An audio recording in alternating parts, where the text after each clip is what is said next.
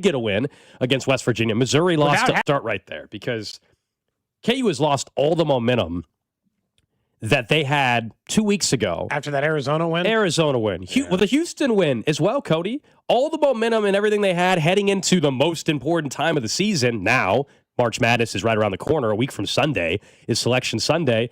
All that is gone. Everything's on the table for them, truly. First weekend exit, deep tournament run. It's all on the table. I do not know what to expect. We know they're a different team on the road. I know upsets happen in the Big 12. Heck, last night, TCU got another win. And it was upset. A murderous last night in the Big 12. It was crazy. Tough. But they have lost all the momentum that they had where you were feeling really, really good about them heading into March, and that's gone.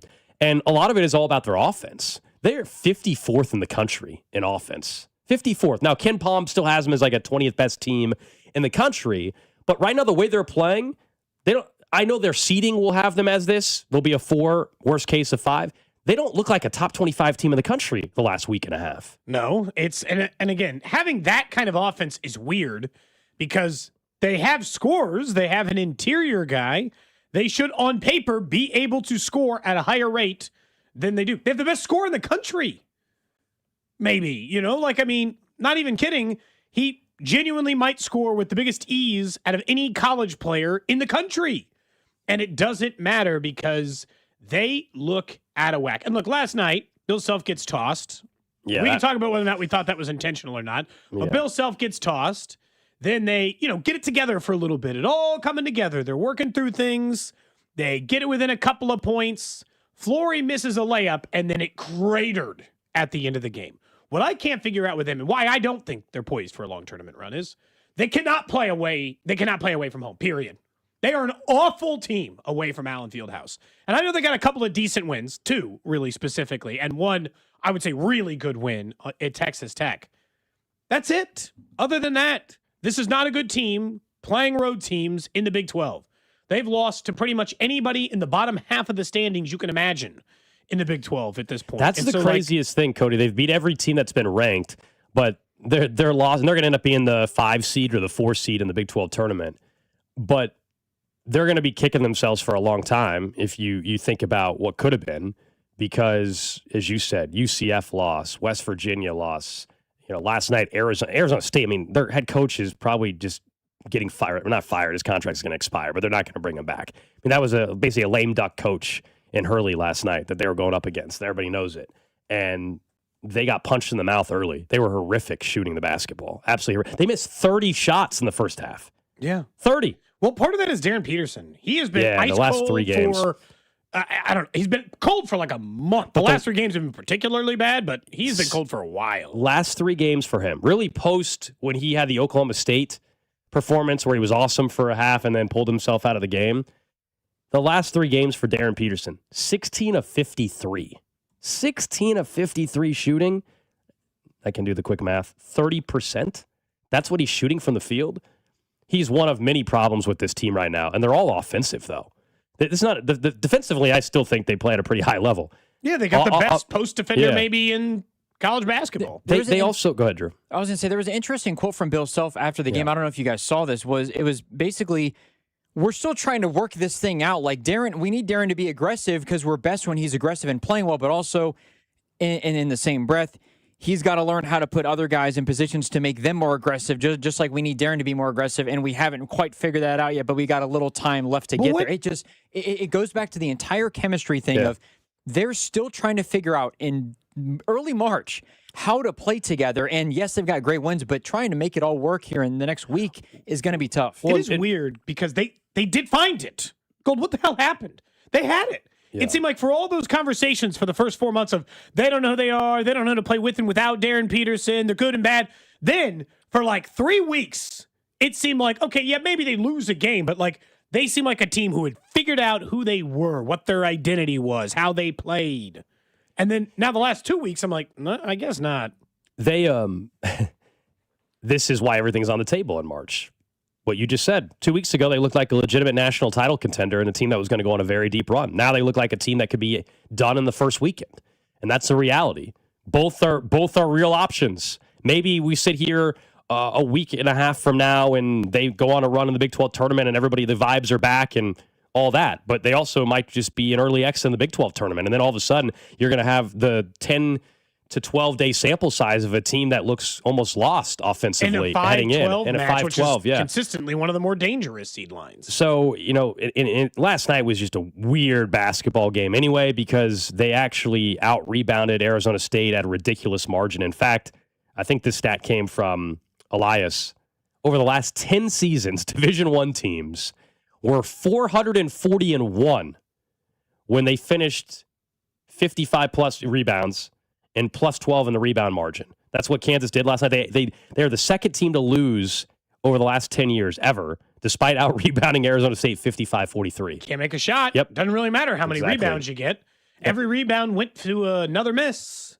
And look, it's not just like Darren Peterson. It's crazy because he was everywhere on the court yesterday. He was getting rebounds. He was getting assists. He was certainly shooting. Melvin Council Jr. had one of his worst games in the last month. He's just off in that one. Elmarco Jackson did. He actually actively seemed like he was like working against the team. The biggest story of the season might also be that they have absolutely zero bench. They have nobody who they can rely on, and I think that is also part of the reason that they have to rely so much on Darren and Melvin Council Jr. And if two of those three guys, if you take Council, Trey White, or DP, if two of those three guys have a bad game, they can lose to absolutely anybody. Yeah. And that is why their range in March in the tournament is everything. I mean, truly, like you can go either way with how it's going to play out. It's why, people were critical of Jock Vaughn last night, who ended up having to coach because Bill Self got ejected. Why did Elmarco continue to stay? How come you didn't pull Elmarco Jackson? Some of it is what you just said, though. Like, who else are you really wanting in the game? I mean, they just don't really go much deeper. But he's barely played this year. I know, exactly. There's nobody that they can call on. So, yeah, it's frustrating.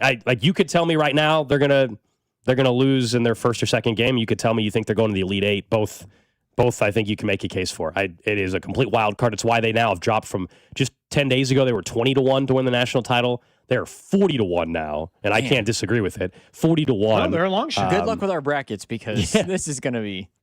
It really is. So that was KU. Then let's go to Missouri. Good thing we didn't really bet a ton of money because we were saying, how is Missouri an underdog against Oklahoma? They should win this game. This is a Missouri team that's better. Missouri got beat up, to say the least. They were never really in that basketball game last night against Oklahoma. No, I said this going in. They don't get a free ride. I know we'll talk more about them in the show and throughout, but they don't get a free ride, Gold. I understand they were a 2.5-point underdog. They played like a 30-point underdog. They got rolled by Oklahoma on the road. And now they got to do they play tight against Arkansas? Do they win a game in the SEC tournament? Again, I don't think their tournament life is at risk, but their stability in just the field of the tournament exists, and they're as inconsistent as Kansas is. Both of these local teams who are going to make the NCAA tournament on any given night can lay the biggest egg. They both stunk last night. And so that part, and look, I know Kansas eventually crawled back into their game versus Missouri didn't, but didn't help Kansas in the end. They still took the L and were down 20 points in the first half. Yeah, well, their issue with the final, getting it down to 2, happened against Arizona as well, is they don't have a ton of experience playing with those 5 on the floor late in close games because of the Darren Peterson mess. Yeah. Like that you wonder why they have fallen apart inside the final 3 minutes in a couple of these games recently, despite clawing back, because they're not used to playing in these crunch moments. Even the big wins they've had, Howard, my goodness, Houston, and you think about the Arizona win at Allen Fieldhouse. The TCU comeback. Those were not close games late. They didn't have to have big possessions in the final 3. They ended up having comfortable leads. But as far as Missouri goes, I think they have now put themselves back to where the first 4 is dangerous. They're going to make the tournament. They're a tournament team. You look at the bubble teams, it's pretty pathetic. That's why I don't want them to expand the tournament. We're arguing about what teams should be in the tournament. And 16 and 14 and 9-9 in their conference. Right. Whatever. So Missouri, to me, should get in, even with their terrible non-conference resume. But the loss to Oklahoma was one that puts you back in that category of could you slip to playing in Dayton, Ohio again. You upset Arkansas on Saturday, and then you don't have to worry about that. Yeah, but it's the same thing with Kansas. Can they upset Arkansas? Yeah. Sure. Can they lose by 20 to Arkansas? Sure. Can they play a close game? Yeah, like Kansas. I just don't know what's going to happen any given night. Coming up in about 15 minutes or so, we'll check in with Bridget Howard, the new host and cider reporter for Royals.tv. The draft, though, as we know, is coming up in Pittsburgh. We're actually off-air talking about Pittsburgh, trying to make some travel arrangements and stuff for the draft, figure out where the heck we're going to stay when we're in Pittsburgh. Seriously, we don't know where we're staying yet. We're working on it, all right? We're working on it. But we got to figure that out, and we got to figure out who we think are truly draft fits for the Chiefs at number 9. And a couple of the experts have put out some of their fits, including Matt Miller from ESPN, who will join us at 12:30 today. What'd you make of a couple of the fits that he has for the Chiefs at number 9, including 2 names that, look, we've been mentioning for months, although I think most people are thinking that they may not be there at 9. That is David Bailey and Ruben Bain. And definitely David Bailey, I think most people believe he might go top 5. Ruben Bain, I could see a scenario where he fell a little bit, but probably are not going to be there. His fits, I like all of them. I just think they're all off the board. He lists Arvell Reese, David Bailey, and Ruben Bain Jr. Their fits all right. I just don't think they're there at 9. I guess the question is, are any of those 3 going to fall off the list? There's some reporting that says the Chiefs don't even think Ruben Bain's going to, or that Jeremiah Love will even be available at 9, even if they were interested in taking him. And some of these other names that have jumped in and out of the top 9, right? Like Caleb Downs. Some people have him going 5. Some people have him going 17. And so, like, which version of it are we going to get? And you and I both know there'll be one player in the top 10 that we have not been mentioning in the top 10 nearly as much based out of those. But it's inarguable that they're fits. Arvell Reese, David Bailey, and Ruben Bain Jr. If any of those 3 fall to you at 9, they are all acceptable fits. What I found interesting about his list versus Dane Brugler's, who was mentioning a couple people at 9 and then somebody else he thinks could be there at 40, which is he had Carnell Tate, who's been someone who's been mocked to the Chiefs more recently, Caleb Downs, and then TJ Parker, the defensive end out of Clemson. When you look at the comparison of the list, the one thing that stands out is big, rangy, other than Ruben Bain, defensive ends with a high motor. My question, I guess, as it relates to that is, are any of these guys, like, are we getting ready to gear back up for a George Karlaftis situation? Because Karlaftis, for where he was taken, is a more than valuable draft pick, and I'm not here to complain about the pick of George Karlaftis. But if it's just at 9, sometimes you can get, like, an actual elite level, immediate impact pass rusher. And by immediate impact, I don't mean 14 sacks in their rookie year like Micah Parsons. I mean that like 5 to 7 range where they are a player. They are second or third in your team in sacks kind of immediately. Only behind Chris Jones and maybe one other free agent pickup. On this team, maybe second in the team in sacks, unavailable stuff. On those, I mean, I can't even argue. I mean, other than I just wonder if Arvell Reese can play defensive end versus stand-up outside linebacker pass rusher a la him. What's funny to me is Matt Miller chose what I think are, and Drew, you can tell me because you watch college football a little bit more, 3 different styles of defensive end. They played a different, like, brand or are different sizes. Like, David Bailey and Ruben Bain are not the same shape and size of defensive end. Arvell Reese, people think might be a stand-up outside linebacker pass rusher. It's like, he's just like, they're all a fit. Anybody who can rush the passer is a fit. Yeah, I think that's because I don't know if it depends on what, and if you want one more than the other, but like David Bailey's more of the guy that'll like is able to bend around a tackle where Ruben Bain will like run right through you, or he'll take advantage of. It's interesting. There was a video on Ruben Bain where they'll show he actually takes advantage of his lack of arm length to force tackles out of the way because he's got so much power.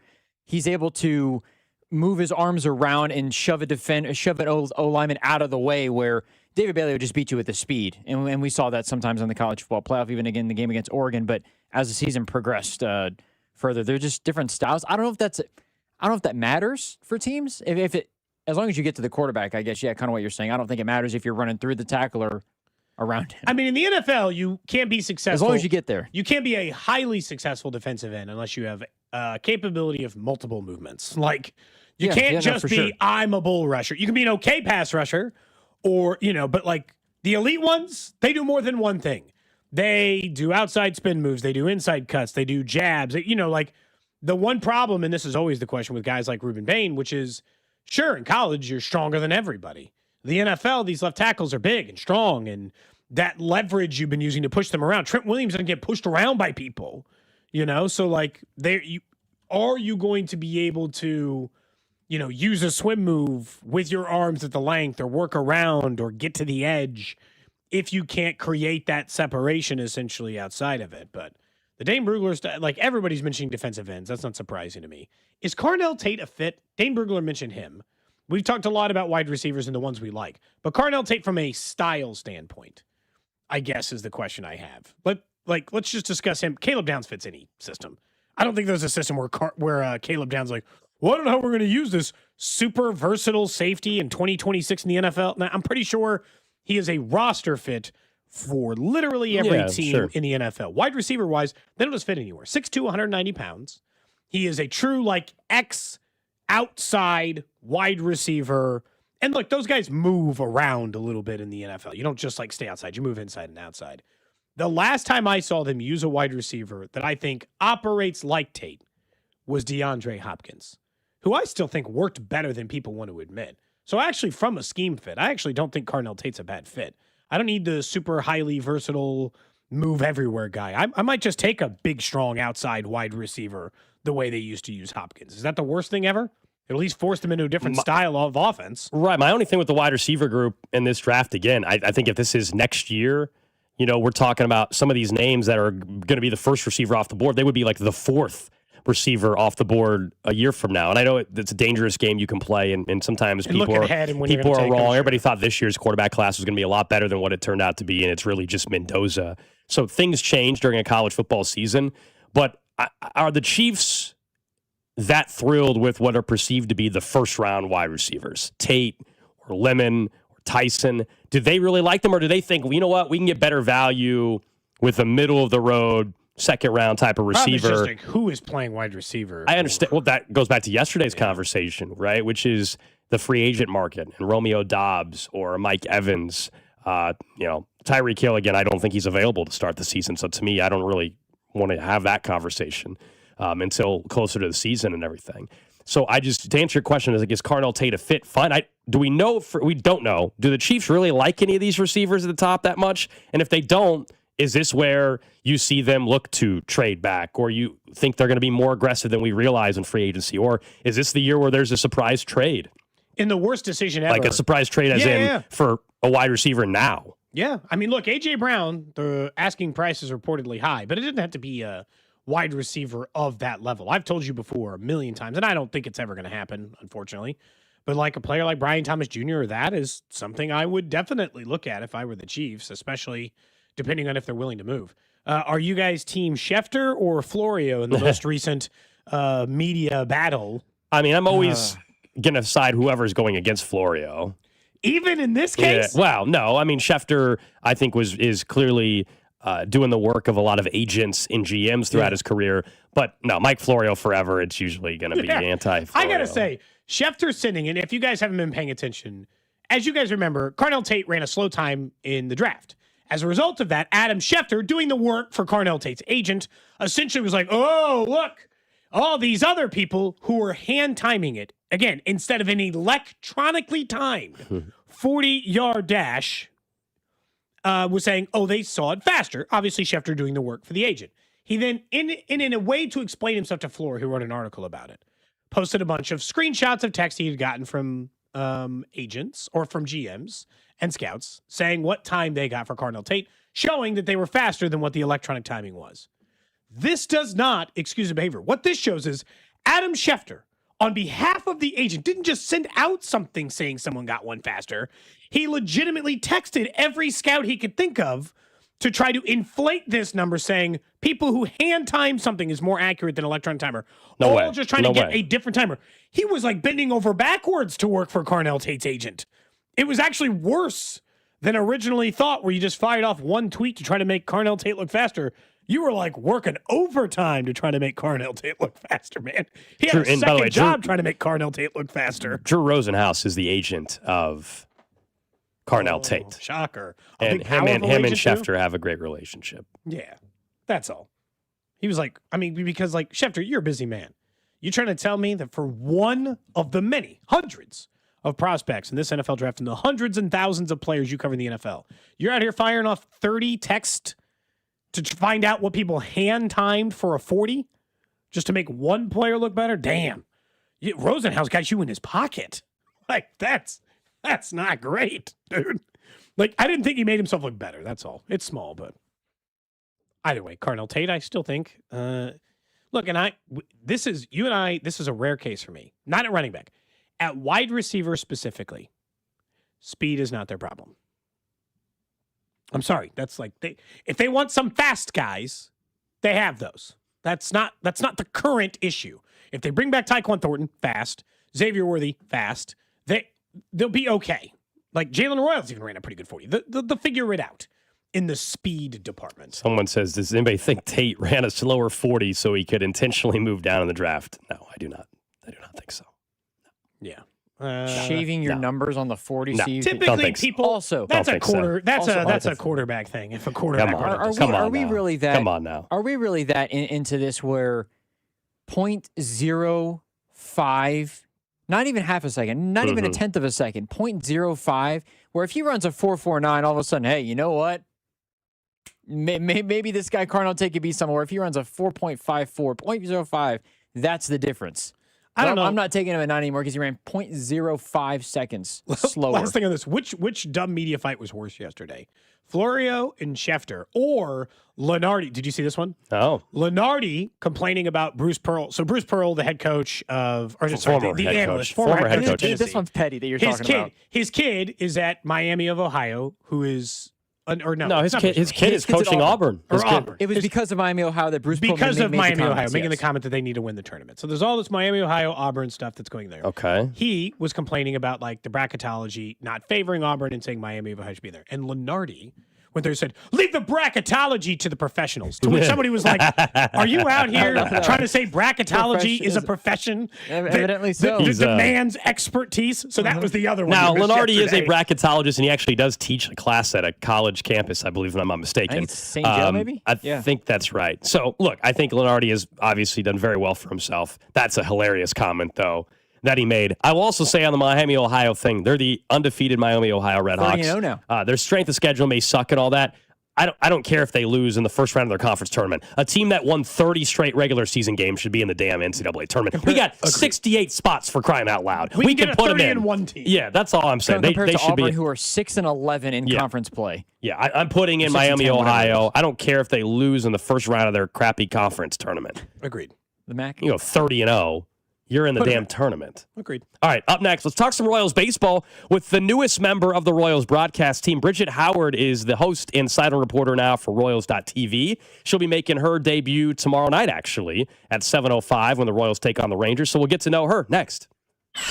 Watch Cody and Gold on YouTube by subscribing to the 96.5 YouTube channel. Cody and Gold is brought to you by Heartland Men's Health, the leader in men's sexual health. Thousands of men have been successfully treated for low T, ED, and more, all with discretion and compassion. Make your appointment at heartlandmenshealth.com. CertaPro Painters recently painted my home and exceeded my expectations. I booked a free estimate, reviewed a detailed proposal, and scheduled my project on the spot. When you choose CertaPro Painters, you're partnering with trusted local professionals with over 70,000 five-star reviews. Ask about their spring sales event for 10% off qualifying projects through May 15th. Each CertaPro Painters business is independently owned and operated right here in KC. Schedule your free estimate at CertaPro.com. That's Certa with a C. You can swirl it, you can sip it, but the best way is to share it. Hey y'all, I'm Deanna, a team member at my local Chick-fil-A. And a little thing I love about the Chick-fil-A chicken sandwich and new frosted sodas and floats is how well they go together. You get that bold flavor of the Coke mixed with the smooth deliciousness of the vanilla ice cream. You have a juicy filet and a smooth, creamy float. It's an awesome pairing. Order a Chick-fil-A chicken sandwich and a new frosted soda and float at your local Chick-fil-A restaurant. Real team member paid for their testimonial. At LendSeek, we know running a business takes heart, hustle, and sometimes a little help. That's why we stand with you with our exclusive AI lending platform, connecting you to over 100 funders. If you've been in business for at least 2 years with a minimum annual revenue of $500,000, you can get up to $1 million in funding in as fast as 24 hours. No collateral, no prepayment penalties, no red tape. Apply today with no cost or obligation at lendseek.com. That's LENDSEEK.com. Just hearing the word IRS can make people break out in a cold sweat. No one wants to deal with the IRS, and now you don't have to. The good news is Legal Tax Defense has been successfully negotiating with the IRS for more than 15 years. It doesn't matter how much you owe, whether it's $5,000 or $5 million. You deserve the best in the business on your side, and that is Legal Tax Defense. Even if you're working with someone else and just want a second opinion, there is no cost or obligation to call. They can prevent levies, liens, wage garnishments, even file back tax returns. And the best news about Legal Tax Defense is they won't take your case unless they know they will reduce or eliminate your tax debt. Call Legal Tax Defense right now for a free no-risk consultation. 800-323-8922. 800-323-8922. You have nothing to lose but everything to gain. 800-323-8922. Hey, it's Scott Parks, and we've launched Beyond the Pitch KC, a podcast on how Kansas City landed the world's largest sporting event, presented by Commerce Bank. Visit commercebank.com/soccer26. Subscribe on the Odyssey app or wherever you get your podcasts. Hey guys, it's Carrington Harrison from The Drive here, and I want to invite you out to the first ever Drive Pop-A-Shot tournament on Wednesday, March 18th at Draftcade up in the Northland. All you need to do is listen into the show to qualify on Monday, March 9th, and also on Tuesday, March 10th, and you could be taking home the title of Kansas City's Pop-A-Shot champion. Rob and I are going to be broadcasting from Draftcade starting at 2 o'clock, and the tournament gets going at 6:30. The Drive's first ever Pop-A-Shot tournament, Wednesday, March 18th. Your home for Kansas City sports, right here on 96.5 The Fan. You're listening to 96.5 The Fan from the DM Injury Law Studios. Mike's got this. Car, truck, or motorcycle wreck? Remember, Mike's got this. 816-888-7500. Mike's got this. Back here on Cody and Gold, coming up in just a minute or two, we'll be joined by Bridget Howard, host and silent reporter for Royals.tv. The Royals just announced earlier this morning that she will join the broadcast crew here in 2026. Her first game will be tomorrow night during the Royals broadcast with the Rangers at 7:05 on Royals.tv. So we'll get to know her coming up in just a little bit. Also, I want to discuss Kyler Murray, who pretty much made it official yesterday. I know the team hasn't made the exact transaction, but he put out a post thanking Arizona. It is now over for Kyler Murray in Arizona. He acknowledged that he was hoping he would be the quarterback to break the Super Bowl drought and everything for Arizona. And, of course, he was not able to do so. And now he becomes the most intriguing name quarterback-wise, I think, easily, on the free agent market. Although Daniel Jones also could perhaps factor into this. He has the transition tag placed on him yesterday by the Indianapolis Colts. So we'll talk about both quarterbacks here in just a couple minutes, too. Yeah, obviously very interesting. I got to say, I find it fascinating that the Colts would take that chance, knowing that Chris Ballard's had, 80,000 different opportunities to find a quarterback. So I guess we'll see which way he goes based on the way that's been going. Look, I'm assuming Daniel Jones will end up a Colt, but I guess that's no guarantee is what I would say, just based on how that's been going. But very fascinating. And an interesting year, I guess, for the Royals. You see they beat up on Cuba yesterday? They did. they absolutely no jerks did. in Profar. He was unavailable, but, Yeah. Other than that. Plus, Bobby had a big day for the U.S. Lead-off single, I think, to open up things. As the WBC gets going later on this week, the Royals will continue in spring training tomorrow when they take on the Rangers. That game will be over on Royals.tv, and we welcome in the newest member to Royals.tv, Bridget Howard, host and sideline reporter, who will be with the Royals here in 2026. Bridget, it's great to have you on the show. First off, congratulations on joining the Royals crew, and I would say welcome to Kansas City, but I would say more welcome back to Kansas City because you're from the area, right? Yes, I am. Thanks, guys, for having me. Yes, I am so excited to be back in Kansas City. I'm excited to get some good barbecue in my belly, I guess I would say. It's been a minute since I've been back. So, no, it's been surreal. Honestly, I don't know if it's fully sank in yet, but I'm excited to be back, and thanks for having me. I guess before we talk about why the Royals in particular, you grew up in Kansas City. Was this kind of like Alex talked about this in his, was it a career goal to end up back here in the city you grew up?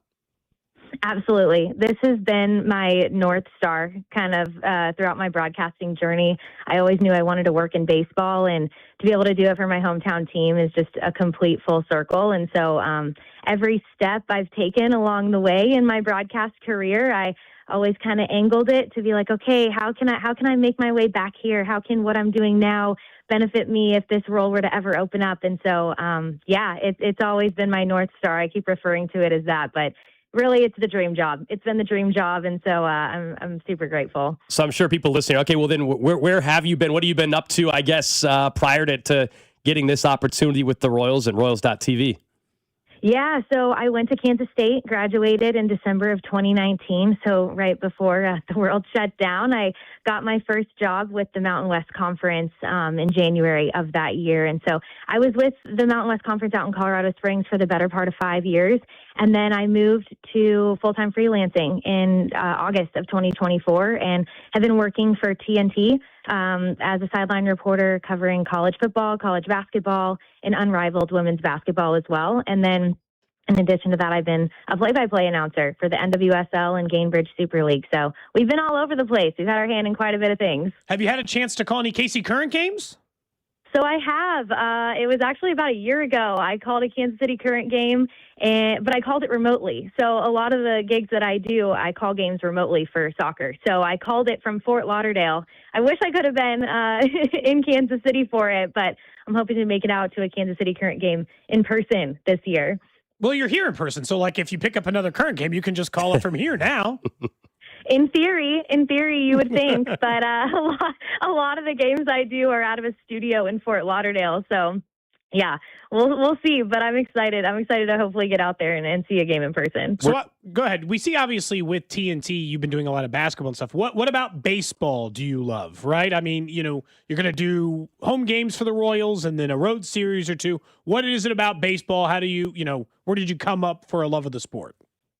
Yeah, well, I grew up in a baseball family. My dad played for the Royals for 7 years, and so I grew up around it. And then he worked in Major League Baseball for my entire childhood. So I grew up going to spring training for the first 16 plus years of my life. And so it's the sport I know and love the most, right there with soccer, obviously having played that sport. But it's really just second nature to me. Grew up watching it on TV all the time, going to games. I went to every home World Series game in 2014 and 2015 for the Royals. And so baseball for me has just always been that sport I felt comfortable with. I feel comfortable walking into a clubhouse, talking to the guys. I feel comfortable on the backfields at spring training. And it's really just been my favorite all along. And I think with this opportunity and this job with the Royals, what excites me the most is it's a daily rhythm, right? Like you're covering baseball every single day. You get to tell deeper stories over 162 games, and there's time to build relationships and really connect with the clubhouse, and that's something that I'm looking forward to. We're talking with Bridget Howard, newest member of the Royals.tv, a host and sideline reporter. What can people expect, from you and your role, I guess, during the broadcast? If people are trying to figure out, okay, like how's this all going to work, and how different is it going to be when I watch the Royals? Yeah, well, hopefully not too different. I'm going to be on the sideline, so that'll be really fun. I'll be in the camera well, giving all the stories, the updates, whatever I can provide. I think for me, when I am on the broadcast, I just want fans to see the energy and preparation shine through. And of course, the storytelling. I want to bring the fans information they can't see. And so whether that's an in-game adjustment or something I learned pregame or a story I've talked about with one of the guys, I just want to enhance the broadcast. So that's my goal. When I'm on the Royals TV broadcast, I'll also be spending some time up on the desk. Joel and I are going to be switching off from time to time. And so, yeah, it'll be a blast. It'll be a lot of fun. And we've got some exciting things in store this year on Royals TV. Do they train you for the Salvi Splash? How does that work? Joel walk you through that? Not yet, but Joel's been amazing, and I'm definitely going to ask him some pointers on how to handle all of that, but I'm excited for it. It should be fun. I mean, I've watched plenty during my time going to Royals games growing up, and so I'm excited to be a part of it and actually get a front row seat to it. Maybe more than anything, it's the dry cleaning bill, like that might be the worst part of all of it, Bridget. Yeah, exactly. We're talking with Bridget Howard here on 96.5 The Fan. She's joining the Royals.tv. Her first game is actually tomorrow night during the Royals broadcast against the Rangers at 7:05 on Royals.tv. Now, you mentioned you've been doing a lot of work with TNT for their unrivaled basketball coverage. We saw this, I think, yesterday. We were looking and trying to figure out more about it. Explain this. It looks like this is a league that has a lot of momentum as well right now.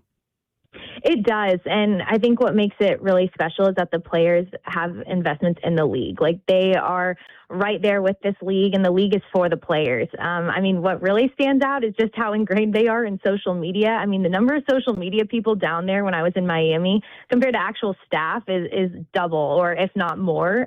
They really are just open to doing anything and everything to promote that league. And I don't know if I've ever been a part of something like that before. The Sephora Arena down in Miami, it was nuts. It was so cool. And I had to pinch myself a couple times when I'm sitting there having conversations with Paige Beckers, Brittany Griner. I mean, these players that you see on TV. And it was crazy. It was a lot of fun, and it was a really special experience. Going back to when you were here in Kansas City as a kid and your dad was playing for the Royals, and do you remember some of the stories he would tell you about that era of Royals baseball? That's the early 90s time in which the team was competitive, but baseball didn't have nearly as many playoff teams during that era. Were you just like, I guess, given bedtime stories essentially of old Royals teams? Yeah, I was going to say bedtime stories because y'all are going to hate me. I mean, I wasn't born. Yeah. Yeah. But no, Why are you making me feel old, Bridget? Jeez. It's like that TikTok right now where they like show the dinosaur when you say 19. But some good bedtime stories. I think my favorite one that I love to throw out there is, I'll always quiz people. I'm like, do you know who hit the Jim Edmonds catch? And that was my dad. And so it's my favorite trivia question to quiz people with. So that was cool. But no, I think just over the years, like getting to meet the guys that he played with. And it was funny, this past week, got to run into Joe Randa and Jermaine Dye out here at Royal Spring Training. And I grew up with the Randa boys. So it's been really cool to resurface those connections and relationships. Obviously, running into George Brett, Mike Sweeney. When I met Sweeney, he goes, well, when I re-met him, I guess, he goes, I remember when you were this big. So there's been some really cool interactions since getting this job and being out here at spring training. You mentioned Kansas State. You played soccer at K-State, and we're, 98 days away from the World Cup happening in Kansas City. I'm just curious, what do you think Kansas City, having grown up here, what do you think Kansas City is going to be like in June for that month-long stretch where we get 6 matches here in Kansas City?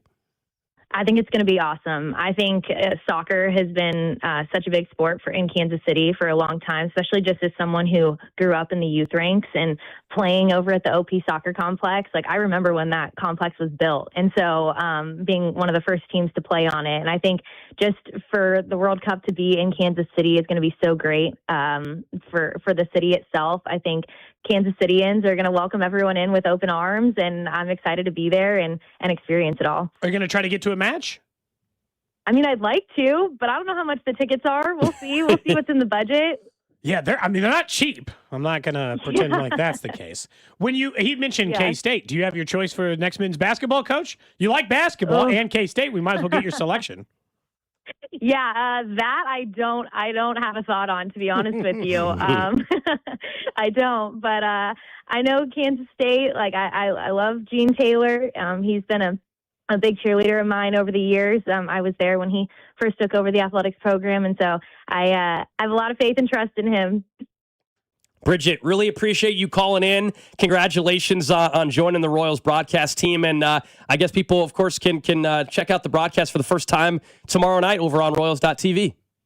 Yeah, it'll be me, Jake, and Hud. So tune in. It'll be a fun one. Awesome. There you go. Thank you. That's Bridget Howard, host and sideline reporter for Royals.tv. Going to be part of the broadcast crew. And as you heard her mention, and people were texting and asking, she's joining the crew. There's nobody's leaving. She is joining the broadcast crew in addition to what they already have. Yeah, so I think the setup is going to be fun. She'll be there for all the home games and some select road series. And then, her and Joel will kind of share some responsibilities in the sense that some reporting on field, some pre and post game hosting, and everything kind of in between. So I like any broadcast changes that can like bring a different energy to it For sure. sometimes. Like after a while, and there's nothing wrong with this, you're like, okay, I'm used to the broadcast, I'm comfortable with it, but what's wrong with, I don't know, adding a fresh face? And yeah, crazy that she's just been around baseball her whole life. Dad played and all that, and David Howard was like an early 90s. You probably don't even remember David Howard. He's like a utility guy in like the early 90s. Yeah, I was born in the early 90s, so I she don't. said, I wasn't born. Yeah. I don't remember any of his playing career. You're like, damn. She remembers being around baseball, though. I think he was a Royal and a Cardinal, if I remember right. But I think he played for 3 teams, maybe. Okay. In his career, if I'm not Well, mistaken. congrats to Bridget. Welcome her to the broadcast. Yeah. Welcome Go back give to her Kansas a City. follow her on social media. Welcome back to Kansas City. She's happy to be here, loves baseball, and will be joining the Royals crew starting tomorrow. Coming up in about 15 minutes or so here on Cody and Gold, we will talk a little bit more about the Royals, in particular Bobby Witt Jr. and expectations here for 2026. But I mentioned before we had Bridget join us that in the NFL coming up next week, it should be really interesting when moves are made official, as in we already know Kyler Murray is going to be cut by the Cardinals, but it's not official yet. We know that Daniel Jones did have the transition tag placed on him, and it's probably likely that he's back as a Colt, but if there's some other team that thinks Daniel Jones is their solution and they offer him a deal, the Colts can lose him. Could lose him depending on the match and everything like that. Kyler Murray, though, becomes, we agree that the best quarterback option out there, if you're Minnesota, for example, that one just makes way too much sense other than bringing back Kirk Cousins. If you bring in Kyler Murray with Kevin O'Connell, the head coach, and the offensive mind, Justin Jefferson, of course, as a wide receiver to go with Jordan Addison, Kyler Murray could give the Vikings a chance, I actually think, right away to be a playoff team. They won 8 games or 9 games this year with a terrible quarterback room. Kyler Murray, I get it. He has not lived up to first-round pair, number 1 overall expectations in Arizona. He was a failure based off of those expectations. He also, though, still to me, in a system like Minnesota, could be the 12th to 15th best quarterback still in football. I really believe that. I genuinely think it is not even, it's barely beyond reason that he would be at least as good as Sam Darnold was during that run from like a performance standpoint. Kyler Murray, when healthy, I just like as a reminder, has not been a laughingstock quarterback. He's been the 12th to 15th best quarterback a couple times in Arizona. He wasn't a star, but he also wasn't a laughingstock. And so that part of it will always keep engaged. I think the Colts are playing with fire. I think the Colts, a team who has been perennially desperate for quarterback, forgot that there might be other teams as desperate for quarterback as them. And they were like, transition tag. It'll be fine. Nobody else wants Daniel Jones, not for the amount we do. Are you sure? Malik Willis is reportedly going to get between $30 and $35 million a year this offseason. Are you sure? There's not another team willing to offer more money to Daniel Jones than you? You're on your 10th quarterback in the Chris Ballard era. You want to tempt fate in that direction? I'm not even a Colts fan, but they legitimately, if they lost out on Daniel Jones, they'd just play Riley Leonard. And in fairness, he hung 30-plus points in that Texans defense when they were trying to win the game. I know. I understand that there's levels to it. I get it. But in a year, where are they going anyways?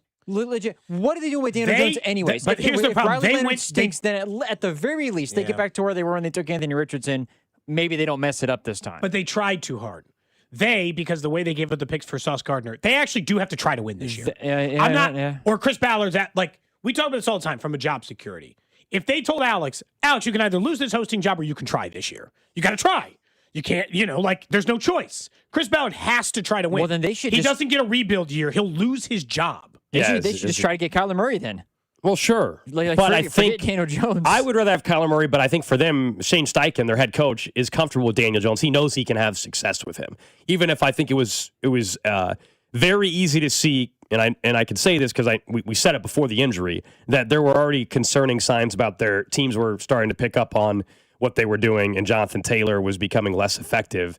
And that was before. Do we know what success is, though, for them? With Daniel Jones, if they have to go to win it all, they're not winning the Super Bowl with Daniel Jones. Winning a division. I mean, here's the problem. We all do this because ultimately, of course, the goal is to win a championship. Duh. But if we just said for any team, well, what's the point? You can't win a Super Bowl. Well, then that's then I could probably give you 20 teams next year where it's well, then what's the point? If you're Minnesota, do I think they're winning a Super Bowl with Kyler Murray? No. So then what's the point of signing Kyler Murray? I could do that with a bunch of teams is all I'm saying. Now, in fairness, Sam Darnold should change the math on that for some teams. Sure, but I think that's the reason why you're asking yourself to win, whether you can win the Super Bowl or not, is because you're going to have to pay Daniel, is because you're paying him. It's not like you're just having on a They made that decision last year, though, when they traded for Sauce Gardner. Yeah. Daniel Jones is going to get 3 for $120. It's going to be crazy, but that's what he's going to get. You put Kyler Murray with Justin Jefferson and Jordan Addison in Minnesota. Yeah, they're really good. That division, by the way, is the best division in football if they get Kyler Murray, hands down. It is, but I agree. I was a little surprised. Like, I think it was like one of those first take shows or whatever. We were just on the TV in the background this morning or yesterday, and somebody was like clutching their pearls at the idea that they would give up on JJ McCarthy. I'm like, if he stinks, that's the move. Right. Like, if he can't play, the same as Josh Rosen.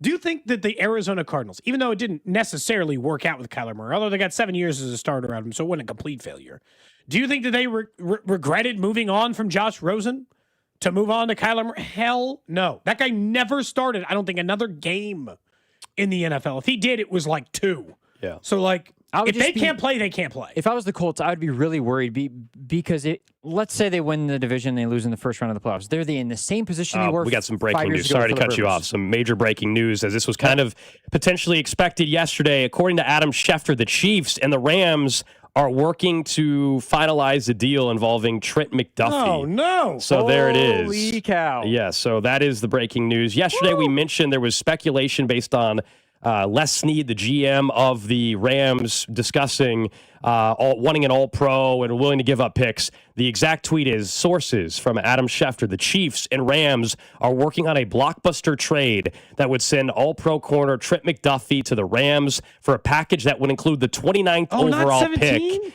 in the first round of this year's draft. McDuffy would be expected to sign a long-term deal with the LA Rams. When it gets to this point in time, I think we all know it's happening. He's getting traded to the Rams. We don't know the finalized details, but when it gets to this point where Schefter's tweeting that out, the Chiefs are trading Trent McDuffy to the LA Rams.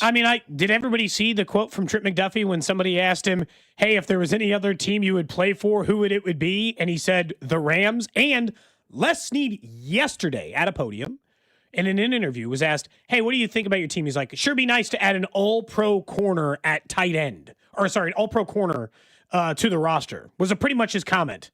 And that they would be willing to part with a first-round pick in order to make that happen. I guess the surprising part to me is that it's around the 29th pick. If you had told me, Gold, we talked about this yesterday, 17, I'm in. It says a package that includes 29. Yeah, so what else is it? What else is there a player involved? Is it a pick swap in the third round, or is it a fifth-round pick? We got to find out the full details, and I'm sure we will here in the next half hour, as usually that's how this goes. But when it gets to this point in time, as I said, when Schefter's tweeting it like that, this is a done deal, essentially. It's going to happen. And look, Drew, I think we talked about this back in December, if not earlier. They had to make a really interesting decision on McDuffie one way or the other. While, yes, they could continue to play it out and get to the fifth-year option, eventually 2 years from now, get to a franchise tag. Based on where this organization is at, in my opinion, in 2026, is this move setting yourself up better for 27 and beyond and trying to have the next run and find the next pillars? And Trent McDuffie is a hell of a football player. And I would love for him to stay in Kansas City. He's a hell of a football player. By all accounts, a great dude, great person to have on your team. Really enjoy talking to him. Great leader. But no complaints about any of that. Are you better off if you think he's going to, and he is going to, and we're going to find out because he's going to sign a long-term deal with the Rams. So we'll get the exact dollar amount on that at some point here very soon too. Are you in a position in 26 where you want to give out the largest contract to a corner in NFL history while you have a ton of holes in other areas, and you don't have a lot of draft picks? And so you can say, well, you're going to have to find another corner. Well, I think what this tells us is no Williams, Christian Fulton. I think Jalen Watson's contract is maybe top corner money. They could. Well, it won't be top corner money. So that's the difference. It won't be. I have the additional compensation if you like it. Diana Orsini reporting the trade will be pick 29 from the Rams this year, a fifth this year, a sixth this year, and a 2027 third-round pick. It's a heavy haul for actually. Trent McDuffie. Not quite the 2 firsts that Sauce Gardner went, but it is a first, a fifth, a sixth, and a 2027 seventh third-round pick for McDuffie. Too? No. You were correct that at the end. It's a third-round pick next year. Yeah, did I say first? You said seventh. Oh, sorry. Third. Third? I said third. I said 2027 third-round pick. Yeah. Sorry. No, you're good. That's a big difference. I said third the first time, and then I just, seven got me. Look, The compensation, the dream, of course, is the Sauce Gardner stuff. I think we all recognize that was not going to happen. I don't hate the compensation they are getting back for Trent McDuffie, and also recognizing they don't have to give the long-term deal. I think what is interesting, and ultimately what will decide whether or not we like the trade, is going to be, what do the players turn out to be that you use the draft picks on? And do you hit on that? Now you have 2 first-round picks. The Chiefs have pick 9. They have pick 29. And could Brett Veach, Cody, at 9 say, all right, we're going to trade back and get more picks? Or does this set up another trade, which is what we were alluding to just 25 minutes ago, which a is, wide receiver, does this allow you to pull off a trade for an A.J. Brown, for an example? If you tell me they flip one of these picks, because I actually don't think they would have to give up pick 29 or 9. If you told me they traded pick 40 and a third-round pick for A.J. Brown, I like how that operates for them, knowing they would still have 2 first-round picks. Well, and it certainly kind of eliminates, and we can talk more about the draft as we go, we were talking about, should they trade down from 9 to acquire more picks? They only have 6 picks. Well, now they have 9 picks. They did that by doing this. They went from, they don't have that many picks in a draft in which they're picking high to, they got all the picks in the world to do whatever the hell they want. From a trade perspective, from a draft perspective, from a resetting the roster. Yeah. And look, I'm sure tomorrow we'll do a mock draft, which has them picking it 9 and 29 to go with it, or anything in between. I think let's just talk about from a trade perspective. It is going to be very hard to replace an all-pro corner. I'm not denying that. And I'm still confused about Brett Veach's general adage of, I'm going to pay all the non-premium positions. Yeah, that's his But when I philosophy. have stars at premium positions, I trade them. I trade Trent McDuffie. I trade Tyreek Hill. When they want top money, I'm not interested anymore. But if the guard wants top money, if the center wants top money, if those guys want it, they can have it. But if it's a corner or a wide receiver, not interested. The one thing I'll say is, and this is the one part why I was willing to trade McDuffie from the beginning. If there's one thing the Chiefs are legitimately great at, they have the best defensive coordinator in the NFL. Even last year with no pass rush, they were the 6th ranked points per game defense, and they develop corners better than any team in the NFL develops corners. So if they just simply bring back Jalen Watson, or I guess now we're opening up the possibility of drafting a corner at 9, I think that between that and Noah Williams and these others, they'll make it work. You know that I like the trade only because of the thought of 26, and where you and I differ on what 2026 is going to be about. Oh, this is a punt to 27, not a punt, but I agree with you. I think they are, and even prior to this trade, better positioned to be one of the top teams in the AFC again if they play this right in 27 than they are in 26. I think they are fighting for a wild card spot in this upcoming season. I think in 2027, if they play this out correctly, and they got to have some luck, right? Got to hit on these picks, that in 27, they could be right back to being a top 2 team in the AFC. And what helps you get to that point? Acquiring more picks.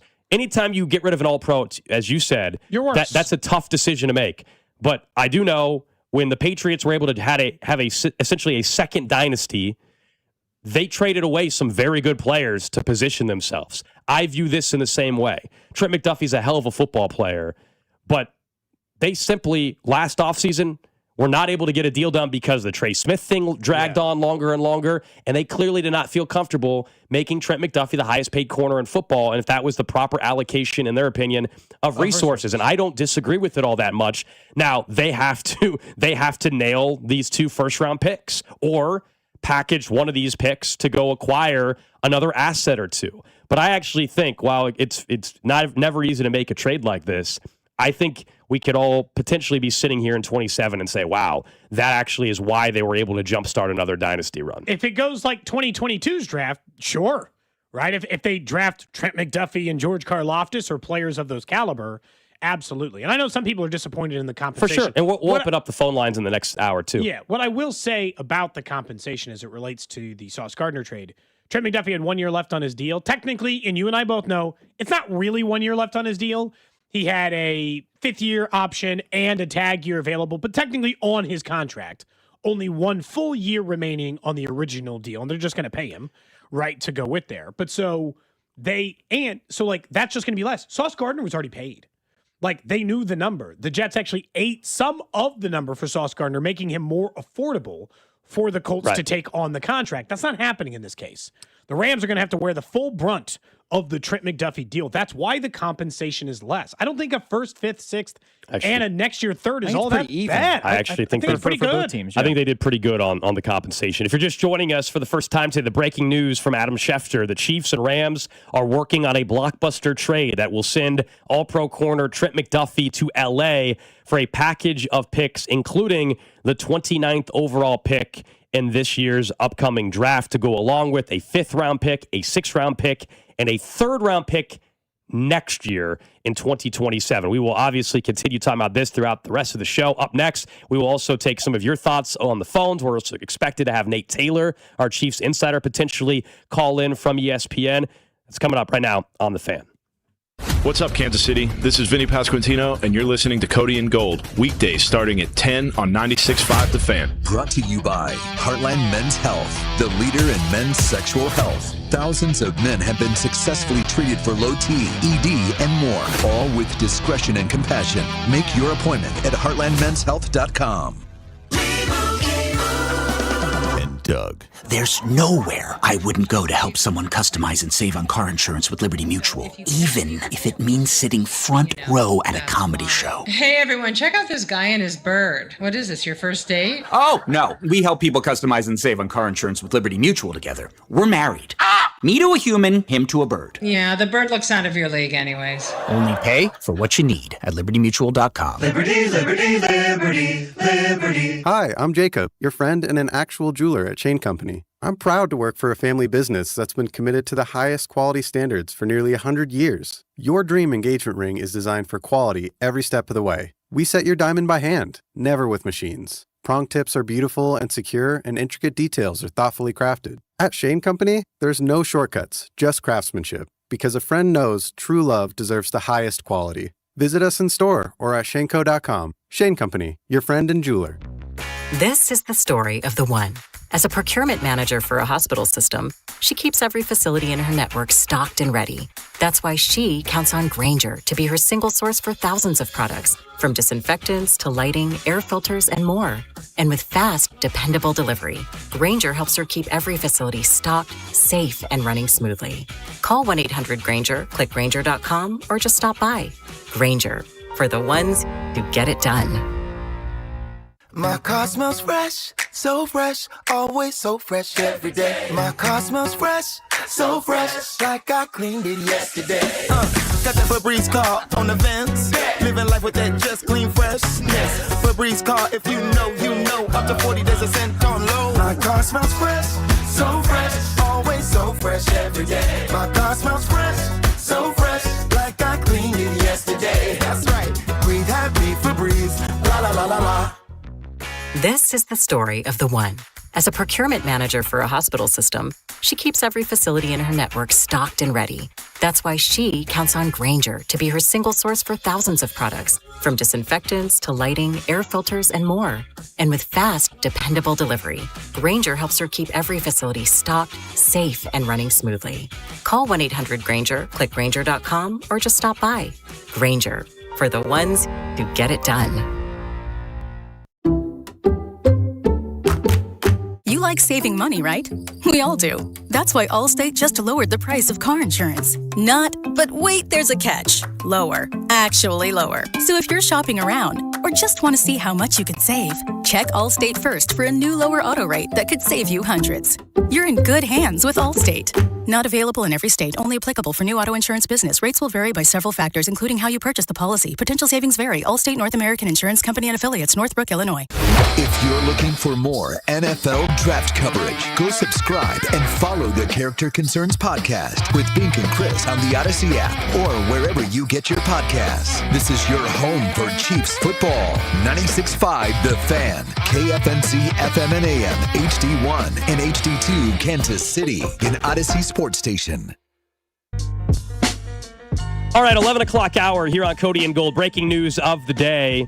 Chiefs trading Trent McDuffy to the LA Rams. Both teams have not announced it yet, but multiple reports now suggesting that it has been finalized. Once again, McDuffy goes to the Rams. The Chiefs get pick number 29 in the first round coming up in April. Also a 5th round pick, a 6th round pick, and then next year in 2027, the Rams' third-round pick. That's the haul that the all-pro corner, Trent McDuffie, who does need a long-term deal, and the Rams are expected to finalize a long-term deal that will likely make him the highest, if not one of, but most likely the highest-paid corner in the National Football League.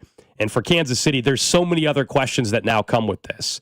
You know, I think let's start with just the reaction to the draft pick compensation. I thought you said it well, Cody. And if for those that are wondering about why was Sauce Gardner getting 2 first-round picks for the Jets versus what the Chiefs are getting. Number one, the Colts at that time were 8-0. It was an in-season trade, and they were going for it.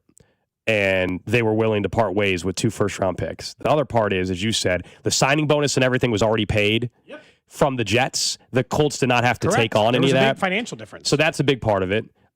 We can debate where you rank each corner. I think universally we can agree McDuffie's a top 5 corner. We can get into disagreements if we argue he's a top 3 or top 2 corner in the league. He obviously is not a guy that intercepts the football the same way some of these other guys do. I think he's a hell of a corner, and it's a hell of an acquisition for the Rams. Now, I don't have an issue with the compensation the Chiefs got back. We always will say you want more. Like, yes, would I have I'd loved want 10 first-round picks. Would I have loved the, what did they have, the 19th pick, 17th pick? 19th, 17th. Or 13th. Oof, yeah. I would have loved the 13th overall pick in the draft.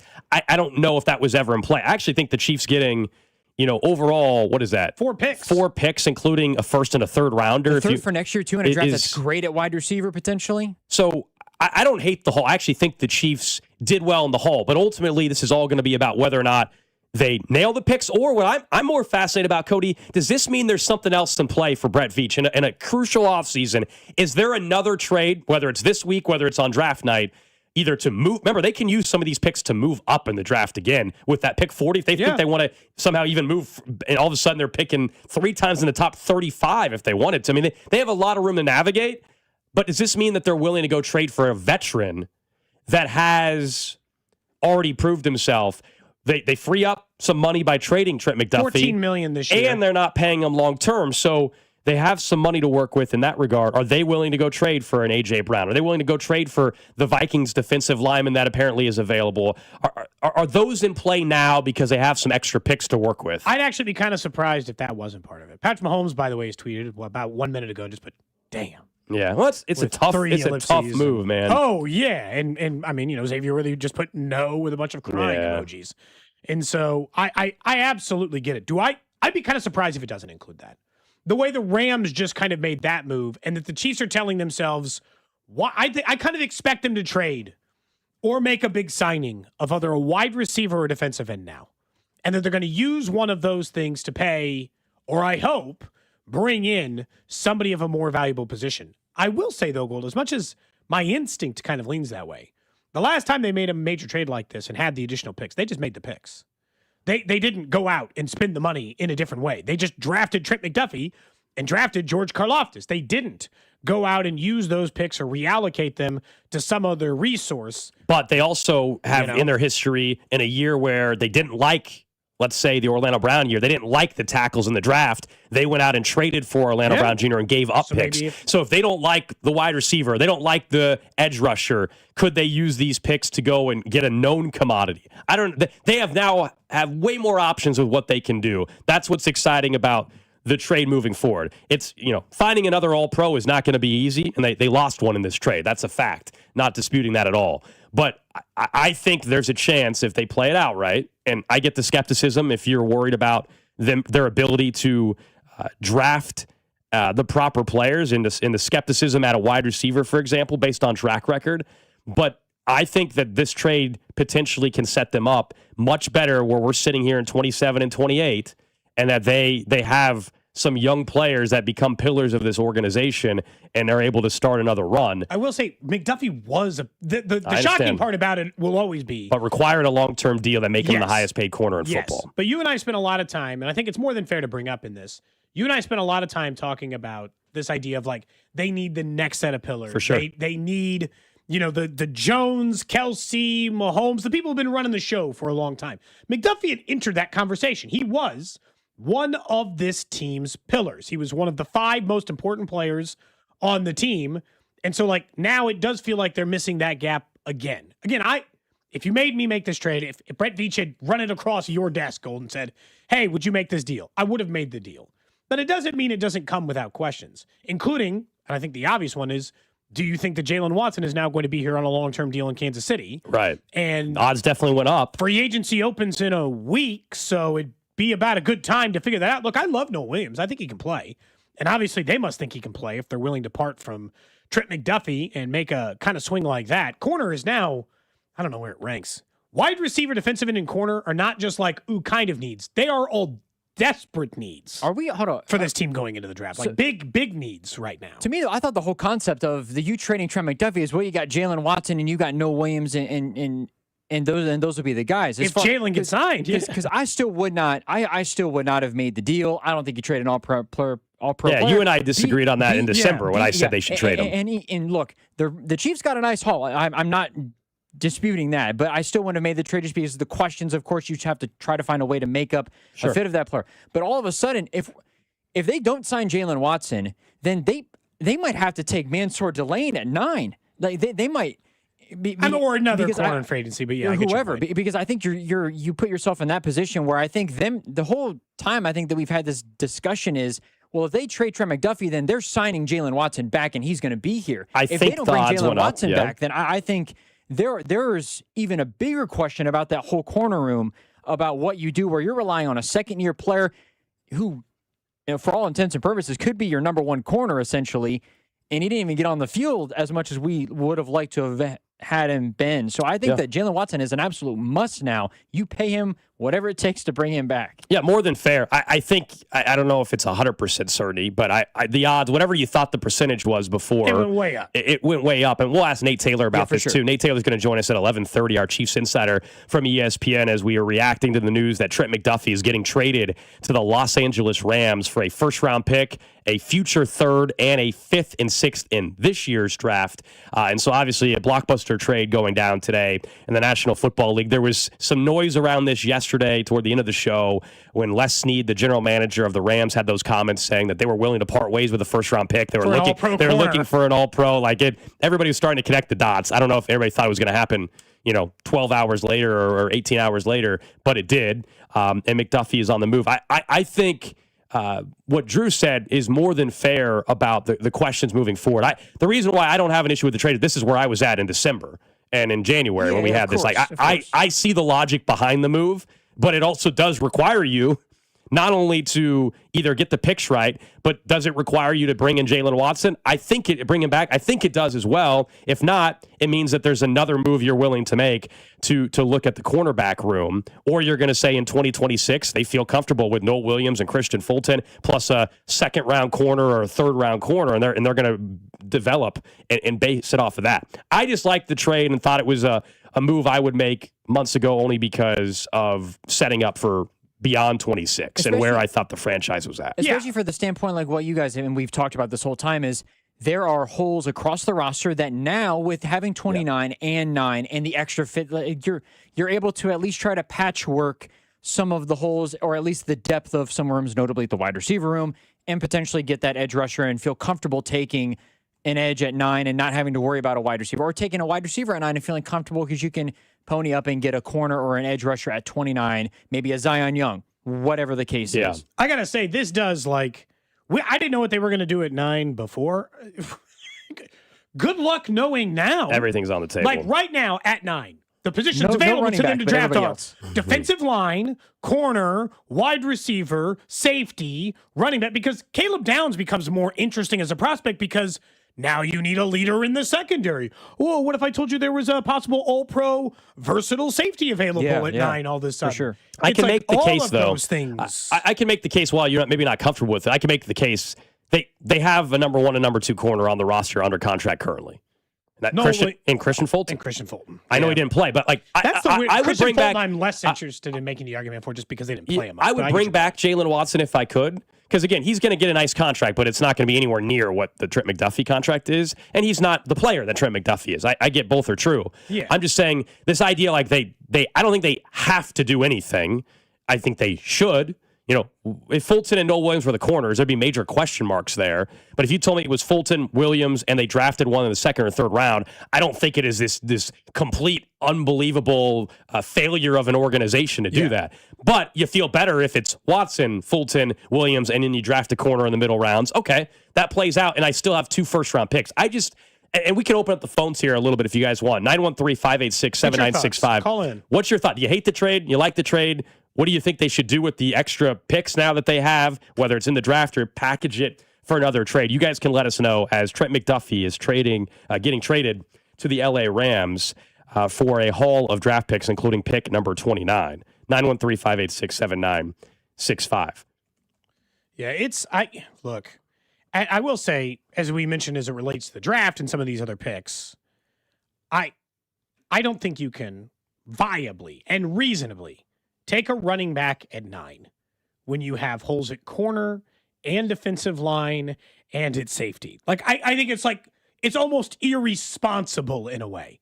But also, to that same effect, if the second best running back in the draft, maybe Love's teammate, is at 29, that all of a sudden feels more luxury based. They have 3 picks in the top 40. So and I understand that it's not a very deep first round draft, but a lot of people do think, Gold, that there's a lot of meat on the bone in that second to third round range where there are a lot of middle tier wide receivers. Yeah. Too. Yeah. And a lot of different options in those abilities. So they might still be able to get there. But I'll be honest with you, to the thing you had said earlier. Yeah, I certainly think they are going to be now a worse team going into this season than I would have thought a week ago, a day ago, 12 hours ago. Because if you thought this is going to be a Super Bowl contending team in 2026, I can't even begin to emphasize how much harder that is to be realistic without Trent McDuffy, no matter what you do with pick 29, no matter what you do in free agency or via trade. The odds of you being better or being in as good of a spot as you would have been with Trent McDuffie is pretty low this year, for 2026. We won't hear from Brett Veach again until probably right before the draft. I guess maybe because of the trade, there's a chance, but most likely we won't hear from Brett Veach till closer to the draft. And if we ever got the full answer on their plan, no GM's ever going to say, yeah, we think we kind of have to take a half step back. Nobody's going to say that. I think this trade signifies that they recognize they needed to stockpile picks, either to build a lot of youth on the roster through the draft or go make a trade, but to set themselves up, moving forward for 2027 and beyond. And this is a draft where, if they don't use these picks to go trade for an established receiver, at least this year's draft.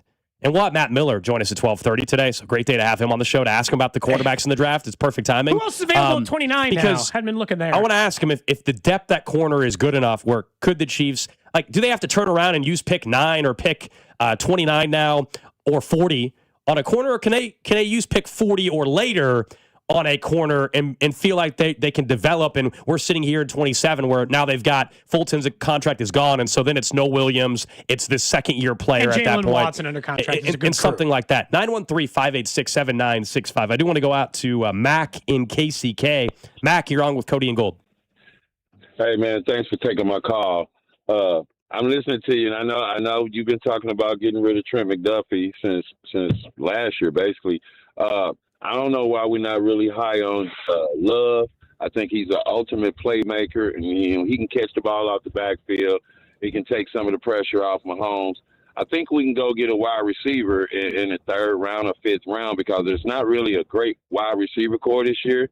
And those 2 guys from Ohio State, man, Downs and Styles, I would really take a look at one of those guys at 9 or 29.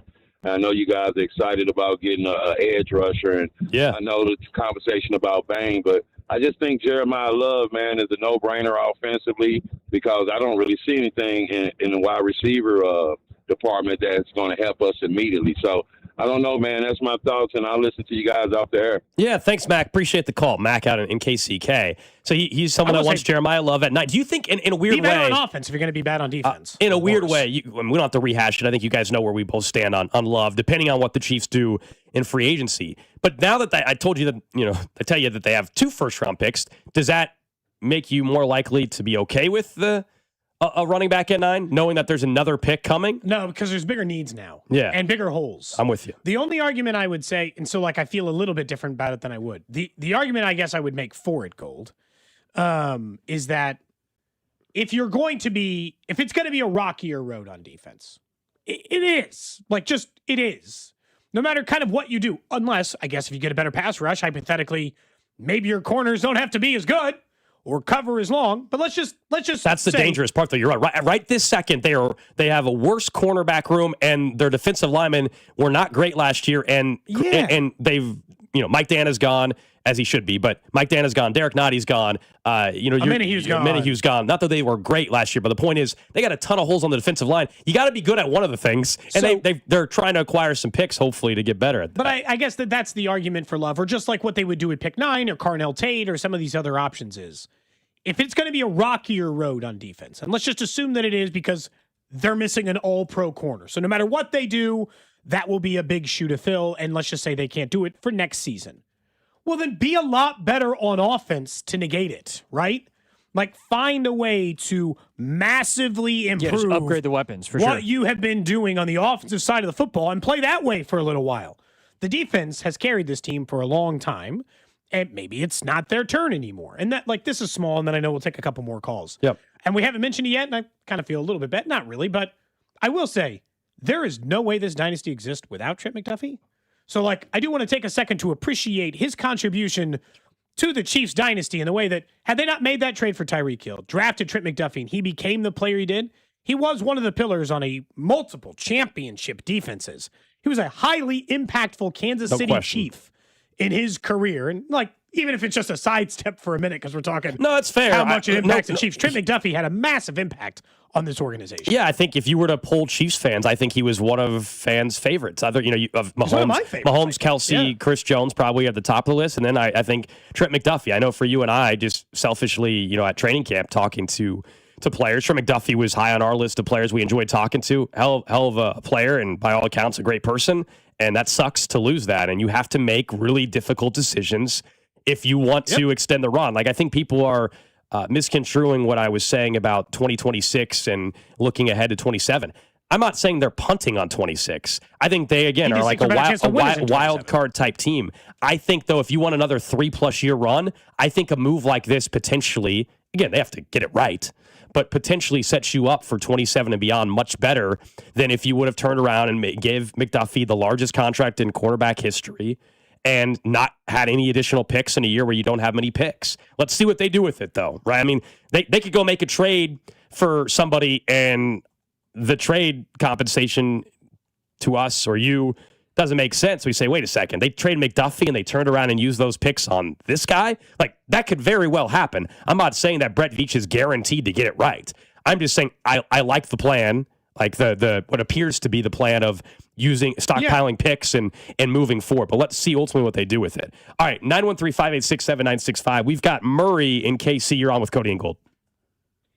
A lot of people keep on talking about what are the Chiefs going to do with pick 9, and I think the writing is on the wall that they're just going to take best player available.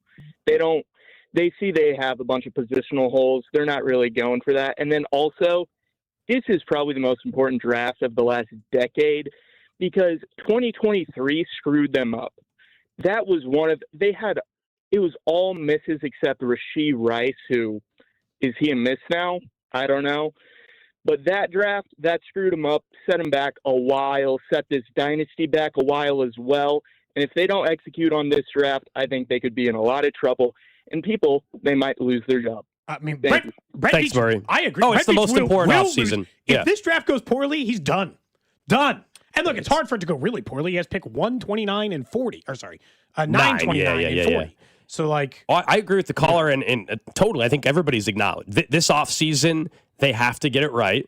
And it is more important than the 2022 or whatever the 2022 offseason. They absolutely have to, if they want to build this thing back up and to be one of the top teams in the AFC and the NFL for years to come. It is vital. And I think you're correct on, ultimately, if this year even doesn't end up in a wild card push, then they whiff on picks, and it's obvious by the end of the year, and it may not be, but if that's the case, who's more likely to be gone? The front office guy.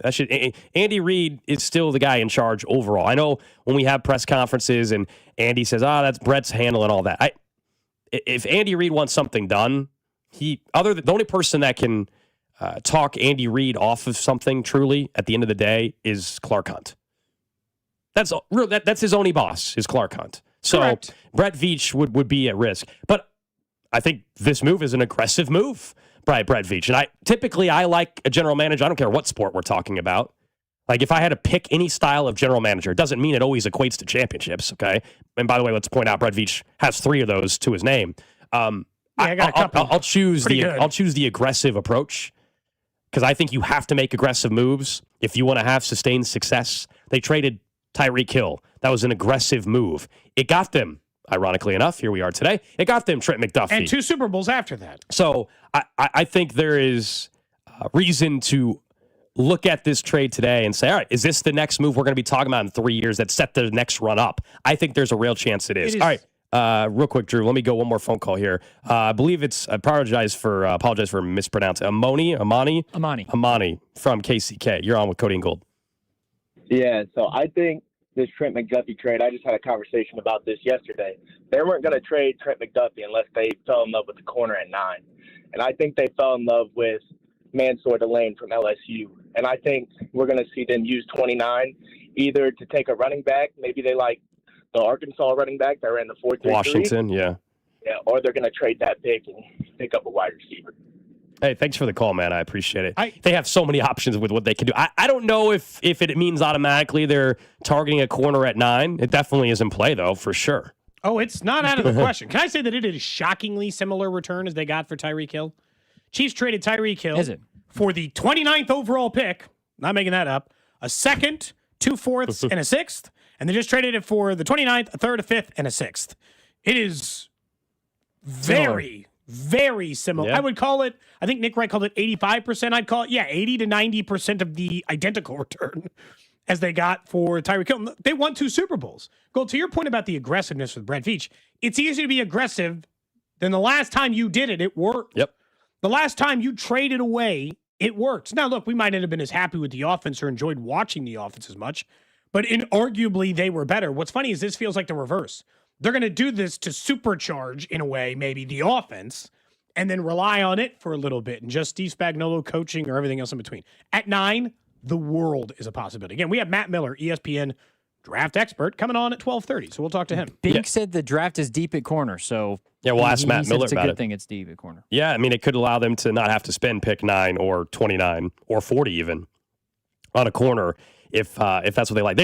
We can go through with Nate Taylor literally every option that they have. There's scenarios where they could trade back and they could package picks to trade up again, and they could use it to trade for a wide receiver. Nate Taylor, our Chiefs insider from ESPN, is going to join us next as we're reacting to the news that Trent McDuffie has been traded to the LA Rams. Cody and Gold. I'm just telling you the facts. Brought to you by Heartland Men's Health, the leader in men's sexual health. Thousands of men have been successfully treated for low T, ED, and more, all with discretion and compassion. Make your appointment at heartlandmenshealth.com. 96.5, The Fan. Xfinity Tech Support, Matthew speaking. Hi, I live in a pretty remote place, like Jurassic Park remote. No! Wow. Will Xfinity Mobile work out here? Yep, the combination of reliable Wi-Fi and 5G makes it so that you can stay connected in all kinds of places. Plus, you get access to ultra-fast speeds and coverage, whether you're poolside or out live streaming with a T-Rex. Hold still, you're about to go viral.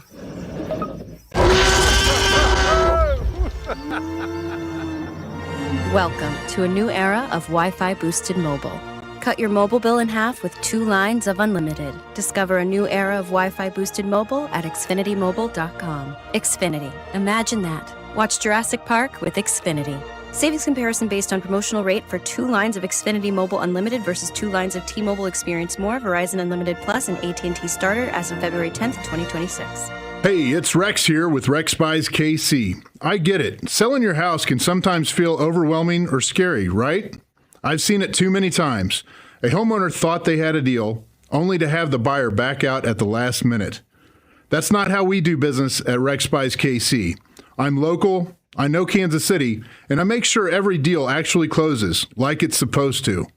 No hidden fees, no showings, no last-minute surprises, just a fair cash offer and a process you can count on. We buy homes in any condition and judgment-free. So whether your house needs repairs or you just want a fast, hassle-free sale, we can make it happen. If you want certainty, transparency, and someone local who actually delivers, call 816-330-6000 or visit rexbuyskc.com. Rex Buys KC, helping people make smart choices one home at a time. 816-330-6000 or rexbuyskc.com. Did your HVAC struggle through this rough winter? When it comes to your home comfort, trust the local experts at Hamilton Plumbing, Heating, AC, and Rooter. Right now, you can save up to $2,000 on a new HVAC system with our trade-in allowance program. Over 40 years experience and more than 8,000 five-star reviews, plus our exceptional service guarantee, means you get safe, reliable service and peace of mind. Visit callhamilton.com/radio for details, terms, and conditions. Check engine or ABS light on? Take the guesswork out of your warning lights with O'Reilly Veriscan. It's free. Ask for O'Reilly Veriscan. O'Reilly Auto Parts. Wish your life came with a warning app? That dog does not want to be petted. Well, life doesn't always give you time to change the outcome, but prediabetes does. Take the 1-minute test today at doihaveprediabetes.org. Brought to you by the Ad Council and its Prediabetes Awareness Partners. Shopping with your parents can be embarrassing. Why would they sell jeans with holes in them? I'm going to speak to the manager. Mom! That hoodie is giving. You should get it. YOLO. Thanks to the Chase mobile app, your kid can shop independently while you keep an eye on their spending. So you can go from we can be twinsies to how was shopping? Saw you stayed on budget. Thanks, Mom. Freedom for kids, control for parents. That's family banking from Chase. Account subject to approval. Chase mobile app is available for select mobile devices. Message and data rates may apply. JP Morgan Chase Bank N.A. member FDIC. It all comes down to this, folks. Yep, the entire season is on the line. But my throat has officially thrown in the towel. Sounds like you need Vicks VapoCool drops. They're max strength and vaporize sore throat pain.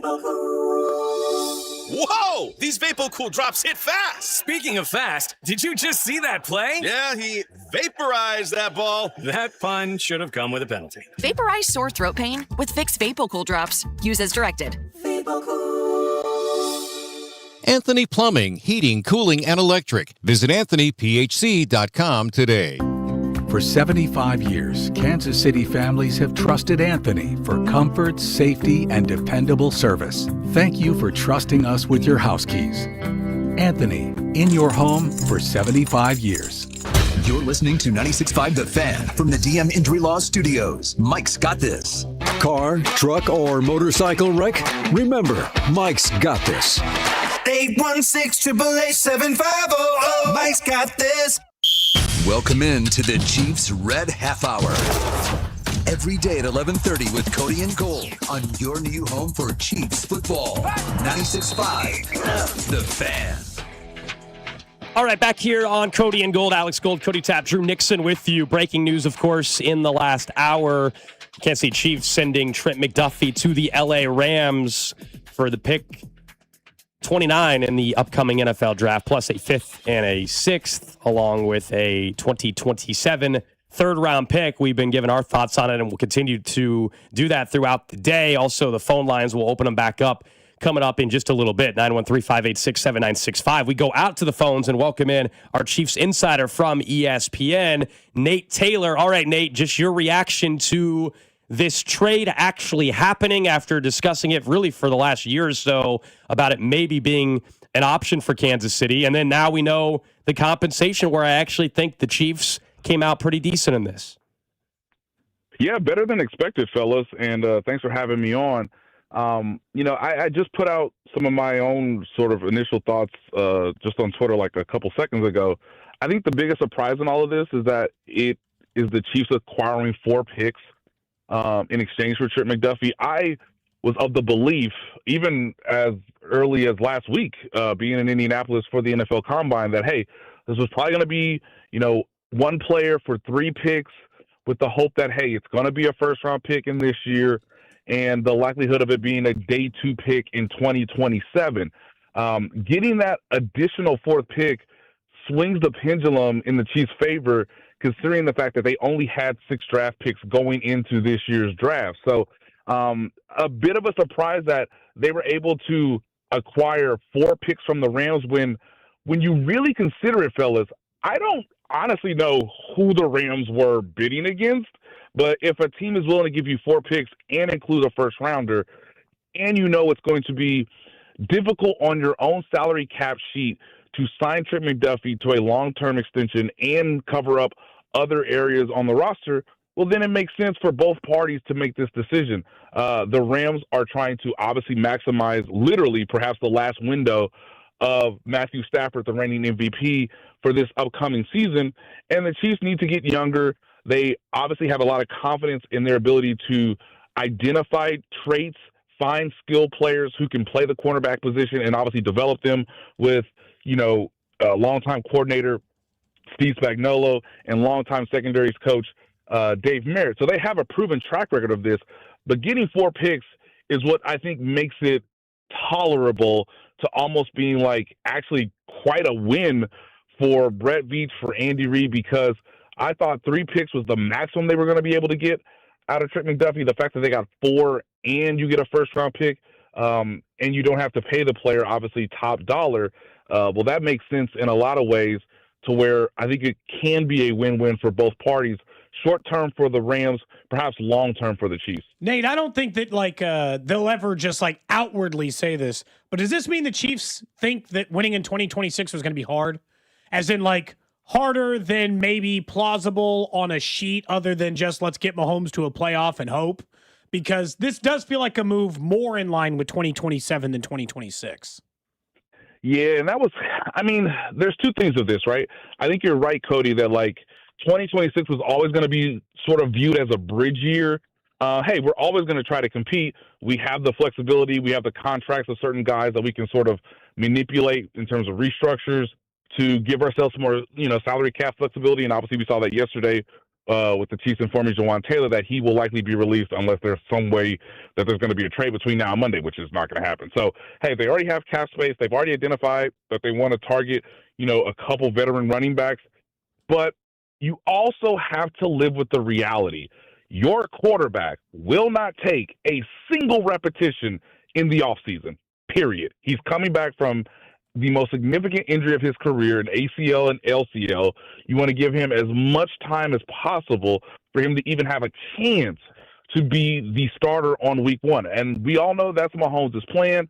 It's hard to bet against him.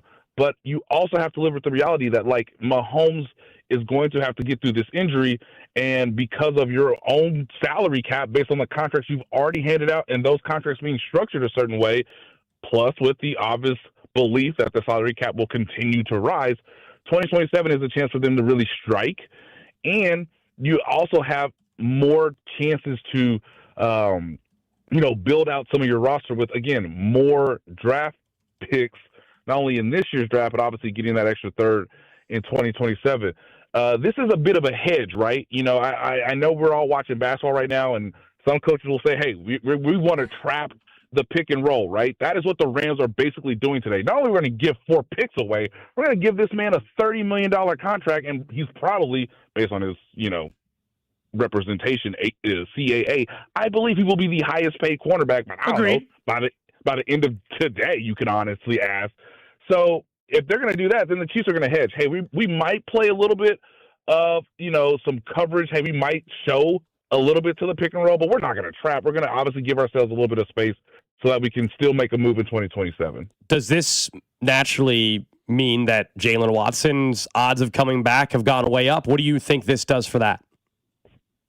It's definitely in the ballpark now, and the Chiefs now have a chance to prioritize which of the 2 guys in the secondary they would like to retain the most. Is that Brian Cook, who I think is, one of the top safeties on the market, or, hey, because you, again, drafted and developed Jalen Watson, would you swing back around and say, hey, I know it sucks that we couldn't keep you and Trent McDuffie, but we would love to have you back.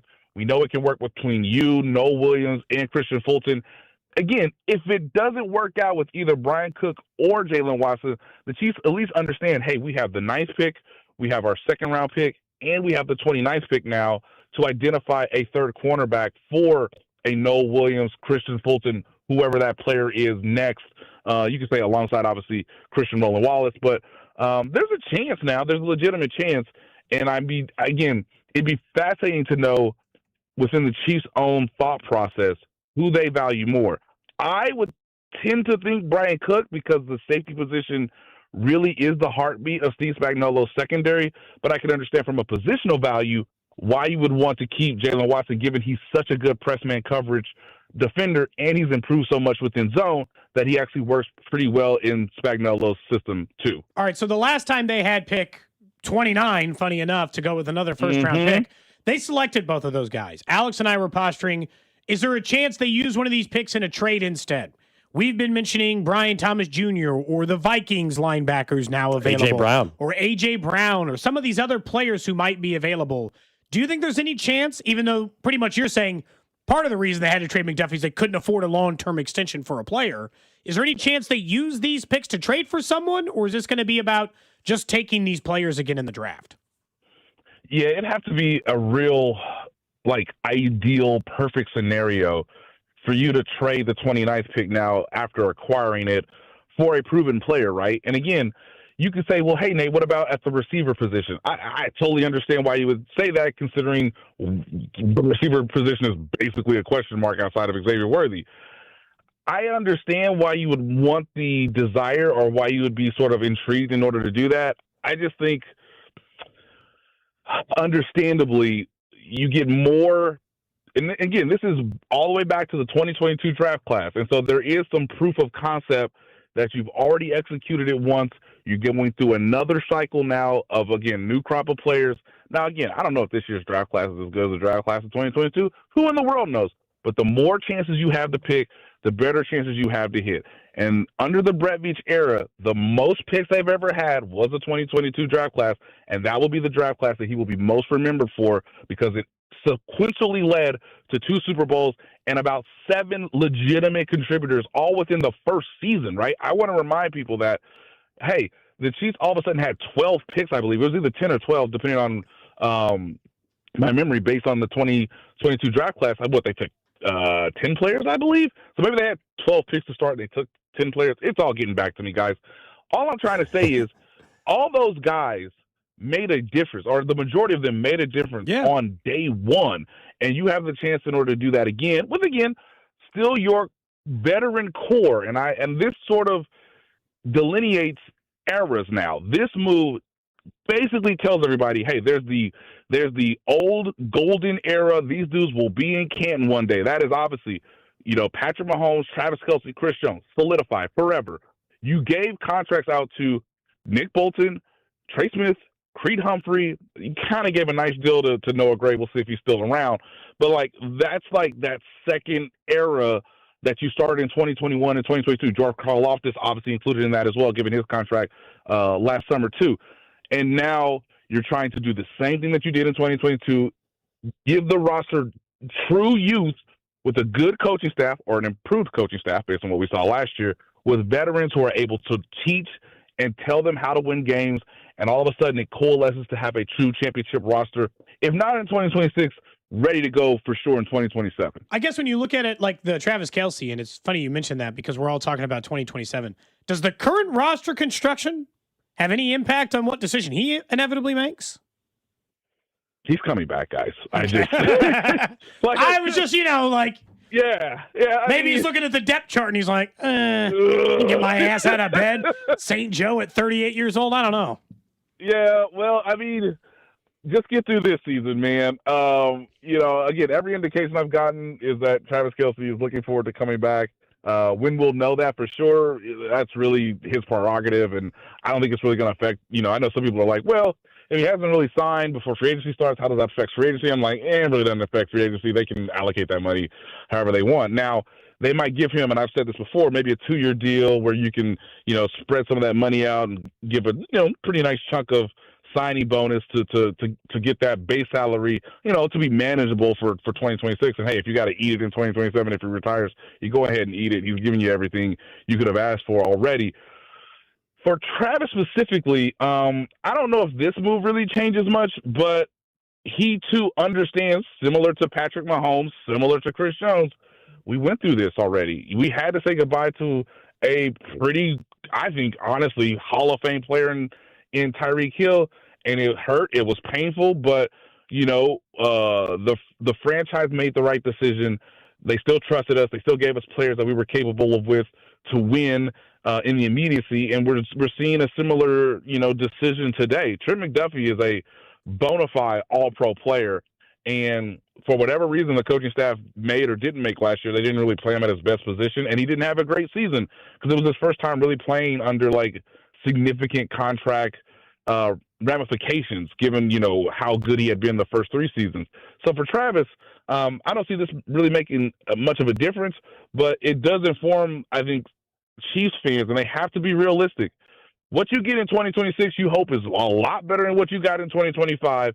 And if the quarterback comes through the 2026 season healthy, hopefully you got a crew that's ready to go in 2027, that's young, that's youthful, that reminds you of what you saw in 2022 and 2023, even if Travis Kelce isn't around for the 27 season. We're talking to Nate Taylor, our Chiefs insider from ESPN. What does this do at pick 9 for you? I know they have pick 29 as well now, but at pick 9 overall, how does this change their approach, in your opinion? Is this a scenario where they would try to get more picks again and trade out of 9 if they're not thrilled with the crop of players that might be there based off of positional need? Do you think this means it truly can take the cliche, best player available now? Well, guys, I hope you and the audience understand what I'm about to say. They got to start doing a terrible smear campaign on Ruben Bain. That's it. That's their only option, guys. It's not even that hard. Binkley might single-handedly be doing it. Yeah, I don't know, guys. This Ruben Bain guy, he might be cool, but I don't know. I don't know, boys. I wouldn't take him. If I were you guys, I wouldn't take him at all. And pray to the good Lord that Ruben Bain falls to 9, because I still think pass rush is their biggest need. You could say, well, hey, Nate, what about Cornell Tate? Cool. If he's there at 9, you sprint, you take him, because again, much out of Xavier Worthy and maybe Jalen Royals question mark at the receiver position. If neither of those 2 players are available, and if we're already being told that Jeremiah Love is so great that he might not even get past 5, hey, eat your medicine, or take your medicine and trade down. It's fine. You can do that. I don't know who the trade partner would be. That would be something that will take some time to sort of research and figure that out. You could take best player available, but in order to do that, I truly believe you'd have to sign Travis Etienne, maybe Kenneth Walker, although but see, I still think we're all lying to each other. I'm like, hey, man, is Kenneth Walker getting $14 million on the open market? Let's see. Doesn't Kenneth Walker want to win? It'd be hard to go to Seattle and go for the bag, but again, choose what you want to do. The Chiefs could give him a little bit of both in terms of salary and obviously the chance to win at a high level. But hey, if Breece Hall's not available now because of franchise tag, if you want to sign, Algier, who's also a capable running back, that's fine. But get a running back to start free agency, so that you can at least solidify that position. And hey, put it on, a sticky note somewhere. Ruben Bain, nothing else, or no matter what, or you say Cordell Tate, no matter what. But again, it's going to be hard, I believe, to see both of those players or either one of them available at 9. And if that happens, make a phone call or 2 and just see what you can do. Because I know there's 9 places in the draft, but we are all legitimately worried about who's going to be available at 9. And I'm like, well, could you take Caleb Downs? I'm sure Caleb Downs won't be there at 9 either. No, I mean, I don't think so. But at the same time, Nate, it's they needed picks. They now have 9 of them. They don't necessarily need more picks now, right? I mean, they can trade down. They could trade down from 40 or 29 or some of these others. But the pressing need to feel to trade down, where I thought they might have to in the 2nd or the 3rd round, that feels like it's gone now. And you also have to be mindful, too, of the fact that, okay, if you – I want to be clear on this. If you don't like what is available at 9, you can trade down and take perhaps, as some people would say, a bigger swing on not necessarily a developmental player, but a player with traits who maybe, is still ascending. And again, with your coaching staff, with your, locker room in place, can maximize their ability. Now, the Chiefs have done that in the past. Sometimes it's worked. Sometimes it hasn't worked. That number 40 pick is fascinating to me because you could say, hey, we could use that to either go up or to go down in the 2nd round to sort of say, hey, this is a guy that we've targeted, and I know Veach has done that several times where it says, hey, if we're in the window, if we're in range, I got to make a move, and I got to go get this guy right now. So that 40th pick, I think, becomes a bit of a pivotal turn in all of this now that you have the number 9 pick and the number 29 pick. If you stay there, if you like slightly move down from 9 and then you pick a 29, then you can use 40 however you choose to really make a bit of a calculated gamble in order to get a player that you really like that you don't think will get to 40, or you want to say, hey, I think this is the range for this necessary position that we might look into. Let's go here, whether that's, again, safety, cornerback. Hey, if you want to go for tight end of the future yet again, by all means, go ahead and do that. But I think the 40th pick now becomes really, really intriguing to me based on not only the Chiefs' needs, but what their general manager has done in the past once he's gotten, a collection of picks to his disposal. Nate Taylor, our Chiefs insider from ESPN, joining us on a breaking news Wednesday with Trent McDuffy being traded to the LA Rams. Appreciate it as always, man. Yeah, thank you, guys. There you go. Nate Taylor with us here on 96.5 The Fan as we continue to react throughout the show to the news that Trent McDuffy has been traded to the Rams and the Chiefs acquiring the 29th overall pick along with a 5th and a 6th plus a future third-round draft pick. And I think that the last part he was saying there, Cody, like options, this just opened up so many more options for them. Yeah, I mean, and it makes the draft. And look, we're going to Pittsburgh, and I guess I was already excited to be there for the draft. It got a hell of a lot more interesting. Well, they do have, in just the first 3 rounds while we'll be there, they have 4 selections in the top 74 picks. And so, look, predicting what they're going to do in the draft right now is very difficult because Brett Veach has shown a willingness to move up far more than he's shown a willingness to move down. And look, I think there's crazy, like Carrington's quote tweeting people on social media, like, well, now if they really like Love, what if they just trade up to get Love? And I'm like, we're not just talking about taking a running back in the top 10. You're talking about trading up for a running back? Relax a little. I think what here is, and their balance, is that it really does kind of create a world is whatever you want it to be. Do you want to get, and I think we're going to know right now, do they value getting infinitely better on offense right away or defense right away? And those first 4 picks is going to tell us a lot. If they take a tackle and a wide receiver and a running back and 3 of the first 4, be like, well, guess they're looking to make the offense quite a bit better. Maybe they do a split. Maybe it is a corner and defensive end to go with a wide receiver and a running back. And we'll see, but it's going to tell you which direction they're going. I asked about Kelsey, not because it didn't seem like he wasn't coming back, but because the league year starts in a week, I felt like that was the natural deadline that he needed to tell the team he was planning on coming back by. And for the same reasons we're talking about 26 versus 27. If I'm Travis Kelsey and I'm on the fence about coming back, the current roster wouldn't exactly have me like run into the door to sign up to do another year in St. Joe. I'm sorry. I'm not saying they can't like improve the roster significantly by then, but they wouldn't have me like chomping at the bit to return, That's all. Yeah, you don't have to convince me. You know where I stand on that, which is I think they're a wild card push team. So as far as Kelsey, he's already said publicly he loves playing football, still wants to play football. Yeah, I think his debate, if you believe what he has said publicly, is whether or not he can physically make it through a season, and he wants to go through the physical grind that is required in an off season to get ready to be healthy during the year 2026. That to me is what it's more about than whether or not does he think the team can win. Because again, I'm going to be clear. I don't think this team is going to be a bad football team next year. No, you just said fighting for a wild card spot. And we'll see what happens if they get in. Anything can happen, sure. See what happens. You get in the dance with Patrick Mahomes, anything can happen.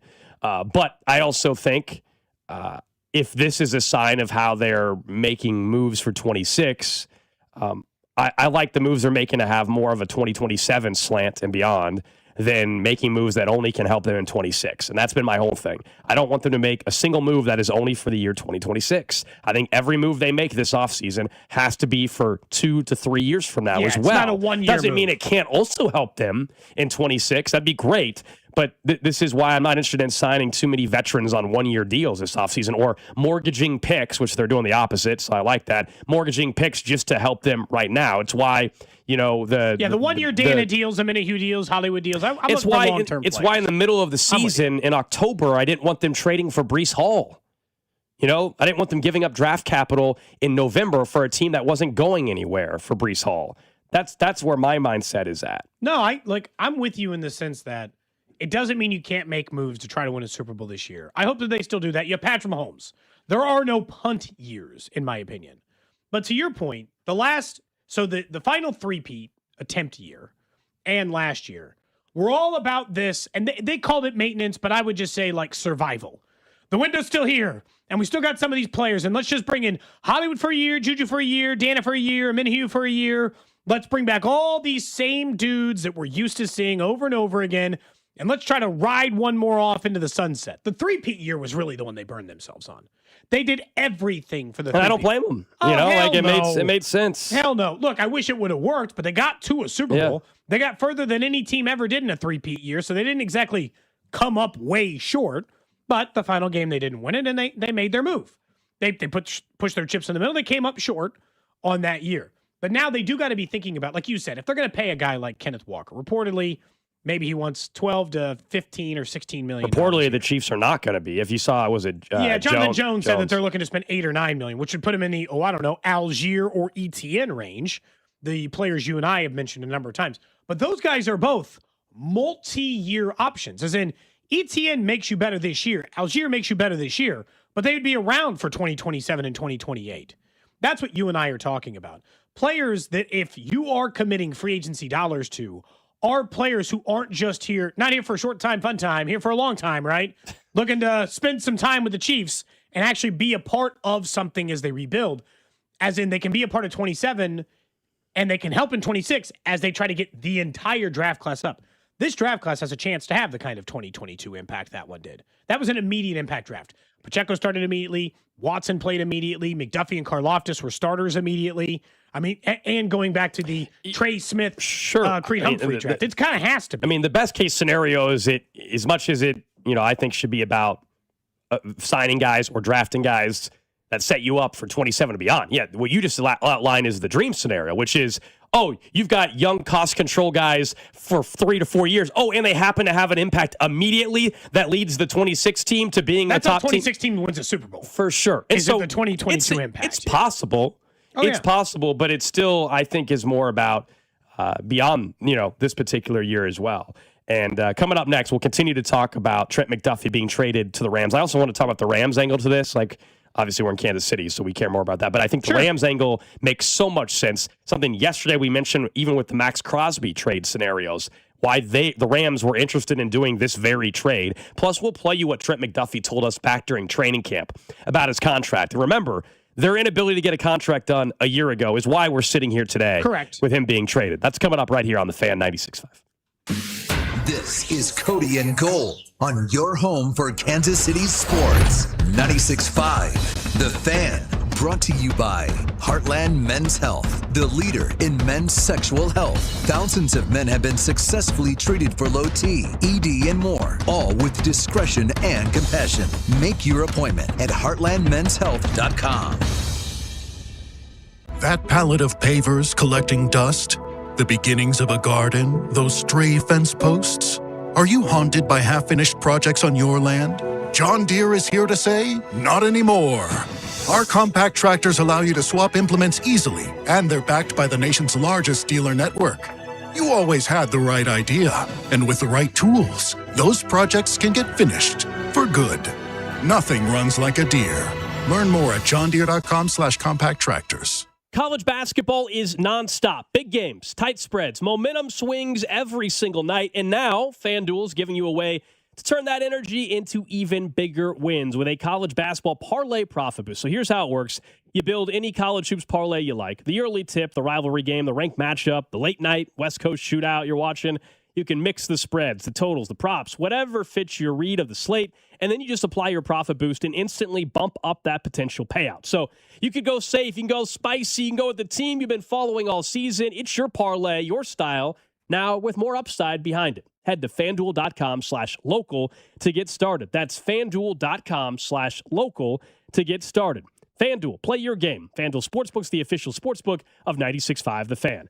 21 in President, Missouri. Opt-in required. Minimum 2-leg parlay required. Bonus issued as non-withdrawable Boost Builder tokens. Restrictions apply, including any token expiration and max wager amounts. See terms at sportsbook.fanduel.com. Gambling problem? Call 1-800-GAMBLER. Now's the time to complete that painting project you've been putting off. CertaPro Painters provides a free estimate quickly and at the right price. Whether it's interior or exterior, you'll never have to wonder what's next. They provide reliable updates because they know how important your home is to you. Ask about their spring sales event for 10% off qualifying projects through May 15th. Remember, each CertaPro Painters business is independently owned and operated right here in Kansas City. Schedule your free estimate online at CertaPro.com. That's Certa with a C. Indeed presents hires you can't afford to get wrong, like a cybersecurity engineer at a publicly traded company. We've been hacked! They're through our firewall! How is that even possible? They got my password. Please don't tell me your password was password. It's actually password 1. This is your job for sponsored jobs. This is what happens when you don't sponsor your job on Indeed. Next time, get matched with quality candidates with Indeed sponsored jobs. Visit Indeed.com/hire now and sponsor your job today. Having insurance isn't the same as having State Farm. It's like needing a lawyer, but getting some guy who just watches courtroom dramas. How does the defendant plead? Guilty. Wait, what? Also, objection. You object to what? Erroneous. Counsel, approach the bench. Hey, can I get a whack at the gavel? You wouldn't settle for just any lawyer, so don't settle for just any insurance. Get the real deal with State Farm. Like a good neighbor, State Farm is there. Ah, the most beautiful time of year is upon us. Tax season. And Tax Slayer is here to help you file. We guarantee 100% accuracy and your maximum refund. Those are some good numbers. And you can trust me, because I'm a talking calculator. Did I mention Tax Slayer even has support from real US-based humans if you have any questions along the way? Beat the rush and start for free today. Tax Slayer. File fearlessly. My name is Whitney Allen, and I'm a widow. My husband, Ryan, died. We never thought we'd ever have to use life insurance, but the unexpected happened. With Ethos, signing up was fast and 100% online. You can get a quote in seconds, apply in minutes, and get same-day coverage. No medical exams, and you can get up to $3 million worth of coverage. I'm grateful we were prepared. Get your free quote at ethos.com/game. That's ethos.com/game. Paid spokesperson. Time spent on application may vary. Online health questions required. Hey, it's Scott Parks, and we've launched Beyond the Pitch KC, a podcast on how Kansas City landed the world's largest sporting event, presented by Commerce Bank. Visit commercebank.com/soccer26. Subscribe on the Odyssey app or wherever you get your podcasts. Hey, Royals fans, it's Vern, and the Hot Stove Show is back Thursday night starting at 6 o'clock right here on your home for Royals baseball. 96.5 The Fan. KFNC FM and AM, HD1 and HD2 Kansas City, an Odyssey sports station.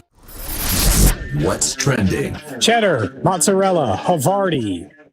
Well, number one on what's trending, obviously, is the news of the day. The Chiefs are trading all-pro corner Trent McDuffy to the L.A. Rams. Kansas City getting back pick number 29, a fifth-round pick, a sixth-round pick, and a future, as in 2027, third-round pick. We've been talking about this since about 10:45 or so when the news broke. We had Nate Taylor on the show earlier. If you missed some of that, we might play some of it back for you in the 1 o'clock hour. Certainly throughout the entire day here on your home for the Chiefs, you'll be hearing us talking about Trent McDuffy getting traded. We're also about a half hour away from welcoming in Matt Miller from ESPN. Great timing. We just happen to have him already scheduled, so that's nice. Convenient. To talk draft and what does this trade do for pick 9 and what do the Chiefs do at 29?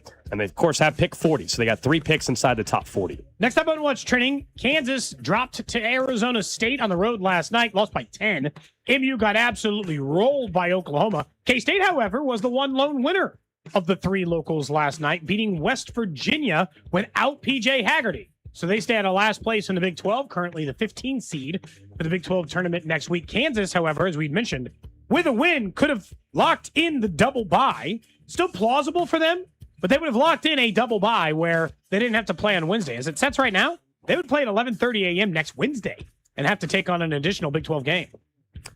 Yeah, last night was a weird night in college hoops with KU losing, MU losing at OU, and then, as you said, K-State winning against West Virginia, despite not having P.J. Haggerty. Elsewhere, and what's trending, just some news in college sports. It's kind of the future of where things are trending, but Arkansas has a New Jersey patch deal with Tyson. Yes, Tyson Foods is in the chicken, directly tied to NIL. They're going to have Tyson logos on every Arkansas uniform, whether it's basketball, football, volleyball, you name it. What's different about it is, like you said, 90% of the money from the licensing deal will go directly to an NIL fund to pay Good for Arkansas. players. If I was Cal or Ryan Silverfield, I'd be very, very happy. I mean, it makes sense from a logistics standpoint because rather than try to like find all this money individually, just sign one big deal and make the jersey patch Just put sponsor their logo on everything. pay for players. Yep, exactly. Next up on what trending prosecutors in the federal case into rigged poker games are expected to offer some plea deals. Is there a certain in individual those cases to at least 12 of 31 defendants,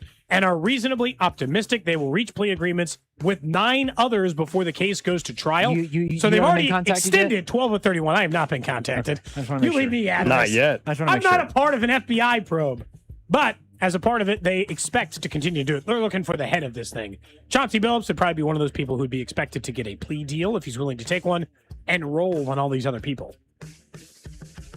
That is what's trending here on Cody and Gold. Let's get right back into Trent McDuffie getting traded to the Rams. How did we get here? We go back a year ago, and one of the concerns, and I could play the cut again if we wanted to, we had Nate Taylor on last April. And then we talked to McDuffie at training camp. And even last April, like maybe the first day of training camp, he was one of our early guests. And one of the concerns when Nate joined us last April about McDuffie's contract situation was, A, they hadn't done anything with Trey Smith yet. They were still working on a deal with him. That dragged on longer. Then you also had the cornerback market, and I can't remember exactly how many, but there were a couple corners that got some nice deal. I think Stingley maybe, and it was pretty much somebody every else got corner. Sauce, got wasn't paid. it? Sauce got a Yeah, contract. JC At Horn that got moment, paid. And they all got contracts. And so if you're a McDuffie, you're waiting, and his agent, his representation, and this is what they get paid to do, was not going to take anything less than market, setting the that number one number. Yeah, and I don't blame him. But that's where the negotiation comes in. And the Chiefs were never able to get to that point. And then at training camp, we asked McDuffie about the contract situation then. Honestly, when it comes to contract stuff, it's not really on my mind, He's obviously in contact with me all the time. He keeps me updated on things. And I love the Chiefs. I love the organization. And I love being a part of what it means to be a Chief. And down the road, whenever it happens, it happens. But right now, like I said, my focus is solely on how do we get back to another Super Bowl. He said that, and there was also another part of the interview where he acknowledged, he thinks he's the best corner in football, right? And wants to be compensated. I'm paraphrasing, but that's what he was telling us back in August. And he did play through the season and was a team player. And I think one of the guys, just from a media perspective, that a lot of players, if it's a tough loss, will leave the locker room immediately. He was always there to talk to me. The only time he didn't is because he was hurt late in the year. Other than that, no matter how good he played, bad he played, he was always a guy that would stand up, was a good leader in the locker room, hell of a football player, top 5 corner, I believe, in football. And so it sucks to move on from him. But this was not just something that happened overnight. This was a long build, Cody, as you know.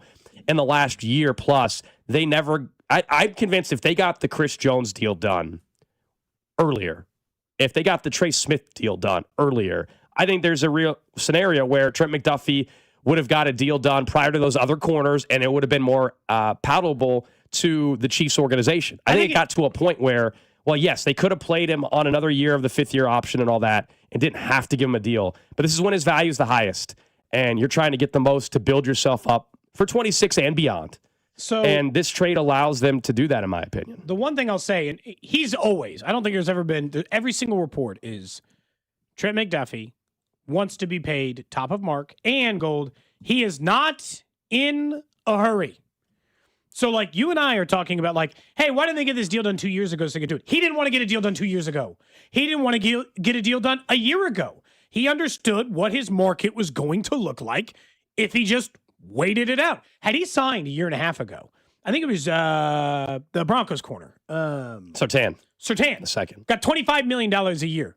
Less than 6 months later, there was a corner getting paid $30. So he screwed up. Surtain signed too soon.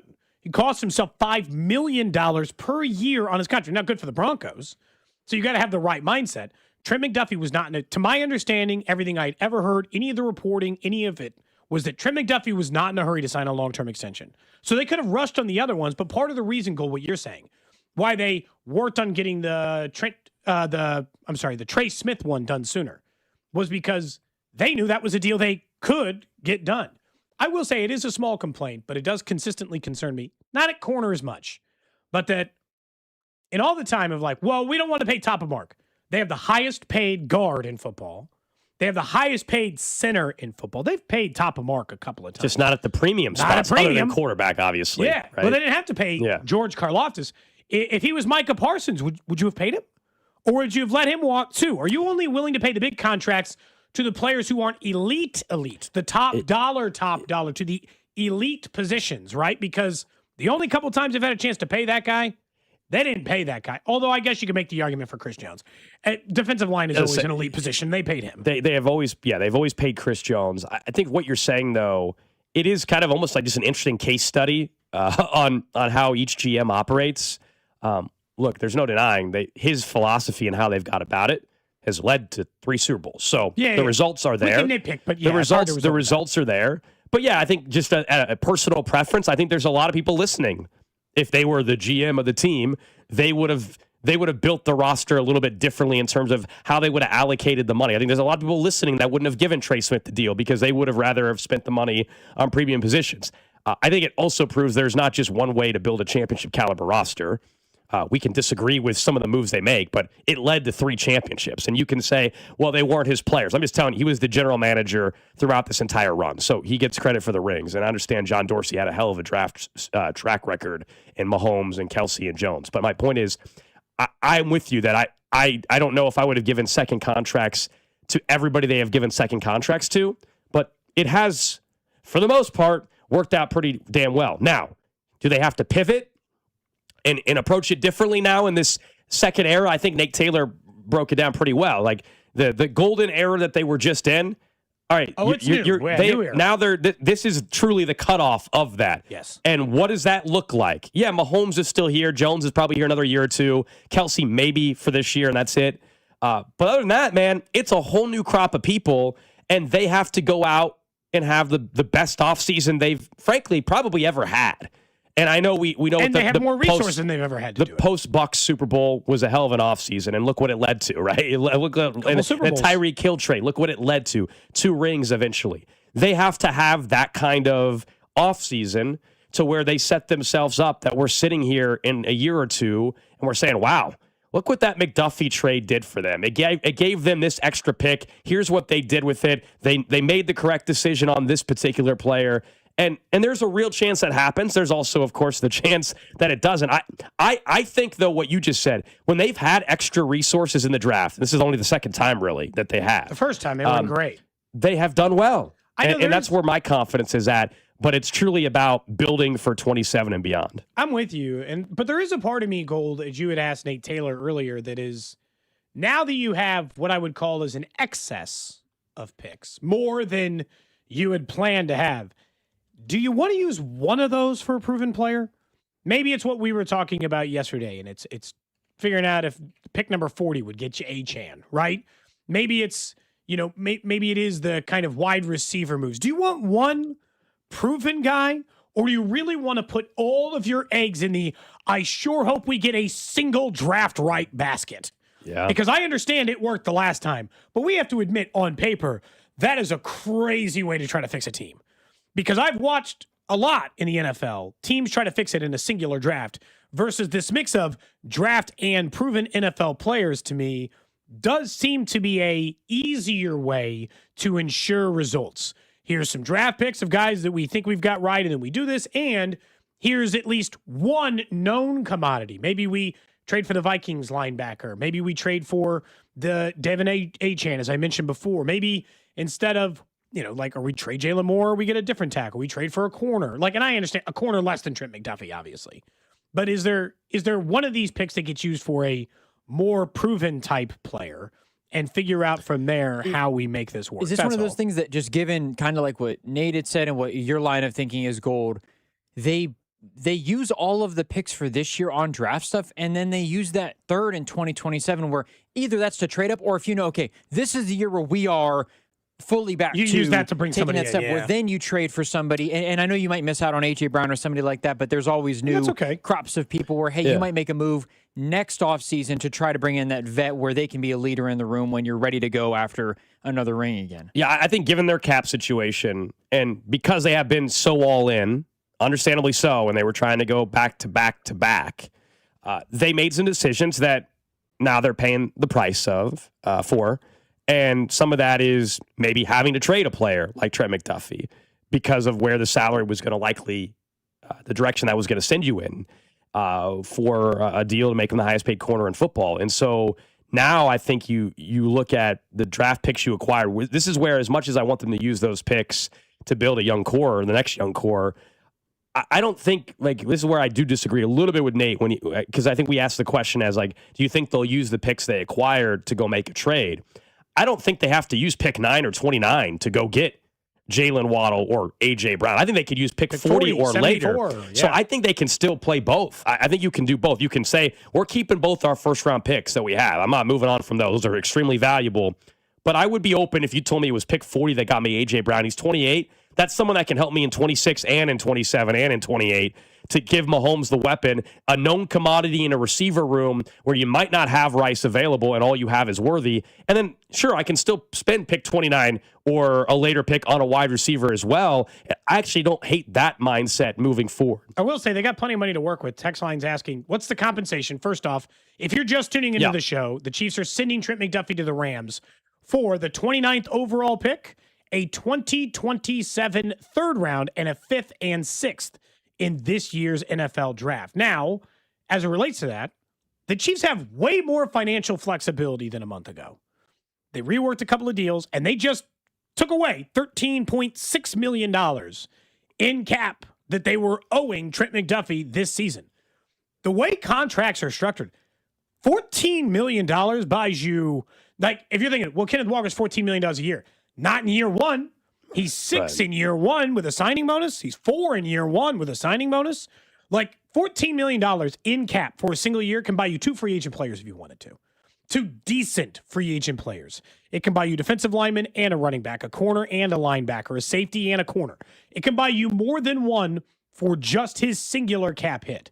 So from a 1 year perspective, Gold, they can go 2 for 1 in the cap perspective, maybe 3 for 1, depending on the type of player we're talking about. That's a good way to point out, a good thing to point out. I think another way to look at it as well on top of that, Cody, is what would eventually the Trent McDuffie deal be? And we're going to find out what the Rams are giving him. They're saying 30. $30 million a year. Okay. How many players can I get for that? Now, I'm not getting another all-pro, admittedly, in free agency, but Can I long term though? You're saying just right now in free agency, just off the $14 million. I'm saying long term off the the deal that's over $100 million. To pay anybody pretty much. How many guys can I retain if I end up if I want to retain somebody, or can I go out and get over the next year or two? And that to me is the bigger move, even than just this free agent cycle. It's what does that allow me to do next free agency? What does that allow me to do in a potential trade this year or next year? If I trade for, let's just say hypothetically, a Brian Thomas Jr. or somebody, the contract I might have to give them. Yeah. It's not going to be $100 million. It might be $70 million, might be $80 million. But okay, so I'm getting that player, plus I still have cap space. Again, I think this is more of a long-term decision for them. And it does make the Jalen Watson part really interesting. And I don't know where you guys are at on the text line, 913-586-7965. Do you think this makes it a necessity for them to bring back Watson? I don't think it's a necessity, but I'm a hell of a lot more interested in bringing back Jalen Watson, who is not going to get the top 5, top 10 corner money. He's going to get a very nice deal. Is it that, or is it a corner in the first? I think it's either safety, that or it's a corner, in the first 9. round. It hasn't moved me to corner at 9, in fairness, because... You think it does for the Chiefs, though? No, and it shouldn't. You know why? Because you don't make this move unless you're confident that you can draft and develop corners. Like, I'm sorry, that's part of why they never pay corners. But Trent McDuffie, losing him is not a development. You don't bring in a development guy to replace him. Like you figure it out. I don't mean development as in like this guy's going to take 3 years. Drew, part of the reason, and part of it's money, but part of the reason they are willing or capable of making this move is they never pay corners. Ever. They let them all go. See you later. Number 1 corner. Charvarius Ward is a number 1 corner for his team. Adios. L'Jarius Sneed got signed to be the number 1 corner for his team. See you later. And they should let Watson walk and draft one in the first round. Maybe. I'm just saying. That might be the path. I'm just saying they're going to need, but first round for me is 29, not 9. I agree with that. Or I 40, agree. not 9. I agree. I'm not saying don't use a pick on a corner. They're gonna draft a corner. I think we all agree. I agree with 9. I'm just saying, like, it hasn't moved my thought on 9, and it shouldn't for theirs. They should think that they can find a high-quality corner in what is reportedly, and we'll ask Matt Miller coming up in 15 minutes, a very deep cornerback draft class. They should be able to find, not McDuffie's replacement, but somebody to fill out the complement of Noah Williams, Christian Fulton. Like, I'd feel better if it was Jalen Watson, but Jalen Watson and whoever. The part that did change for me, though, and that's why I asked the question, before we've talked for weeks about Caleb Downs and whether he'll be available there, the type of player. And I understand he plays safety, he doesn't play corner, but he's also versatile. We know Spags likes the versatility in somebody in his secondary. If they don't bring back Brian Cook and they don't bring back Jalen Watson, Caleb Downs at 9. Then Caleb Downs at 9. How would I be upset about Caleb Downs at 9? It would make a ton of sense. But I think what Nate said too.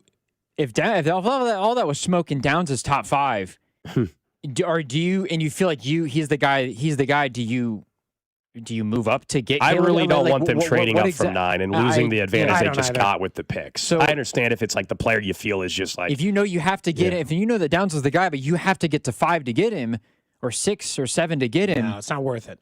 And the problem is, Drew, and I'm with Gold. The cost.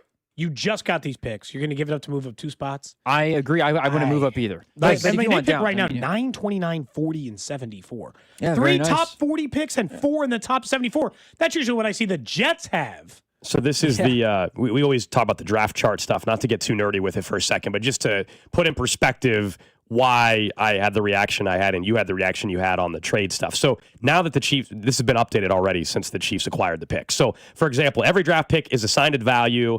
Every team knows what the value is. There's different draft charts. Okay? But everybody uses some version. They know, they'll literally make phone calls the days before, and like the team that calls Brett Veach knows which draft chart Brett Veach is using, okay? And so that's how they navigate the trade stuff. So, for example, the Chiefs pick 9 is worth $13.50 according to, which one am I using? The Jimmy Johnson valuation and trade chart. Okay. Fine. All right. So that's worth $13.50. The trade in Drew's scenario, Giants at 5. Sure, trade up to the Giants at 5, whatever. That's $1,700. So the Chiefs would have to make up almost 400 points just to go up. Okay. Well, what's 400? Pick 29 to 640. So it wouldn't have to be pick 29. Pick 40 though. Pick 40 though is 500. So you'd have to, then you go and you pick start. 40 or 74. Pick 74 is 220. So you could do like pick 74 and pick 109. That gets you there.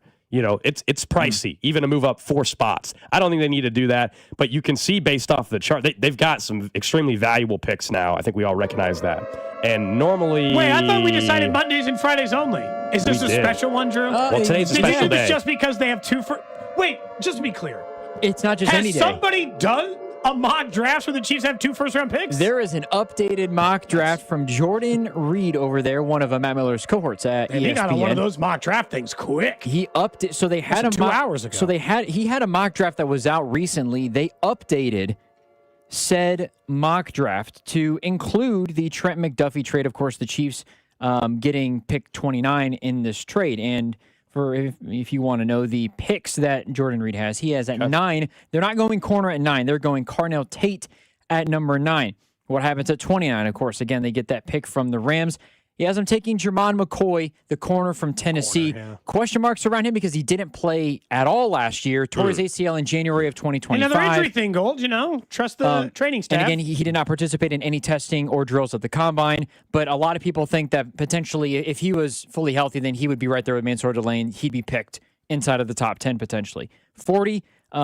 He has them taking edge rusher TJ Parker from Clemson. So Carnell Tate, wide receiver. Corner, Jermon McCoy, and then edge, TJ Parker at 40. I mean, I don't have any problem with that, do you? I mean, Jermon McCoy is the only position-wise, no. The question around him is, the big question around him is the health thing. Like, so he tore his ACL over a year ago and still couldn't participate in the drills. Yeah, what the hell's going on there? So is it your recovery is longer? Are you taking your time more? he potentially could be ready to go at the pro day. He could do some stuff there. Can you give me a McCoy breakdown, Gold? We got whole new players here. Jerome McCoy, we have not talked about him yet. We haven't brought up at all because we're going to have a real exist. We're going to have a real evaluation from Matt Miller coming up in 10 minutes. Should from I ESPN. Play the music for Matt Miller? I would not play the music for Matt Miller. But if you were wondering, McCoy. Well, a couple of things. Here's why I think that mock draft also has McCoy. You want to know the connection? Do you guys want to tell me where what high school Patrick Mahomes went to? White House.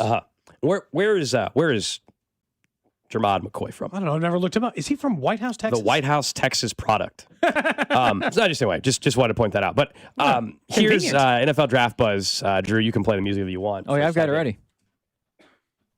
Elite ball skills. Needed the music right away. I warned you. Is it playing? No. I can't hear it. No, we don't hear I've got it on and It's up. not on. What is happening right now? It's not on. Is it in program? I can promise you it's everything not on. is on. Hang on a second. Drew's been messing around with our porn music. I can't hear. All I hear is Alex and you. All right, hang on. Here we go. There it is. All right, start over. Sorry about that. Jermod McCoy, White House, Texas product. Elite ball skills. Instincts that translate to turnovers. Exceptional timing in zone coverage. Baits quarterbacks into dangerous throws by appearing to give cushion before closing with burst. Brings real dog to the field in contested catch situations. Fights through the catch point. Violence. Doesn't concede anything, even against bigger receivers. Excels at disguising coverage intentions. Weaknesses, as Drew pointed out. January 2025 ACL tear. Medical flag. Can occasionally get grabby downfield. Don't like that. Do you want to know what Jordan Reed's write-up is? That's also, by the way, that describes the Chiefs corners. They're all physical corners who sometimes get called for penalties. So according to Jordan Reed, on March 31st is Tennessee's pro day. He's expected to fully work out. The thing that might be interesting, based on the workout, he's a top 10 talent in this draft. If the workout goes well, he ain't gonna be at 29. So, because we've seen mocks that have had him as early as... Maybe not. Injury guys do slide. I know. There have been mocks as early as 10 with Jermod McCoy, even as much as a week ago. Like, he's been mocked, even with the injury stuff, to go as high as the Bengals at 10, 11, 12, the Rams potentially even at 13, not anymore now. But, you know, he, from a talent perspective, has been brought in that side of things where if he works out well, I don't think he's going to 29. I do think we'll talk about it more with Matt Miller, but I think you pointed this out with the Rams, and we could talk about it later in the show. But, I mean, of course the Rams did this, by the way, right? I mean, like, because I see the text, I'm saying, you're going to trade an all-pro corner for an injury-prone corner? I mean, this is the risk teams take. Also, that ignores the financial aspect of the trade, but also the Rams, they are all in 20. Matthew Stafford announced at the NFL Honors that he's back. A lot of people thought he was to be done after this year, so he's got like a year left. They have Devontae Adams. They have Puka. They are positioned to be a top 3 team in football next year. And now they go and fix what was a clear hole for them in their secondary. They're ready to go win a Super Bowl next year. So they make the move. When Stafford retires, they're going to be in trouble. They won't have a quarterback. So they're in it for 1 year. If Patrick Mahomes was 40 next year, guys, I would have a completely different view of what I would want them to do this offseason. But he's not. It is Matthew Stafford is like 38 or something, isn't he? They're doing anything to try to. Didn't the Rams do this the year that they won the Super Bowl? Yes, the whole F them picks thing. Their defense is awesome on paper, and we already know what they're capable of on offense. And so, yeah, I mean, and they still have 13. Yeah, they still have 13, man. That is a date. They might still take Ty Simpson or somebody like that. We can get into that maybe tomorrow, but they very well might start or go that route because their defense, like if you look at the defensive linemen, their only weakness defensively was the secondary, specifically outside and inside corner. Well, they just got an all-pro. So, like, they seemingly solved that on paper. Coming up next, Matt Miller from ESPN will join us, a draft insider. What does the McDuffie trade do for the Chiefs at 9, at 29, at 40? He'll tell us next. You're listening to Cody and Gold. We're going to try to tickle your tonsils. Brought to you by Heartland Men's Health, the leader in men's sexual health. Thousands of men have been successfully treated for low T, ED, and more, all with discretion and compassion. Make your appointment at heartlandmenshealth.com. Looking for the best deal on TRT? Well, don't pay hundreds of dollars out of pocket for a franchise or settle for one-size-fits-all dose. Synergen X and Low T Center, They personalize it to you. You know when your body doesn't feel right. You know when you don't have that same energy. There's lots of reasons and lots of things that can be signs of low testosterone, and you know what they are. Your workout's not going the same. Your sex drive's not the same. All of these things can be helped over at Synergen X and Low T Center because they work with most insurance plans and, importantly, customize each dose of TRT for maximum effectiveness for you. It's TRT that actually works with your body, and this February and March, they've been offering a free testosterone test and discounted peptides and GLP-1s to help get you life back and get you started. So don't miss this opportunity. Go to Synergen X or lowtcenter.com and book today. DQ presents the Spicy Menu. For a limited time, try the new Flamethrower Chicken Strip Basket for $6.99 with spicy, bold strips that heat you up. Served with a side of famous DQ soft serve as a dip to cool you down. That's right, dip those spicy chicken strips right into soft serve. Plus fries and toast, all for just $6.99. And add a new pineapple lemonade sparkler or cooler made with tahini. It's the limited time only Spicy Menu. Get it delivered in the DQ app. Happy, tastes good. Participation may vary. $5,000. That's the average amount of money people in the U.S. are now spending on gas in a year. $5,000. That's crazy. If you drive, you have to download Upside, the free app that gives you cash back every time you get gas. That's right. You can earn real cash back with Upside just by buying the gas you're already buying. You can literally start earning cash back today. I use Upside every time I fill up, and I've already made around $300. You're putting gas in your car anyway. Why not get real cash back? If you like free money, download Upside. I'm saving the cash I earn from using Upside to help pay for a vacation later this year. Download the free Upside app now to earn cash back every time you buy gas. Use promo code FRESH to get an extra 35 cents per gallon on your first tank. You can cash out anytime right to your bank, PayPal, or a gift card for Amazon and other brands. Just download the free Upside app and use promo code FRESH for a 35 cents per gallon bonus on your first tank. That's code FRESH for a 35 cents per gallon bonus.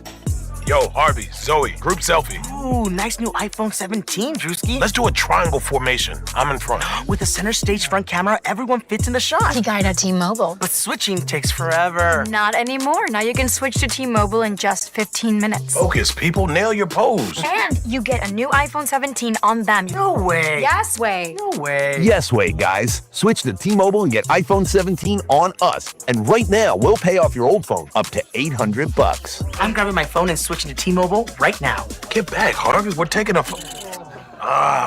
let's go again, y'all. With 24 monthly bill credits, finance agreement, 256 gigabytes, $830, eligible trade-in, example iPhone 13, and new qualifying line, $60 plus per month plan with autopay plus taxes and fees. For well-qualified customers, plus tax and $35 device connection charge. Credits end and balance due if you pay off early or cancel. Contact us. $800 via virtual prepaid card. Card typically takes 15 days after rebate submission, no cash access, and card expires in 6 months. Check out in 15 minutes per line. Visit T-Mobile.com. Kansas City, you need to subscribe to our YouTube channel so you can watch all your favorite shows right from your phone, computer, or tablet. Every day, we stream the shows live on YouTube, plus clips from the biggest moments and biggest guests. Hit that subscribe button so 96.5 The Fan goes right to the top of your feed. In your car, on your phone, or on your computer, we are everywhere. This is your home for Kansas City sports. 96.5 The Fan. Hey, it's Scott Parks, and we've launched Beyond the Pitch KC, a podcast on how Kansas City landed the world's largest sporting event, presented by Commerce Bank. Visit commercebank.com/soccer26. Subscribe on the Odyssey app or wherever you get your podcasts. You're listening to 96.5 The Fan from the DM Injury Law Studios. Mike's got this. Car, truck, or motorcycle wreck? Remember, Mike's got this. 816-888-7500. Mike's got this.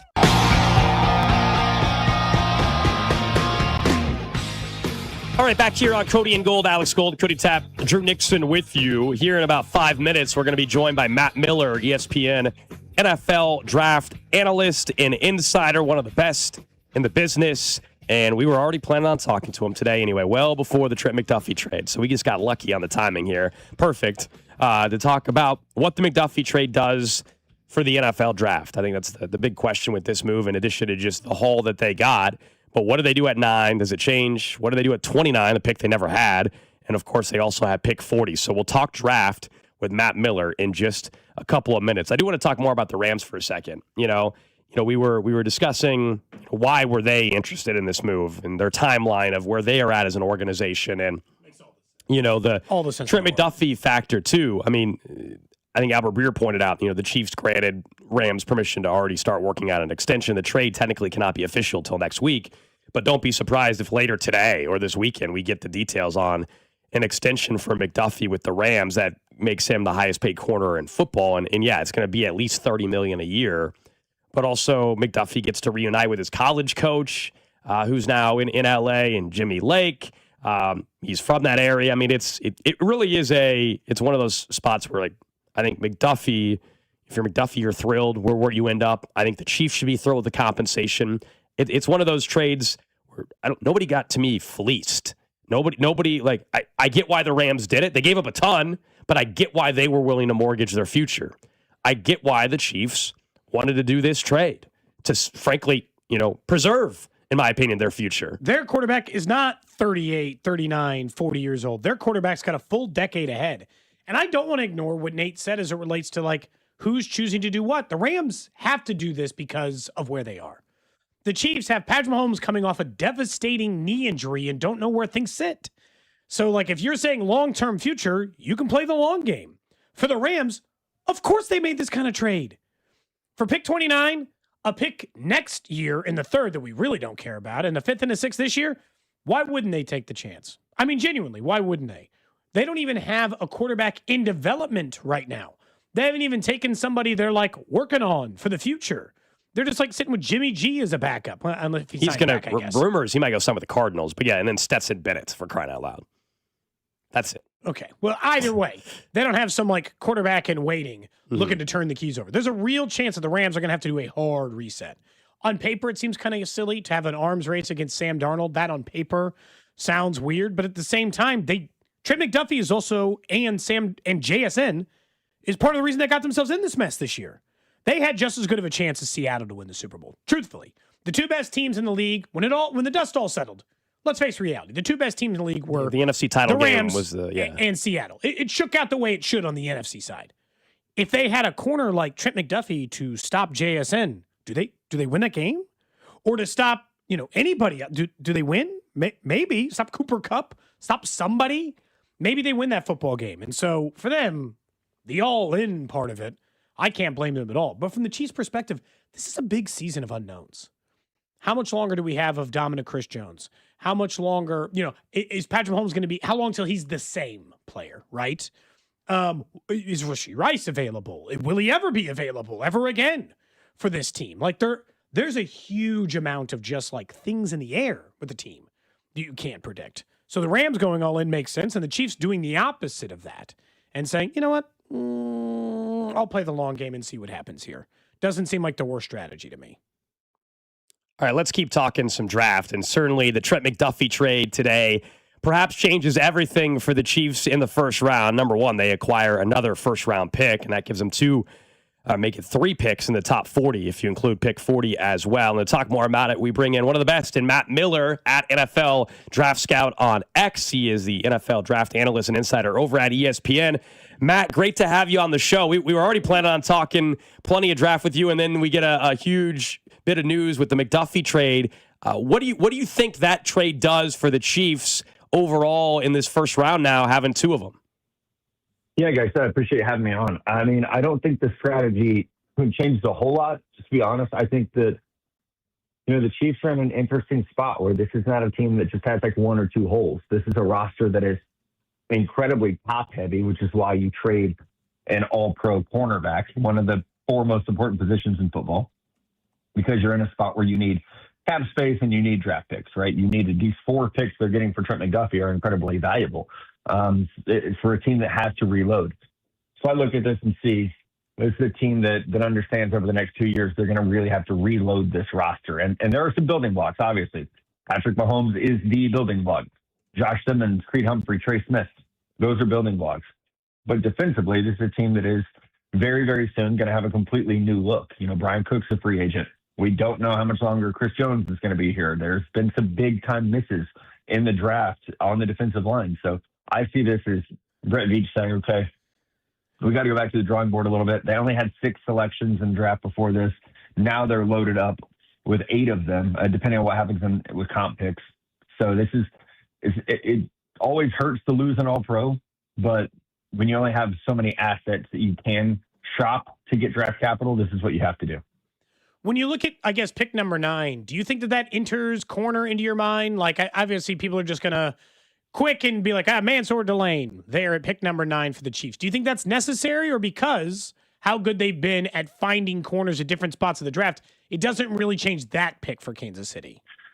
I don't think it changed that pick. And I'll say this, like, we could run through pick 9, 29, 40, 74, 109, and so forth. I'm going to tell you that it should be best player available at every dang pick for this team, because this roster is not that good. It's really not. You have an elite head coach and the greatest quarterback of all time that is really carrying this team. The rest of the roster is not that good. So at 9, if Mansour Delane is your best player available, absolutely take him. Now, I would say he's probably not the prototype for Steve Spagnuolo because he has 30-inch arms.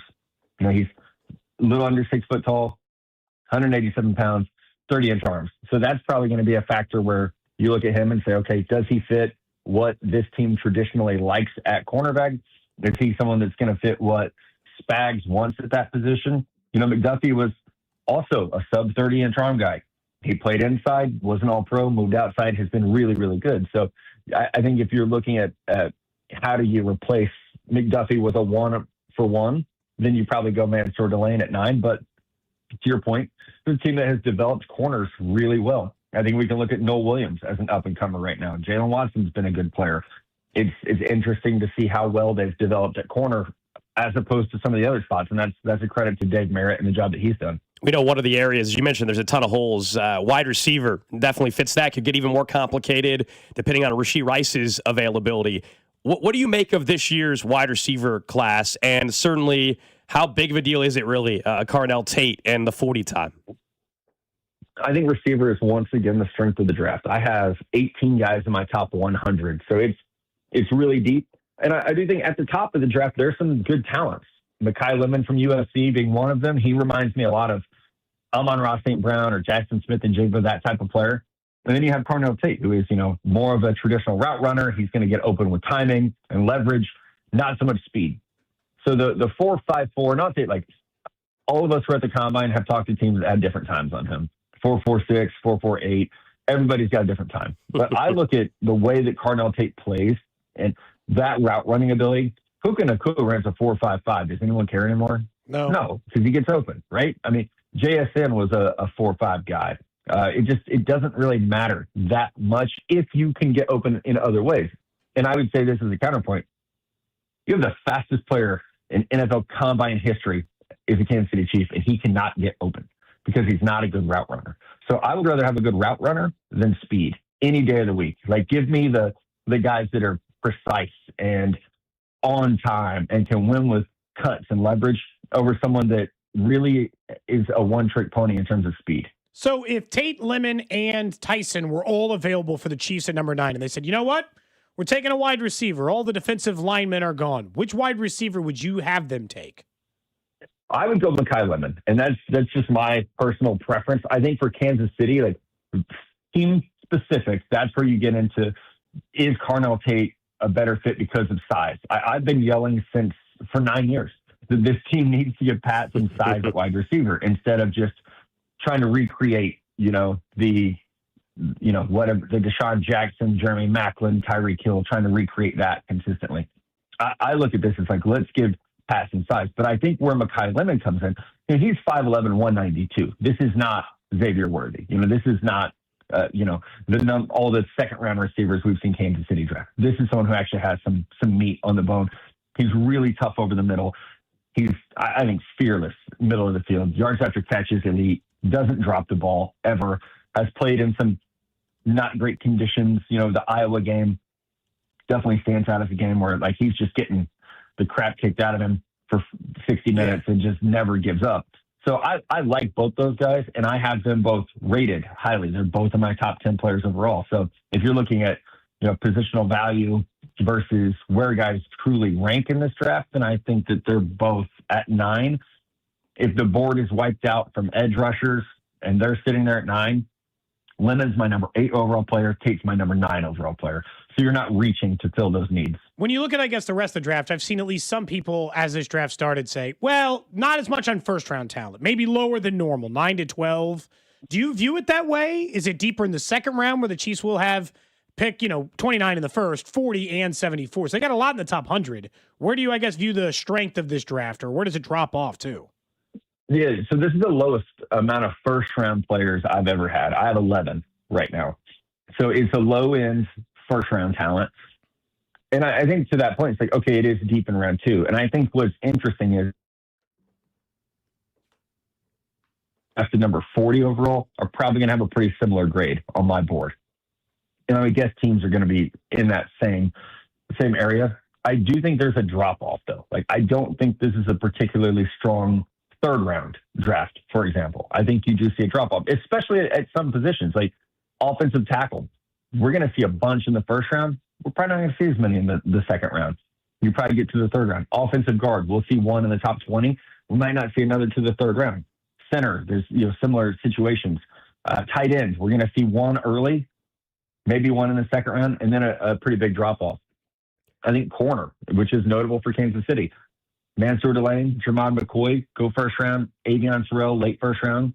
We might see a drop-off, right? So I do think that while there is not, there's not that elite number 1 overall prospect that everybody's planning for, there's 12 guys probably with a first-round grade at the end of the day. Round 2 looks really, really thick, but I think rounds 3 through 7 are going to be pretty lean this year. When you look at, I guess, some of the other positions, you mentioned wide receivers number 1. What's the second most deep position? Do you think it's corner? No, I don't. I don't think corner's particularly that deep this year. I would say edge rusher would be the second deepest position. Linebacker and safety are really deep. I think your day 3 tight end group is really good, but corner I find interesting this year. I like 5 corners in this class as outside starters, guys that can play on the outside and start. Then I think you get into like a lot of nickel guys. You get into the D'Angelo Ponds, Keontae Scott, Devin Moore from Florida. You get into guys that are deficient in some way or another so that you're not giving them that super early grade, but they're still good players. But if you're coming into this draft saying, okay, we have to replace Trent McDuffie, 9 is, I think, a better spot to do that than 29, the way the board looks right now. We're talking to Matt Miller, NFL Draft Insider for ESPN. I got to ask you about the running backs. As you can imagine, in Kansas City, Jeremiah Love is a name that gets brought up a ton. I have said it's not even so much about Jeremiah Love as it is just positional value for me and maybe the Chiefs being able to address it in free agency. How likely is it could the Chiefs find a back that can help them in round 2 or round 3? Or is Jeremiah Love worth all the way up at number 9? I think he's worth number 9. He's my number 1 overall player in the class. Now, the question is, that becomes really scheme specific, right? Is he worth number 9 in a generic environment like what I do for a living, where I'm not scouting for a scheme or for a specific roster? Yes, he's worth 9. Is he worth 9 to the Kansas City Chiefs? I don't believe so. Yeah. And it's pretty simple, my answer. He can't rush the quarterback, and he doesn't play corner. So if he doesn't do one of those 2 things, and I don't think he's going to pull a Travis Hunter and play both sides, then there's no way that I would. And he is my favorite player in the draft. I cannot speak highly enough about him. I think in 4 years, he's maybe the best running back in the NFL. I don't think that's super valuable if your defense is terrible. So I just don't understand for Kansas City how, when you've swung the bat so many times trying to find an edge rusher and can't and haven't, why you would say in a draft that's pretty deep at edge rusher, say, you know what, we have this rare opportunity in the Patrick Mahomes era to have a top 10 pick. Let's spend it on arguably the least valuable position in football. Yeah, that's. I think you have to say, no, we need an edge rusher, we need a corner, we need a safety, we need an off-ball linebacker, like a right tackle. Like, the list goes on of the things that this team needs. It's not a deep running back class, guys. It's really not. So, in round 2, maybe Jadarian Price, Love's backup at Notre Dame, is there. Maybe in round 3, you go after a Mike Washington, who had a great combine from Arkansas. But it's not that year where we're blessed with a ton of great running back prospects. What's the likelihood that a David Bailey or a Reuben Bain are actually there at 9?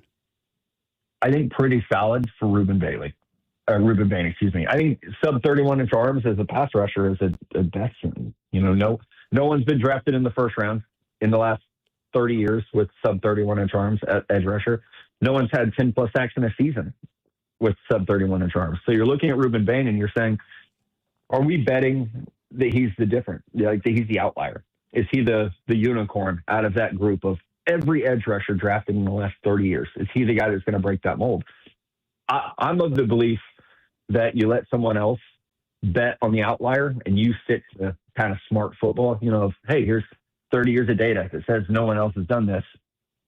I tend to trust that more than I trust a singular outlier.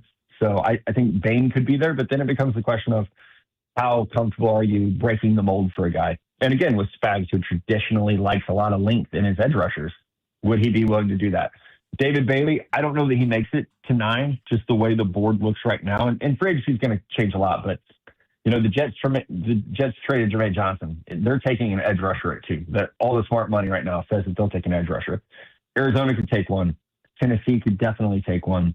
Cleveland could take one. So that's that scenario where you talk about the board being wiped out for Kansas City. And then what do you do, right? That's where I think you look at a Ruben Bain and say, okay, the board's wiped out. Do we like Bain at 9, or do we believe at 29 we can get, TJ Parker, Zion Young, Cassius Powell? I think you start to look at the board that way and say, do we like enough guys at 29 that at 9 we could go corner or safety or one of the other positions? You mentioned right tackle. I saw other people in the draft community saying something similar to like, hey, we don't rule out right tackle at 9. I'd hate it personally, Matt, for the same reason you mentioned running back. And I'm not saying right tackle is not valuable, just they actually have somebody at that position right now. Do you think right tackle is possible at 9, or this is like more of a could be at any other pick situation for the Chiefs? Surely you don't mean Jawan Taylor at right tackle, right? No. I mean Jalen Moore. I think don't want Jawan Taylor there. Just checking. I don't get to listen to your guys' show every day. I want to make sure there wasn't something out there that I don't want to walk into like a hot take that you've had, right?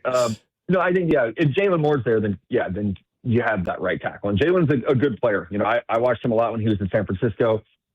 They obviously valued him when they signed him a year ago. So if you're sliding him in at right tackle, I think that solidifies the offensive line, and you feel good about that. I think right tackle is one of those spots where it's almost like if you get stuck at 9, then you look at Jalen Moore. I think has one more year left on his contract, maybe 2. So you're looking at that of like, okay, is this a spot where we think we could upgrade long term? And have this player, a Spencer Fano or a Francis Mauigoa. If you love those guys and you're saying, who's the best player on the board for us because Jalen Moore's got one more year after this year, and he's making $15 million a year. If he becomes a full-time starter, he's going to make more. It almost becomes Moneyball, I think, at that point. But I'm not suggesting that Jalen Moore's not a capable right tackle starter. I mean, a year ago we were talking about him as a capable left tackle starter. So I don't see anything that says he can't be that guy week 1. Matt Miller of ESPN NFL draft analyst and insider. People are asking, when's the next mock draft coming out, man? Man, I think March 30th is a 7-round mock draft. If I have memorized my schedule correctly, my top 50 runs tomorrow. So you'll get a big board update from me tomorrow. And then, March 30th. Royals opening day, which, by the way, this is now 3 years in a row I have not been able to go to Royals opening day, the home opener, because of my 7-round mock draft. So I'm going to need someone within the Royals organization to talk to my editor, and if we could just figure this out, right? Yeah, we scheduling conflict. We got to get it moved up a day for you. Yeah, you know what? I have to go to Cardinals home opener this year, and I'm not a Cardinals fan, and I'm not super happy about it, but I'm like, you got to go to opening day. I love baseball. Like I'm itching for it. It was like 80 down here yesterday. I just want to be outside watching baseball, so I'll settle for the Cardinals game, but you guys are all going to be at Kauffman for the home opener, and I'm going to be dealing with people who hate my 7-round mock draft. How many homers do you have for Caglione this year, at least, Oh man, I mean, I would love 25. I'd be very happy with that. And like, if he could hit 225 with 25 homers, I'd be very happy. I'd take that too. Matt Miller of ESPN. Thanks so much, man. And we'll be keeping an eye out for the big board update tomorrow. Appreciate you guys. Thanks so much. There you go. Matt Miller of ESPN NFL draft analyst and insider, one of the best in the business, and always good to check in with him and get his perspective, what he's hearing. You heard him discuss, a couple of the positions that he's at the beginning, though. He said he doesn't actually think the McDuffie trade forces them into anything at 9, or even at 29. that he thinks they should truly go best player available no matter what. If he's the top guy on your board. Based on the roster rules, that's not crazy. Yeah, they got a lot of them. Safety, corner, defensive line, running back, wide receiver. I mean, it's not like they're not pigeonholed into one position. Like, I think sometimes when teams say best player available, they're full of it. They're full of it. Last year, it wasn't best player available. They needed a left tackle, and there was one there. In the previous year, when they took Trent McDuffy, they needed a corner. And that might have been best player available because they traded up for him. But, like, they took McCole Hardman in the second when they needed a wide receiver. Like, best player available sometimes is like, yeah, in an ideal world, sure. But for this year in particular, how could it not be? Because you can make an argument for any number of those positions. The only one you and I wouldn't take at 9 is running back. By the way, I'd entertain it at 29. Sure. For the right guy. But you also heard his answer. Jeremiah Love, he said, is the number one player on his board. He also said he doesn't think it makes sense for the Chiefs. That's been the whole point throughout the entire process. It's not that Jeremiah Love is not a good football player. It's that for the Chiefs, their scheme and where they're at, there's way more pressing issue than running back at 9. That's all. Look, if he's prime Adrian Peterson 3 years from now, I think he's going to have a great career. Then, it'll stink that he's not a Chief. I get it. But they have got bigger problems than just running back. And it is a very good free agent running back class and a decent draft class. And so it's not as good as last year's, but it certainly has some juice. So I don't want to just I don't want to I don't want to use pick 9. Waste is too strong. That's where we run. We're gonna have to keep track of how these corners do because Bink texted me corner's one of the deepest classes, and then Matt was like, corner is not one of the deepest classes. They're very thin. Yeah, people. Everybody has differing opinions. Yeah, people are allowed to have a varied opinion. I think everyone does seem to agree that defensive line's got some decent depth to it, especially like the edge spot. But I mean, it is weird. Like this, I was telling. I don't know if you were in the studio, Cody, but I told Gold I was like, this makes everything now so much more interesting with the trade because you get like all of the new mocks are going to come out with the trades, and then you get the big boards out. Obviously, we got free agency next week. Like this just sparks up so many different possibilities. It obviously makes it very exciting for the next month and a half. Free agency starts 1 week from today. Officially, at 3 o'clock. But the tampering stuff, we're going to start Monday. hearing stuff on Monday. Yeah, we're going to start hearing a lot of that stuff on Monday. Yeah, the tampering is the 9th through the 11th at 3 o'clock in the afternoon, 1 week from today, in 2 hours, I guess. Coming up at 1 o'clock, we will continue to talk more about Trent McDuffy getting traded to the Rams, more on the compensation that the Chiefs got back and what it means for their free agency. Not so much the draft, but free agency. We'll get to that in about 10 minutes or so. But let's get a quick random question of the day. Random question.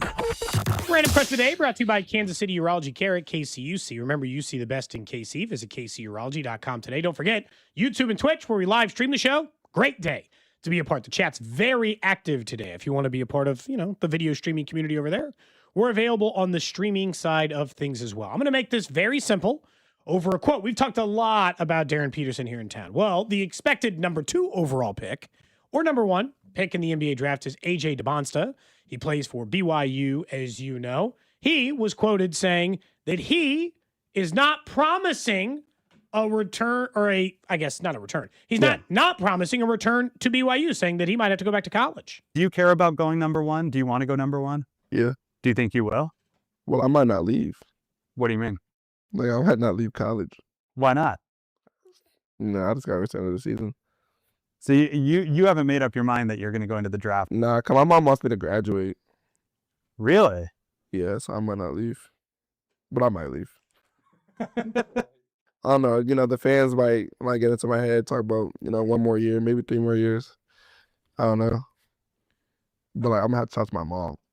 All right, so come on. The question is, do you believe that A.J. DeBonsta has any consideration about going back to college? Yes. Okay, so two quick things. One, do I think that it's important to his mom or him to get his degree? Yeah, I don't think he's lying. Do I think he has more than a 1% chance of actually going back to college? Absolutely not. No. By the way, you can still get your degree in the NBA offseason if that's what you want to do. They have online courses. No, I do not think BYU. I do not think he is truly going to have to sit down and talk to his mom at the end of the college basketball season and argue or consider the options. Not when you're going 1 or 2 in the NBA draft. It's reality. Sorry. I do not buy it for a second. Maybe this makes me a bad parent. I'll just tell you right now. I don't care what the field is. Plumbing, engineering, computer science, basketball. If my kid can make $50 million tomorrow, I don't care if they go to college ever. Drew? Ever! I don't care if they ever go. They don't need that experience. They have $50 million. No, I They'll think figure it out. You know, they'll be fine. Yeah, And I I get it. mean, Like of some course parents he have will. different priorities, but and like it means more depending on your Yeah. family upbringing. I think that wouldn't care. absolutely is part of this. You know, I think that's got to be a consideration. Depending on what's most important, and obviously, you know, he's a good kid. Like he's a good dude. Like I think he absolutely is considering it in some way, shape, or form. How much he leans, I don't know. He probably leans going to the NBA. I would I think it's a assume 1% so. chance, half But a percent. I think he absolutely is in some way, shape, or form considering that, just based on potentially the upbringing or the parent factor and all these other things. Like I think legitimately for him to graduate, he probably only needs one more year. Like it's not like he's not staying until he's a senior in college. Like these guys get degrees in 2 years. Yeah, let's get a quick break here. A lot of people texting in. They're having some issues with static on the radio and everything. It's like 7 people texting it all at once. So let's try to get that corrected so people can actually hear what the hell we're saying.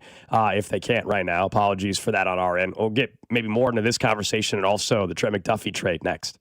This is Cody and Gold on your new home for Royals baseball. 96.5 The Fan. Brought to you by Heartland Men's Health, the leader in men's sexual health. Thousands of men have been successfully treated for low T, ED, and more, all with discretion and compassion. Make your appointment at heartlandmenshealth.com. Is your garage door too loud and whining for help? Overhead Door Company of Kansas City will make it all better. They will perform their full 26-task garage door tune-up for just $79. That's just $79 for up to 3 garage doors and openers. You need this done once a year, so why not now? And for just $79. Call Overhead Door Company of Kansas City at 816-221-0072 or schedule online at overheaddoorkc.com. Just hearing the word IRS can make people break out in a cold sweat. No one wants to deal with the IRS, and now you don't have to. The good news is Legal Tax Defense has been successfully negotiating with the IRS for more than 15 years. It doesn't matter how much you owe, whether it's $5,000 or $5 million. You deserve the best in the business on your side, and that is Legal Tax Defense. Even if you're working with someone else and just want a second opinion, there is no cost or obligation to call. They can prevent levies, liens, wage garnishments, even file back tax returns. And the best news about Legal Tax Defense is they won't take your case unless they know they will reduce or eliminate your tax debt. Call Legal Tax Defense right now for a free no-risk consultation. 800-284-1238. 800-284-1238. You have nothing to lose, but everything to gain. 800-284-1238. Hi, I'm John Ray, your friend and jeweler at Shane Company. Getting engaged? So friends, listen up. Shane Company engagement rings are protected with our all-inclusive free lifetime warranty. We stand behind the same quality we've offered since 1929. Our rings are crafted to last. It's why our warranty is the only one that protects your center stone. We also cover repairs, resizings, cleanings, and so much more. That's money you keep for you and your family. Because a friend always has your back. Shane Company, your friend and jeweler. There's nothing like the sound of Royals baseball. When the boys in blue take the field, loyal fans tune in, turn it up, and stay connected. And where do Kansas City's most passionate sports fans gather? Right here on 96.5 The Fan. Sports fans are loyal fans. They support the teams they love and the businesses that support their team. If you're ready to grow your business and connect with a dedicated, engaged audience, call 816-522-0444 or email greg.bergen@odyssey.com. That's greg.bergen@odyssey.com. This is the story of the one. As a maintenance tech at a university, he knows ordering from multiple suppliers takes time away from keeping their arena up and running. That's why he counts on Grainger to get everything he needs, from lighting and HVAC parts to plumbing supplies, all in one place. And with fast, dependable delivery, he's stocked and ready for the next tip-off. Call 1-800-GRAINGER, click Grainger.com, or just stop by. Grainger, for the ones who get it done. My name is Whitney Allen, and I'm a widow. My husband, Ryan, died. We never thought we'd ever have to use life insurance, but the unexpected happened. With Ethos, signing up was fast and 100% online. You can get a quote in seconds, apply in minutes, and get same-day coverage. No medical exams, and you can get up to $3 million worth of coverage. I'm grateful we were prepared. Get your free quote at ethos.com/radio. That's ethos.com/radio. Paid spokesperson. Time spent on application may vary. Online health questions required. Chick-fil-A's new frosted sodas and floats. It's a 10 out of 10. Hey, this is Lizzie, a team member at my local Chick-fil-A. And a little thing I love about the Chick-fil-A chicken sandwich and new frosted sodas and floats is how well they go together. You will love having your favorite soda blended with our creamy ice stream to make a new frosted soda or float. With the mix of the ice stream and soda fizz, it's so delicious, I call it Fizzalicious. Order a Chick-fil-A chicken sandwich and a new frosted soda and float at your local Chick-fil-A restaurant. Real team member paid for their testimonial. Spring savings start early at Lowe's. Get a Cobalt 24-volt max leaf blower for just $99. It's powerful, lightweight, and ready to go. Plus, get 4 bags of Stay Green 1 cubic foot garden soil for just $10. Don't wait. Get everything you need to start on your spring projects today. Our best lineup is here at Lowe's. Valid through 3/4. Soil offer excludes Hawaii. Selection varies by location while supplies last. The Drive's Papa Shot Tournament is Wednesday, March 18th at DraftCade starting at 6:30. This is your home for Kansas City sports. 96.5, The Fan, KFNC FM and AM, HD1 and HD2, Kansas City, an Odyssey sports station. All right, 1 o'clock hour on a busy day in Kansas City. Again, apologies we had a little bit of the technical difficulty there. I was told that Hopefully if you better. were listening on the AM, you should have been fine. App is fine. YouTube is fine. FM, the engineering is working on something. If you have it on FM, perhaps you want to switch it to AM, or if you have the HD setting on, maybe you turn that off briefly. So hopefully it's working already for everybody, but multiple people texted in. Had some friends even texting me on my phone as well. So that was not you guys. That was something on our end. Apologies. Trust me, I wish that wasn't something that was being worked on in our middle of our show. Didn't make any sense to me. But yeah, it's supposed to be fixed. You don't want stuff.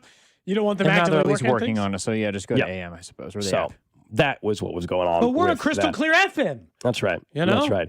Let's talk more about Trent McDuffie. Of course, the news of the day. If you happen to be checking in, you're busy day at work, you just checked in finally to listen. We appreciate that. The Chiefs get a first-round pick 29, a fifth, a sixth this year back from the Rams. They also get a 2027 third-round pick.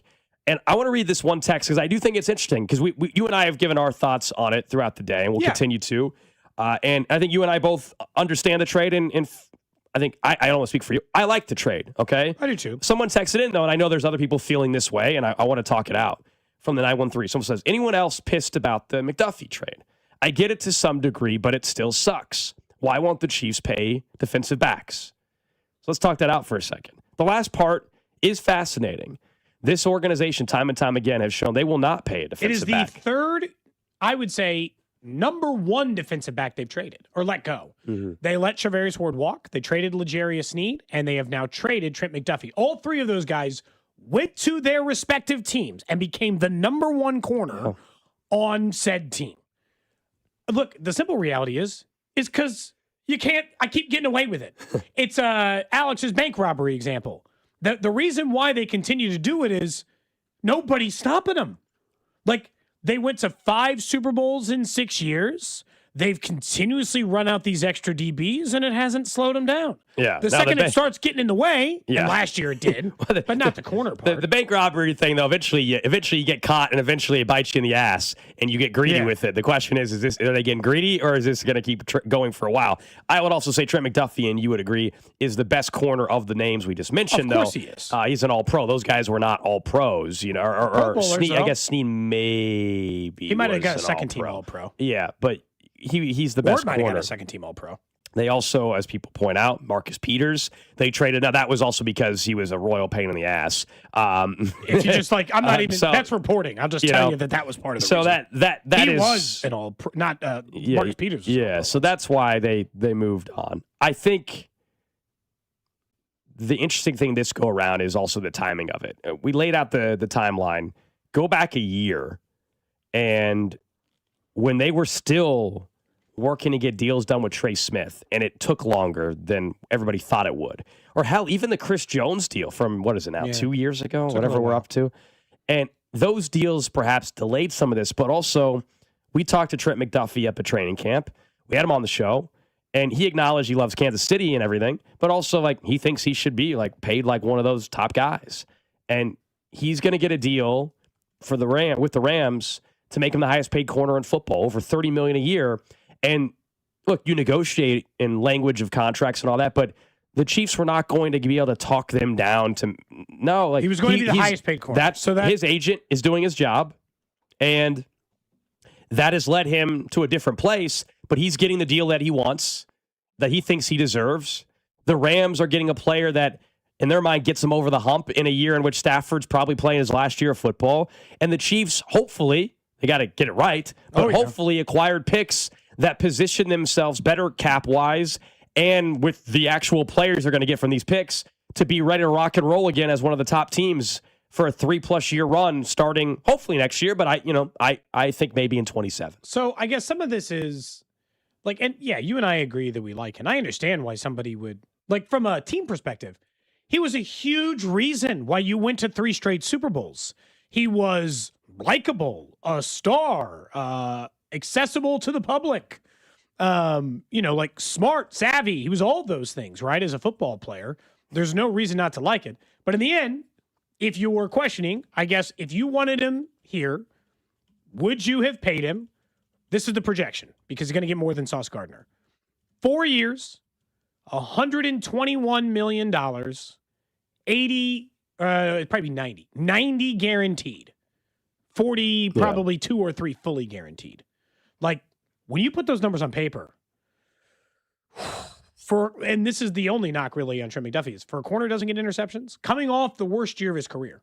Weirdly enough, last year was the worst year of Trent McDuffie's career, and corners sometimes go fast. And he got hurt. So, like, truthfully, knowing that I'm trying to, and this is part of it, it's not that I don't think they can replace Trent McDuffie easy. I don't. They're going to have to, 2-for-1 this, right? They're going to need to get 2 players who are close to the value and have the money and spend more of that because they save $14 million on the cap. Because this is the way I view it, is what I need out of Trent McDuffie is 4 players worth of production.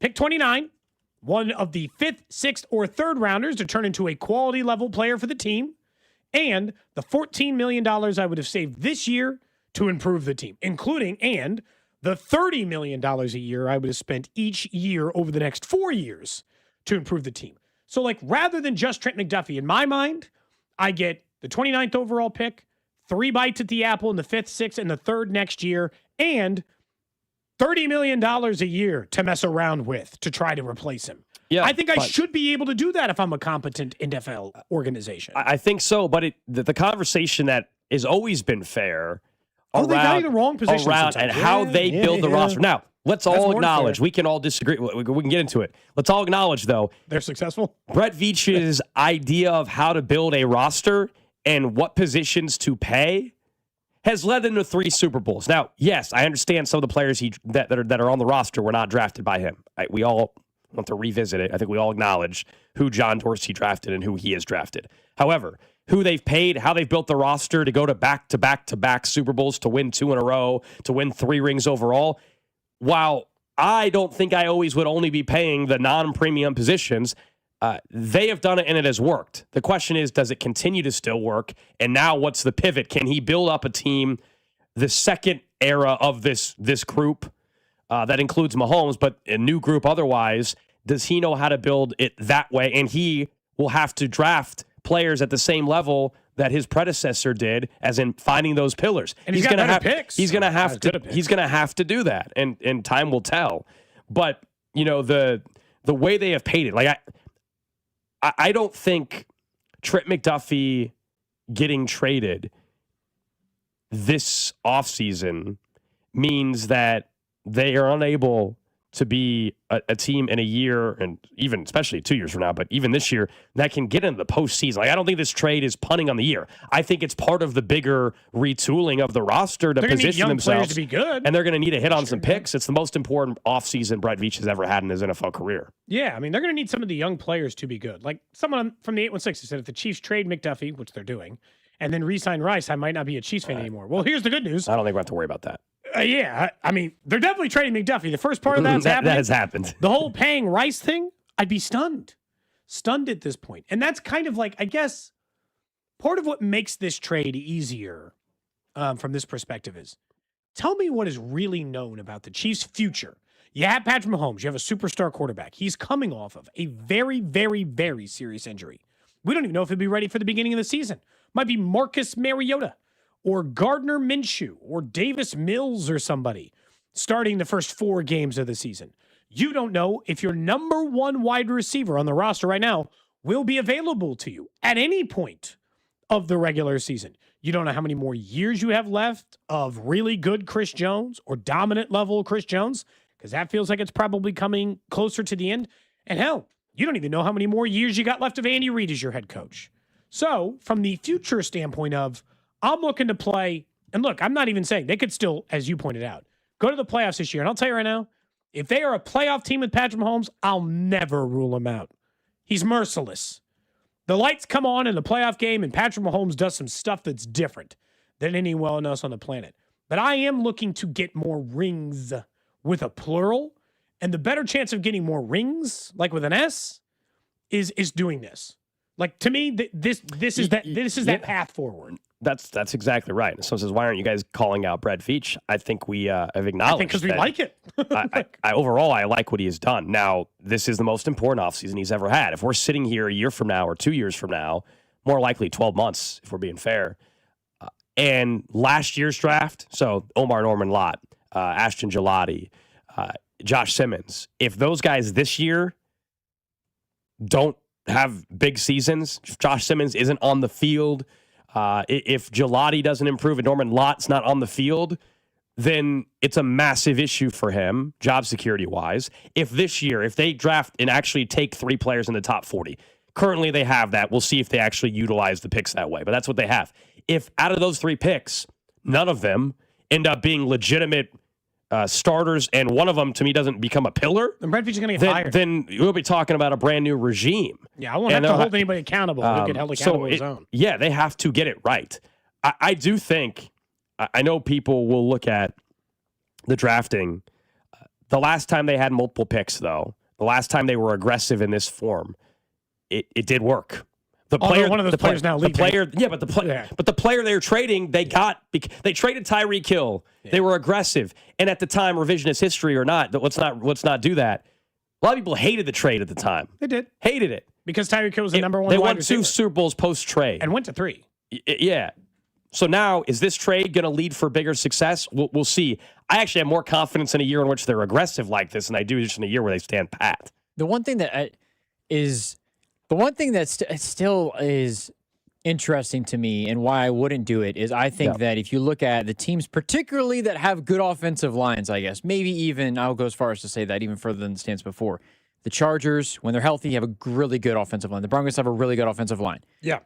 They are probably smiling from ear to ear that they don't have to deal with Trent McDuffie anymore. Thank goodness. The idea that when people are happy when your guy's gone. The Bengals, thank goodness you don't have to worry about Trent McDuffie in the AFC anymore. The Bills, you don't have to worry about a corner that can literally take away your best weapon and has done on a regular basis. I think that's the biggest question in all of this is they can go and draft Bain at 9 or get an edge rusher at 9.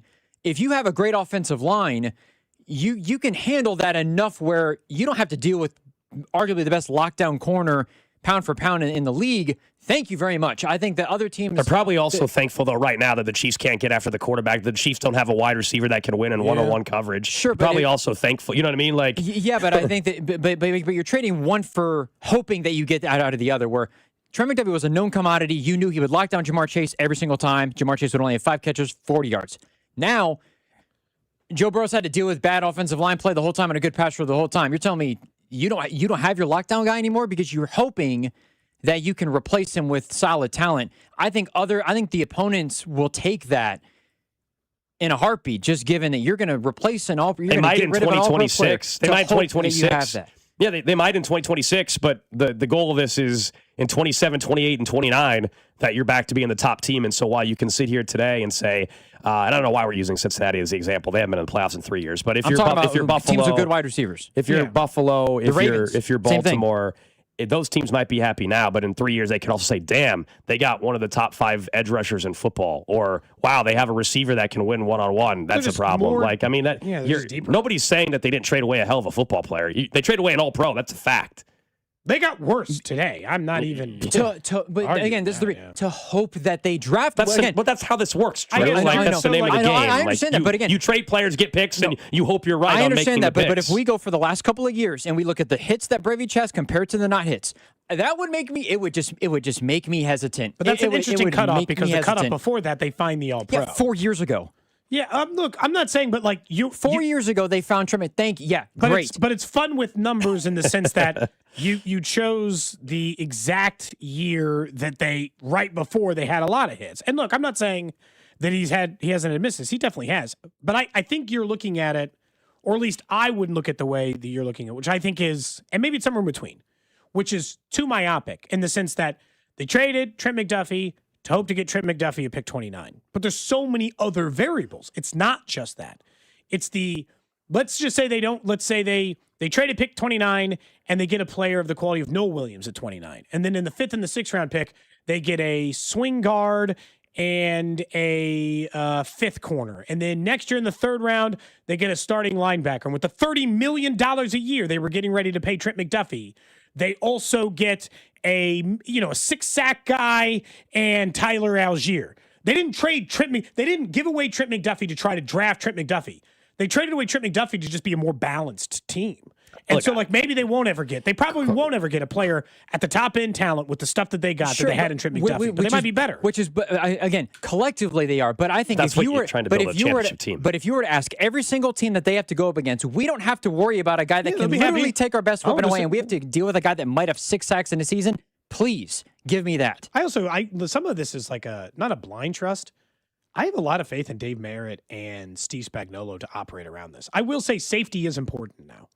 Brian Cook, either bringing him back, even maybe more than Jalen Watson, bringing back Brian Cook, drafting Caleb Downs. Like, I don't know what version they got to do, but like safety's got to be somewhere on the priority list. Because somebody pointed out, if you don't bring back Cook, don't bring back Watson and trade Trent McDuffie, who's left in the secondary? Just like Noel Williams. They have a ton of work to do to get this roster back to being championship caliber. I think this move helps them get there. So I think both can be true. You can acknowledge how good of a player Trent McDuffie is and that they got way worse at the cornerback position. But, suggesting, though, that building out a future championship roster didn't potentially become easier because of this trade, and acting as if teams are now just, in 2 years are going to say, man, thankfully Trent McDuffie's not there when the roster as a whole might be better, doesn't make much sense to me. I just think they got to play the long game. Like, with Patrick Mahomes, considering his age, coming off the injury, they don't have to punt on this year, but they can play it safe this year and say, why would we put all of our eggs in our basket for this season? The truth is, had they not even made this trade, there's a chance they can't even afford Trent McDuffie, which is a part I don't feel like we've acknowledged enough. There's a chance that because of the cap decisions they've made, and we could say they put themselves in that position, but legitimately, could they have afforded Trent McDuffie and $30 million a year? I thought we just talked about yesterday how they had 3 more years of control against him. The 5th-year option. They did not have to trade him. It was expensive control. They did not have for a $14 top 5 corner in football, I think you'd be willing to either work with that, or you'd be able to, by the time that Chris Jones is gone, Kelsey's gone, all of it is already figured out by that point, I think. They did not have to pay him. That is true. But again, it's like the bigger picture idea, which is if your roster has all these holes, are they next year, if they would have just kept McDuffie on the roster, had limited cap space, not had young draft picks to potentially go get some young players that they have to hit on, is it easier to do that with 3 picks in the top 40 than just 2 picks in the top 40? There's no guarantees, but the answer is yes, it's easier if you have more darts to throw at the board. They do. If they hit on them, they are better positioned beyond just this year. That's why I push back on in the short term, I think other teams might say, hey, we're not as worried about the Chiefs. I think there is a chance, though, in 2 years, we're saying, well, yeah, you might have been worried about them last year, but by not paying Trent McDuffie, they are a better football team in 2 years than what they are today, possibly. I guess here's a question we haven't asked in the show, and this is why, as we continue to talk about these things, it comes up. It has to be money, Drew. And Alex, I think it has to be money, the reason why they're willing to make this trade. And the position they're in a little bit, but the money. Otherwise, it is kind of weird in the sense that they coveted, loved were in love with Trent McDuffie. They traded up in an NFL draft to get McDuffie. That's how much they liked him as a player. And all he's done in return is turn into an all-pro player for him. And they're still letting him go. Damn. Harsh business. Like, this is a player, Gold, that they have loved the entire time. They loved from the beginning. They drafted. They've spent resources on. They invested heavily in making sure Trent McDuffie was a Chief. In the end, I think it was kind of like the Tyreek thing. It was never that they didn't like Tyreek. It's that at one point when it went from $25 million a year, which is what J.C. Horn got, to the last two guys who got paid to $30 million a year, they got pinched. And they said, well, we're not paying that. Like, there was a line in the sand for them, for Trent McDuffie, and the amount they were willing to pay. Because you can't argue that for everything they put into it. This would seem like a player they would sign. And I think that's probably where fans are. Like, in the sense that everything you gave up, you traded up, the way you talk about the guy, the way he played for you, this just seems like, if I told you that that's how the career went, Gold, that feels like an auto sign, right? Like, yeah, of course they're getting an extension. It went great. How could it not work out? But I think the money is still at the core of all of this. And the fact that Trent McDuffie had made it very clear he's not in a hurry to get himself paid because he knew that the number was going to keep jumping. His value is more today than it would be a year from now to trade him. It just would. Oh, yeah. Oh, yeah. This is maximum value. I don't think that they didn't get the most. Reportedly, I think Sam McDowell said the Giants were also in on it. And the Giants might have also offered their first-round pick, to my understanding, or at least according to his report, but that they weren't willing to give the first round right? The fifth, the sixth, the eventual third in next year's NFL draft, they weren't willing to give the juice. They were both willing to give up a first-round pick, but they weren't willing to give up the additional picks. And so the Chiefs just want more bites at the apple. We mentioned Noah Williams earlier. You know, we can complain about Brett Veach's ability to draft guys at the high end of the draft. More than fair. He is king of fourth round and later. Nobody better in the NFL over the last 5 years, 7 years. He's been the best at it. Yeah, but it's fair to say though he's got to be king of the first and second round this offseason though for it to pan out though. You know, nobody's going to care if he drafts someone in the fifth round this year. It's 9, 29, and 40. Who the hell are you drafting there? And are they hits? And they better be. I guess the note on Sam put this out and a couple of other people, Warren Sharp maybe, is that essentially the Chiefs, based on draft pick value, viewed it what they got in return from the Rams is the equivalent of getting the 20th overall pick in the draft.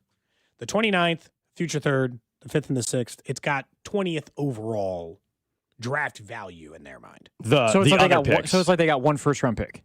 If you add it all up, they're saying it's valued at the 20th. They got 120th overall pick. It'd be like getting the Rams just 17th, but nothing else. You know. Well, it'd be two first round picks. They got 29, and then the other picks you're saying are first round value. Is that what you're saying? What are you saying? They're saying all of the compensation they got together combined is worth the 20th. Is worth one first round pick. You know, is essentially worth. Gotcha.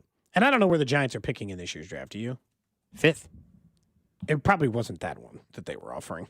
It didn't say that the Giants were offering a 5th round. So they'd be 37. Yeah, that's what they were doing. So they were probably just not willing to 37th in a package of yes. Doesn't really matter how they do it. I mean, just the 5th wouldn't. I don't know. Is that better than the 4 picks? Probably. Versus 29, because I can trade 5th down and you'd be able to get Jeremiah Love and take Bain at 9. I don't or think Downs at 5 and Bain at If the Rams weren't willing to give up pick 17. There's no way the Giants were giving up pick 5. They were offering 37 and a future second or something, probably. You know, and maybe not the 5th and the 6th or any version of it. Maybe we can follow up tomorrow. Aaron Rodgers is back on Pat McAfee show. Think he's talking about whether or not he's going to go be a Steeler? My guess is yes. Probably talking about married life. To his AI robot girlfriend? No, he's got a real life. Up next, let's get to Somebody did a deep dive on that. Found her. Let's get to what's trending. And then earlier today, Nate Taylor, our Chiefs insider from ESPN, joined us. We got his reaction to the trade, what he thinks it means for Jalen Watson, and whether or not he's back in a Chiefs uniform. Cody and Gold, brought to you by Heartland Men's Health, the leader in men's sexual health. Thousands of men have been successfully treated for low T, ED, and more, all with discretion and compassion. Make your appointment at heartlandmenshealth.com. Follow the station on Instagram for ticket giveaways and behind-the-scenes content from the show at The Fan 965. My friends at Smokehouse Barbecue have 2 new items that you need to try. First, meet the Pickle Jack Sandwich. We're taking tender smoked ham and melted pepper jack cheese, piled high with our signature pickle fries. It's crunchy, spicy, and smoky as well. And if you need to warm up, how about some Smokehouse chili? It's not your average recipe. It's loaded with our famous chopped burnt ends and savory sausage. And don't forget carryout, which you can order at smokehousebbq.com. Visit Smokehouse Barbecue in Independence, Zona Rosa, and Gladstone. It's Smokehouse Barbecue. Wesley Financial Group is not a law firm, and Chuck McDowell, definitely not an attorney.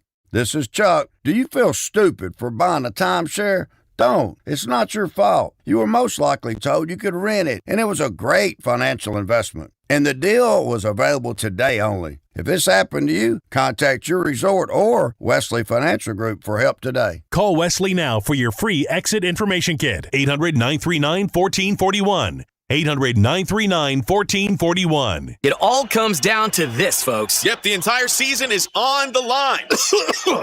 But my throat has officially thrown in the towel. Sounds like you need Vicks VapoCool drops. They're max strength and vaporize sore throat pain.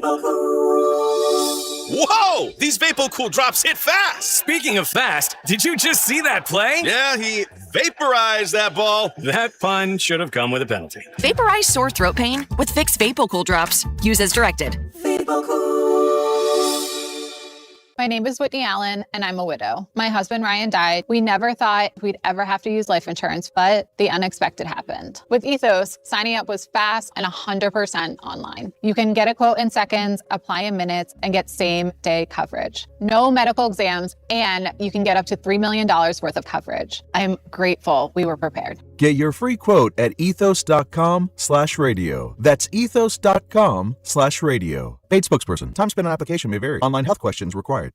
You already listen to 96.5 The Fan, but are you following us? Our Instagram is loaded with show clips, breaking news, mock drafts, and content you can't get on the air, like Thy Royal Decree and Chiefs Take Tuesday. Go to Instagram, search for The Fan 965, and hit that follow button. If you don't do this immediately, Dusty has threatened to do a photo shoot in a bathing suit. Kansas City's FM sports station, 96.5 The Fan. Hey, what's going on, guys? It's Mac Maury, and I wanted to let you know that I've started a new social media series called Mac's Minute. Real original, right? It gets released every Monday, Wednesday, and Friday on our station's Instagram and Twitter accounts, plus YouTube Shorts. I'll give you my best take in 60 seconds on the biggest stories in sports and Kansas City. Make sure to follow on Instagram and Twitter, and subscribe on YouTube. Watch Mac's Minute every Monday, Wednesday, and Friday on our social media platforms. This is Kansas City's FM sports station, 96.5 The Fan.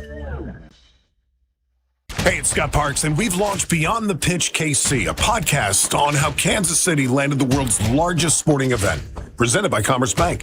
Visit commercebank.com/soccer26. Subscribe on the Odyssey app or wherever you get your podcasts. You're listening to 96.5 The Fan from the DM Injury Law Studios. Mike's got this. Car, truck, or motorcycle wreck? Remember, Mike's got this. 816-888-7500. Mike's got this.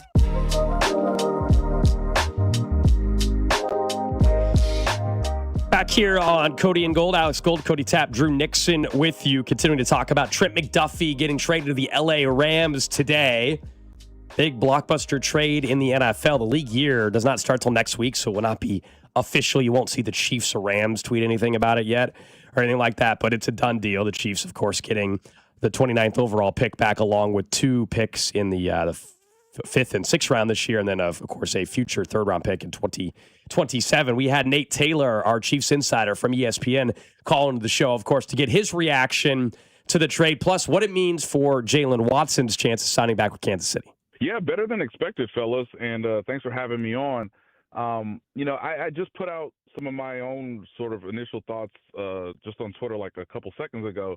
I think the biggest surprise in all of this is that it is the Chiefs acquiring 4 picks in exchange for Trent McDuffie. I was of the belief, even as early as last week, being in Indianapolis for the NFL Combine, that, hey, this was probably going to be, one player for 3 picks with the hope that, hey, it's going to be a first-round pick in this year and the likelihood of it being a day 2 pick in 2027.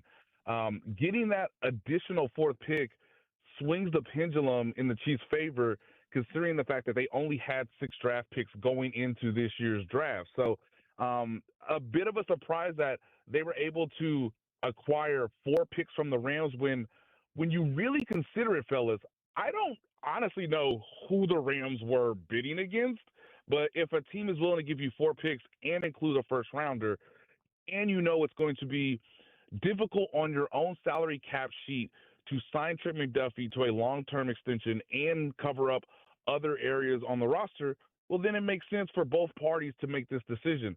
The Rams are trying to obviously maximize literally perhaps the last window of Matthew Stafford, the reigning MVP, for this upcoming season. And the Chiefs need to get younger. They obviously have a lot of confidence in their ability to identify traits, find skilled players who can play the cornerback position, and obviously develop them with, longtime coordinator Steve Spagnuolo and longtime secondaries coach Dave Merritt. So they have a proven track record of this, but getting 4 picks is what I think makes it tolerable to almost being like actually quite a win for Brett Veach, for Andy Reid, because I thought 3 picks was the maximum they were going to be able to get out of Trent McDuffie. The fact that they got 4 and you get a first-round pick and you don't have to pay the player, obviously, top dollar, well, that makes sense in a lot of ways to where I think it can be a win-win for both parties. Short-term for the Rams, perhaps long-term for the Chiefs. Nate, I don't think that they'll ever just outwardly say this, but does this mean the Chiefs think that winning in 2026 was going to be hard? As in harder than maybe plausible on a sheet, other than just let's get Mahomes to a playoff and hope? Because this does feel like a move more in line with 2027 than 2026. Yeah, and there's 2 things of this, right? I think you're right, Cody, that 2026 was always going to be sort of viewed as a bridge year. Hey, we're always going to try to compete. We have the flexibility. We have the contracts of certain guys that we can sort of manipulate in terms of restructures to give ourselves more, salary cap flexibility. And obviously we saw that yesterday with the Chiefs informing Jawan Taylor that he will likely be released unless there's some way that there's going to be a trade between now and Monday, which is not going to happen. So, hey, they already have cap space. They've already identified that they want to target, a couple veteran running backs. But you also have to live with the reality. Your quarterback will not take a single repetition in the offseason, period. He's coming back from the most significant injury of his career, an ACL and LCL. You want to give him as much time as possible for him to even have a chance to be the starter on week 1. And we all know that's Mahomes' plan. It's hard to bet against him. But you also have to live with the reality that, Mahomes is going to have to get through this injury, and because of your own salary cap based on the contracts you've already handed out and those contracts being structured a certain way, plus with the obvious belief that the salary cap will continue to rise, 2027 is a chance for them to really strike. And you also have more chances to, build out some of your roster with, again, more draft picks, not only in this year's draft, but obviously getting that extra third in 2027.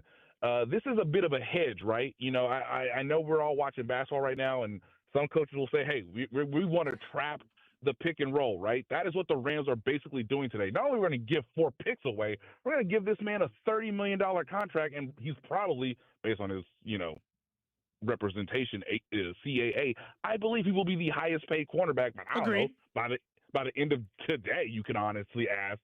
So if they're going to do that, then the Chiefs are going to hedge. Hey, we might play a little bit of, some coverage. Hey, we might show a little bit to the pick and roll, but we're not going to trap. We're going to obviously give ourselves a little bit of space so that we can still make a move in 2027. Does this naturally mean that Jalen Watson's odds of coming back have gone way up? What do you think this does for that? It's definitely in the ballpark now, and the Chiefs now have a chance to prioritize which of the 2 guys in the secondary they would like to retain the most. Is that Brian Cook, who I think is, one of the top safeties on the market, or, hey, because you, again, drafted and developed Jalen Watson, would you swing back around and say, hey, I know it sucks that we couldn't keep you and Trent McDuffie, but we would love to have you back. We know it can work between you, Noah Williams, and Christian Fulton.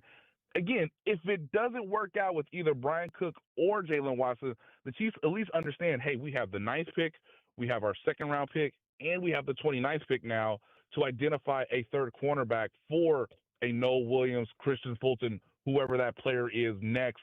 You can say alongside, obviously, Christian Roland Wallace. But there's a chance now. There's a legitimate chance. And it'd be fascinating to know within the Chiefs' own thought process who they value more.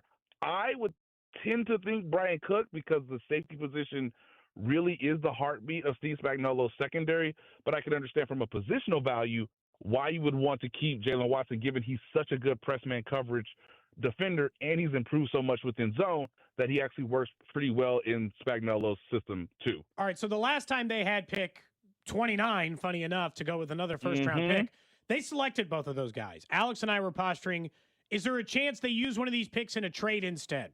We've been mentioning Brian Thomas Jr. or the Vikings linebackers now available. A.J. Brown. Or A.J. Brown or some of these other players who might be available. Do you think there's any chance, even though pretty much you're saying part of the reason they had to trade McDuffie is they couldn't afford a long-term extension for a player, is there any chance they use these picks to trade for someone, or is this going to be about just taking these players again in the draft?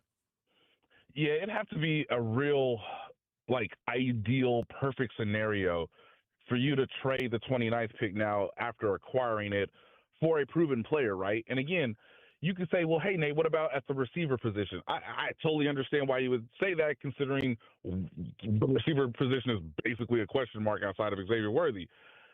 I understand why you would want the desire or why you would be sort of intrigued in order to do that. I just think, understandably, you get more. And again, this is all the way back to the 2022 draft class. And so there is some proof of concept that you've already executed it once. You're going through another cycle now of, again, new crop of players. Now, again, I don't know if this year's draft class is as good as the draft class of 2022. Who in the world knows?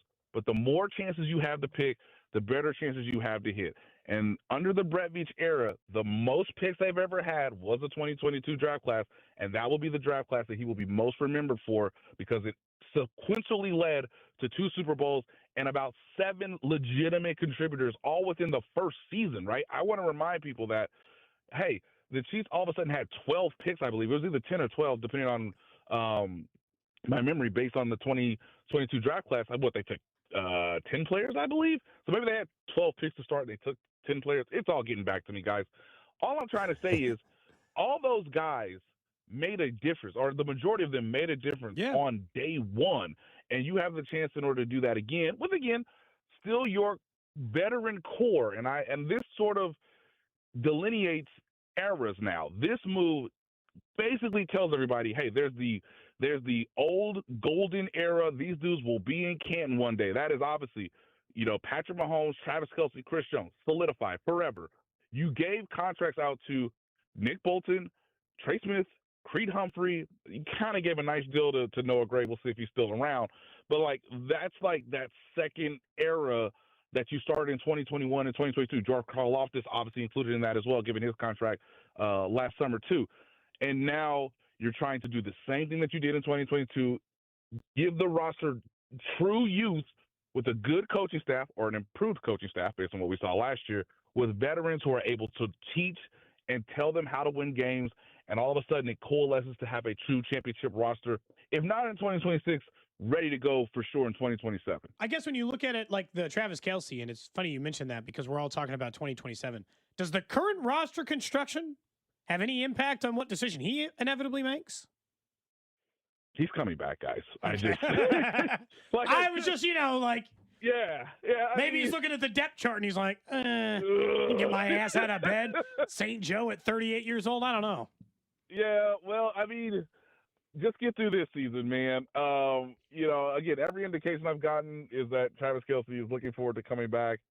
When we'll know that for sure, that's really his prerogative, and I don't think it's really going to affect, I know some people are like, well, if he hasn't really signed before free agency starts, how does that affect free agency? I'm like, it really doesn't affect free agency. They can allocate that money however they want. Now, they might give him, and I've said this before, maybe a 2-year deal where you can, spread some of that money out and give a, pretty nice chunk of signing bonus to get that base salary, to be manageable for 2026. And hey, if you got to eat it in 2027, if he retires, you go ahead and eat it. He's giving you everything you could have asked for already.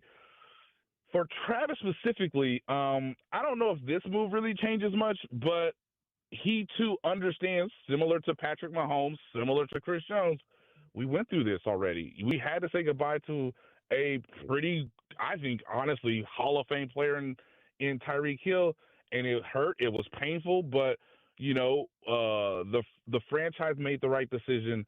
They still trusted us. They still gave us players that we were capable of with to win in the immediacy, and we're seeing a similar decision today. Trent McDuffy is a bona fide All-Pro player, and for whatever reason the coaching staff made or didn't make last year, they didn't really play him at his best position, and he didn't have a great season because it was his first time really playing under significant contract ramifications, given how good he had been the first 3 seasons. So for Travis, I don't see this really making much of a difference, but it does inform, I think, Chiefs fans, and they have to be realistic. What you get in 2026, you hope is a lot better than what you got in 2025. And if the quarterback comes through the 2026 season healthy, hopefully you got a crew that's ready to go in 2027, that's young, that's youthful, that reminds you of what you saw in 2022 and 2023, even if Travis Kelce isn't around for the 27 season. We're talking to Nate Taylor, our Chiefs insider from ESPN. What does this do at pick 9 for you? I know they have pick 29 as well now, but at pick 9 overall, how does this change their approach, in your opinion? Is this a scenario where they would try to get more picks again and trade out of 9 if they're not thrilled with the crop of players that might be there based off of positional need? Do you think this means it truly can take the cliche, best player available now?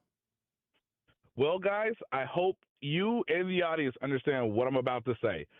They got to start doing a terrible smear campaign on Ruben Bain. That's it. That's their only option, guys. It's not even that hard. Binkley might single-handedly be doing it. Yeah, I don't know, guys. This Ruben Bain guy, he might be cool, but I don't know. I don't know, boys. I wouldn't take him. If I were you guys, I wouldn't take him at all. And pray to the good Lord that Ruben Bain falls to 9, because I still think pass rush is their biggest need. You could say, well, hey, Nate, what about Cornell Tate? Cool. If he's there at 9, you sprint, you take him, because again, much out of Xavier Worthy and maybe Jalen Royals, question mark at the receiver position.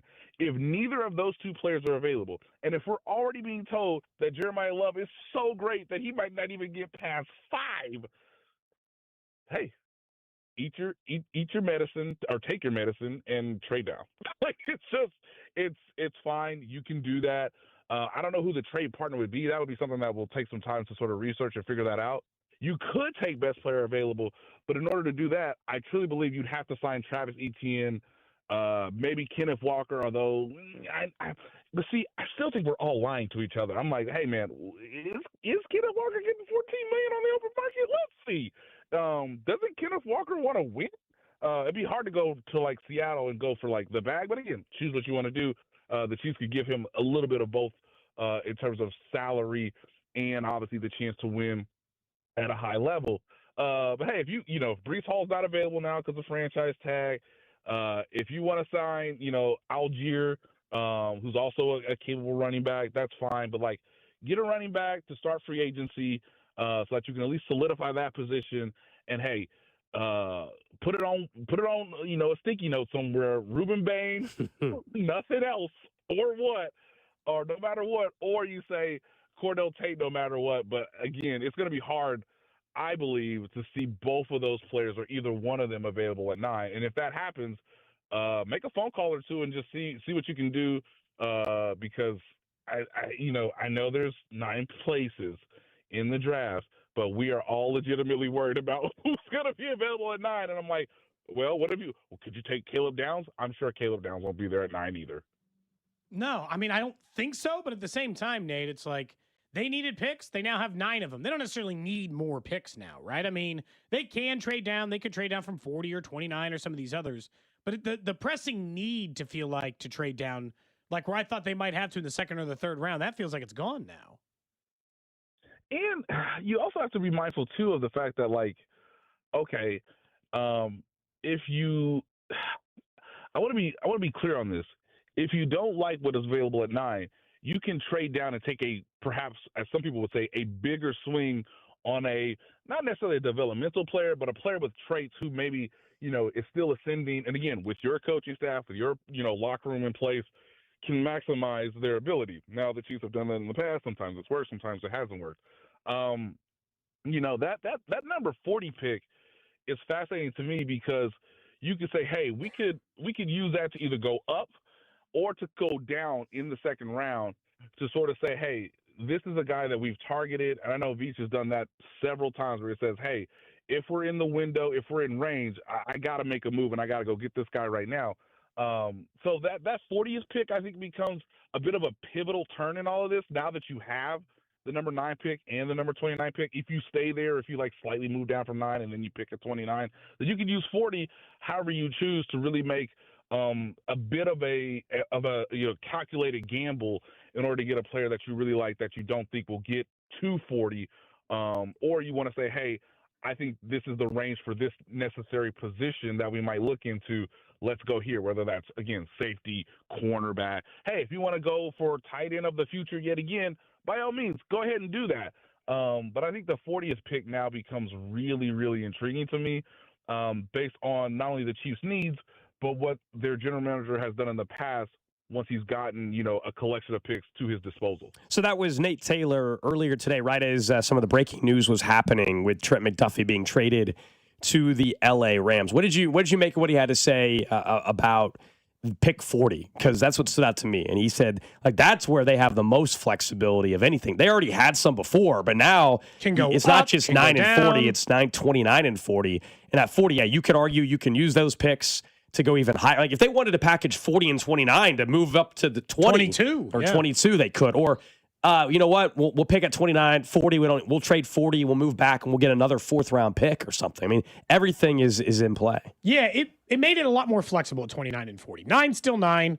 I don't see any reason to move up or down. But at 40, 29, sure. If you decide there's a guy, I don't even care who it is, Kenyon Sadiq you love, and he's still available at 24, and you want to go get him, go get him. There's no stopping you, I guess, with those selections, the way that you've added the picks. Now, at the same time, people also thought they just needed more bites at the apple. So is this the year to trade up if you're telling me you needed assets?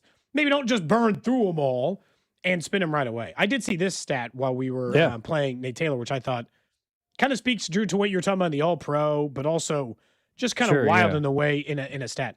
Do you realize that now with this trade of Trent McDuffie, the last defensive back the Chiefs both drafted and then gave a second contract to was Eric Berry.